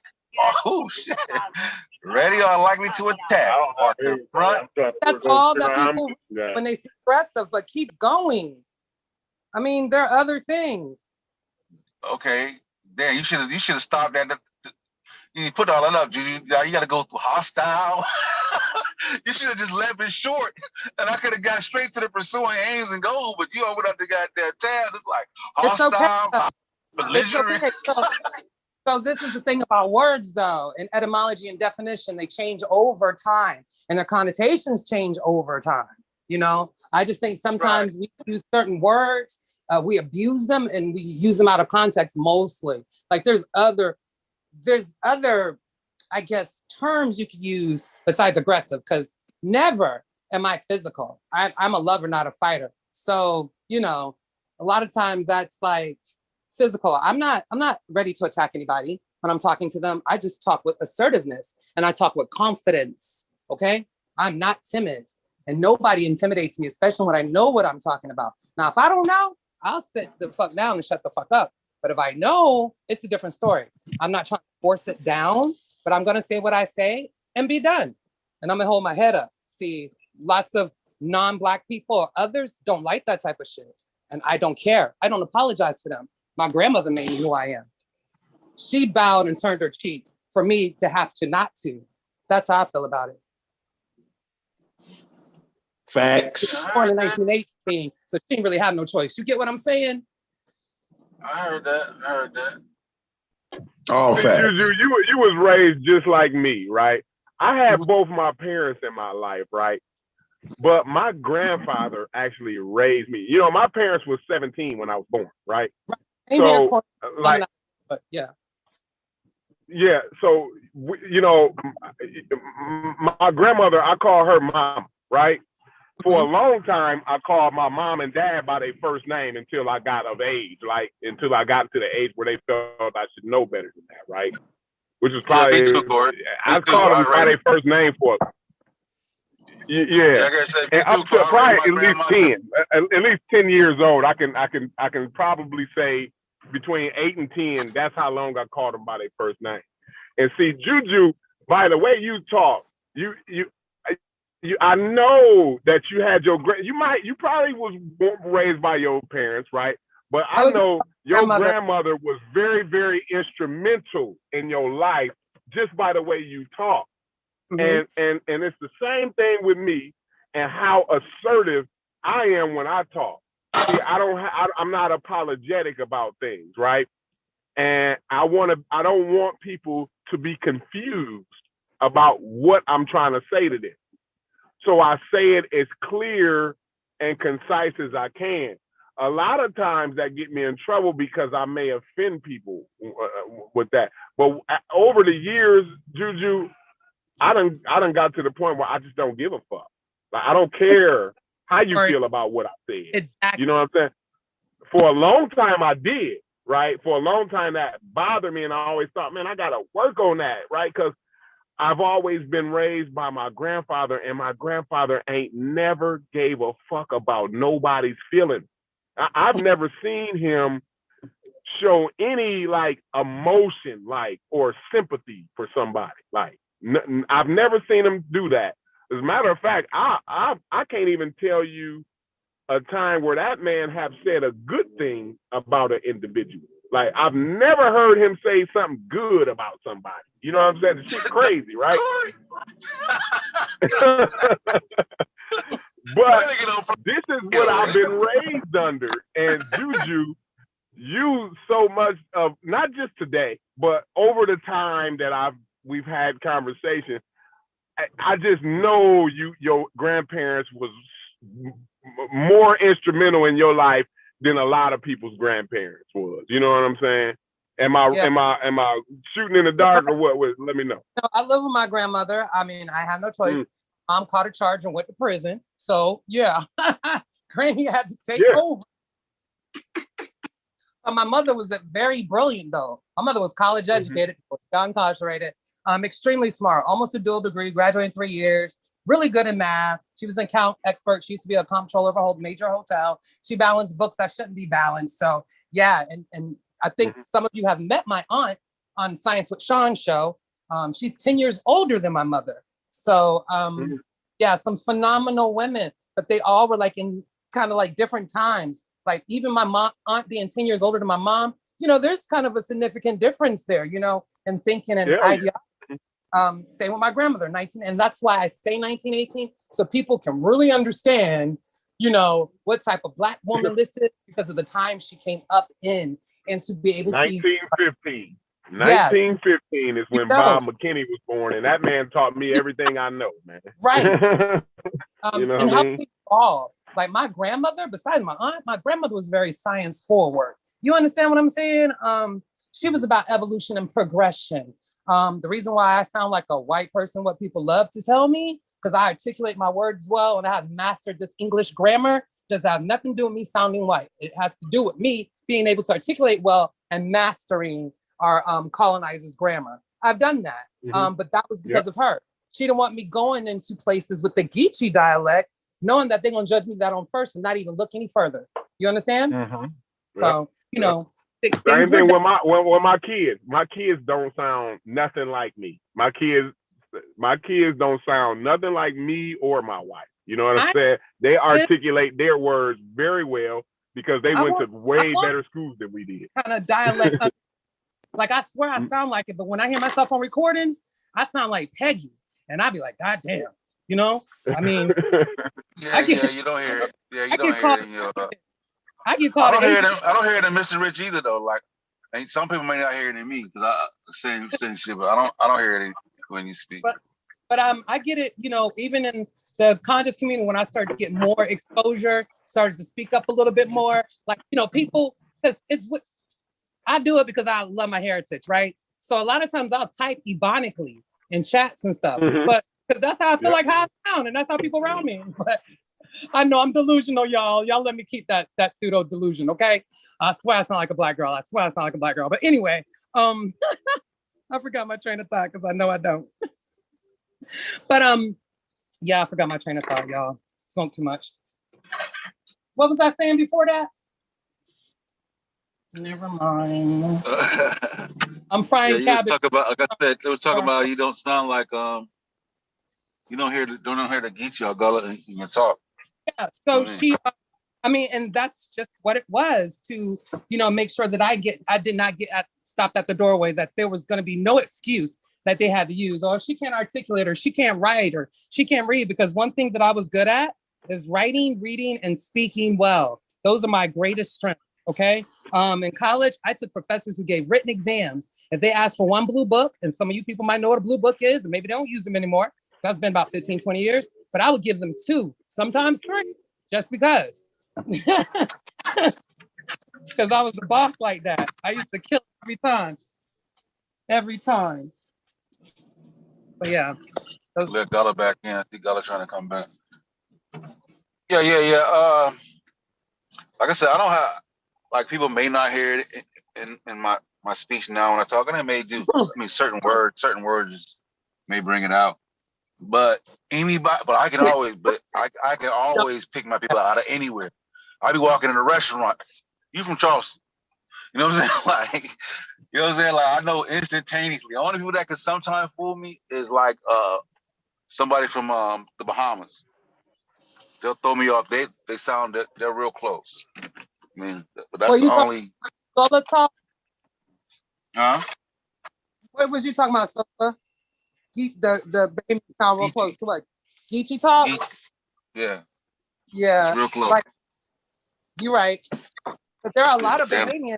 Listen, that's weird. There are a lot of identical. that moved to the South Carolinas. You know, there's like a Bahamian, that kind of corridor connection too. Yeah, too. And you know, there's that people that went from you know, when Florida was the first time, you know, a lot of people that left Florida went to the Bahamas. That's why they still have they got what's called a Jonk Festival over there in the Bahamas. And they celebrate that memory of when they was in Florida when they left and shit like that. So that's there's why that connection.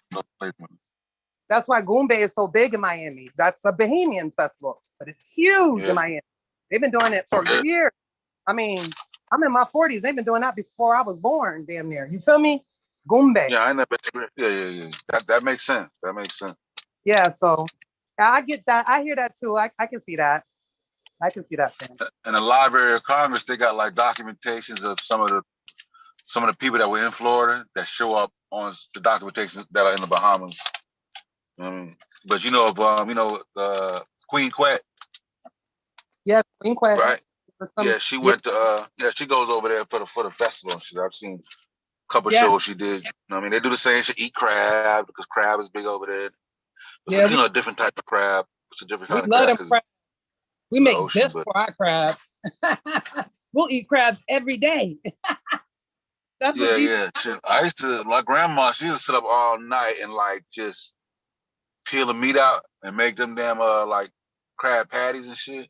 That's my shit. Man, we make crab patties. Fry them on like she make fried salmon, like salmon fried. We make hoe cakes. You can make patties out of leftover grits. Like, we do it all. Country, you hear me? But good. All right, somebody talk over dead air. Rap, do something. My grandma used to set it off. Yeah, but shit, I'm a rapper. Everybody done dropped off. See, Gullah was trying to get in, but I don't think he fixed his mic. I don't let him in. But this is a good time to close out. It's 5:40. You've been rocking for a while. So go ahead with it. I gotta finish cooking. All right, yo, man. I want to thank everybody for coming out, supporting the show. Like I said, peace unbiased, peace to Amber. Man, we'll catch y'all probably tomorrow. Maybe later on tonight, man. Peace. Peace. Peace.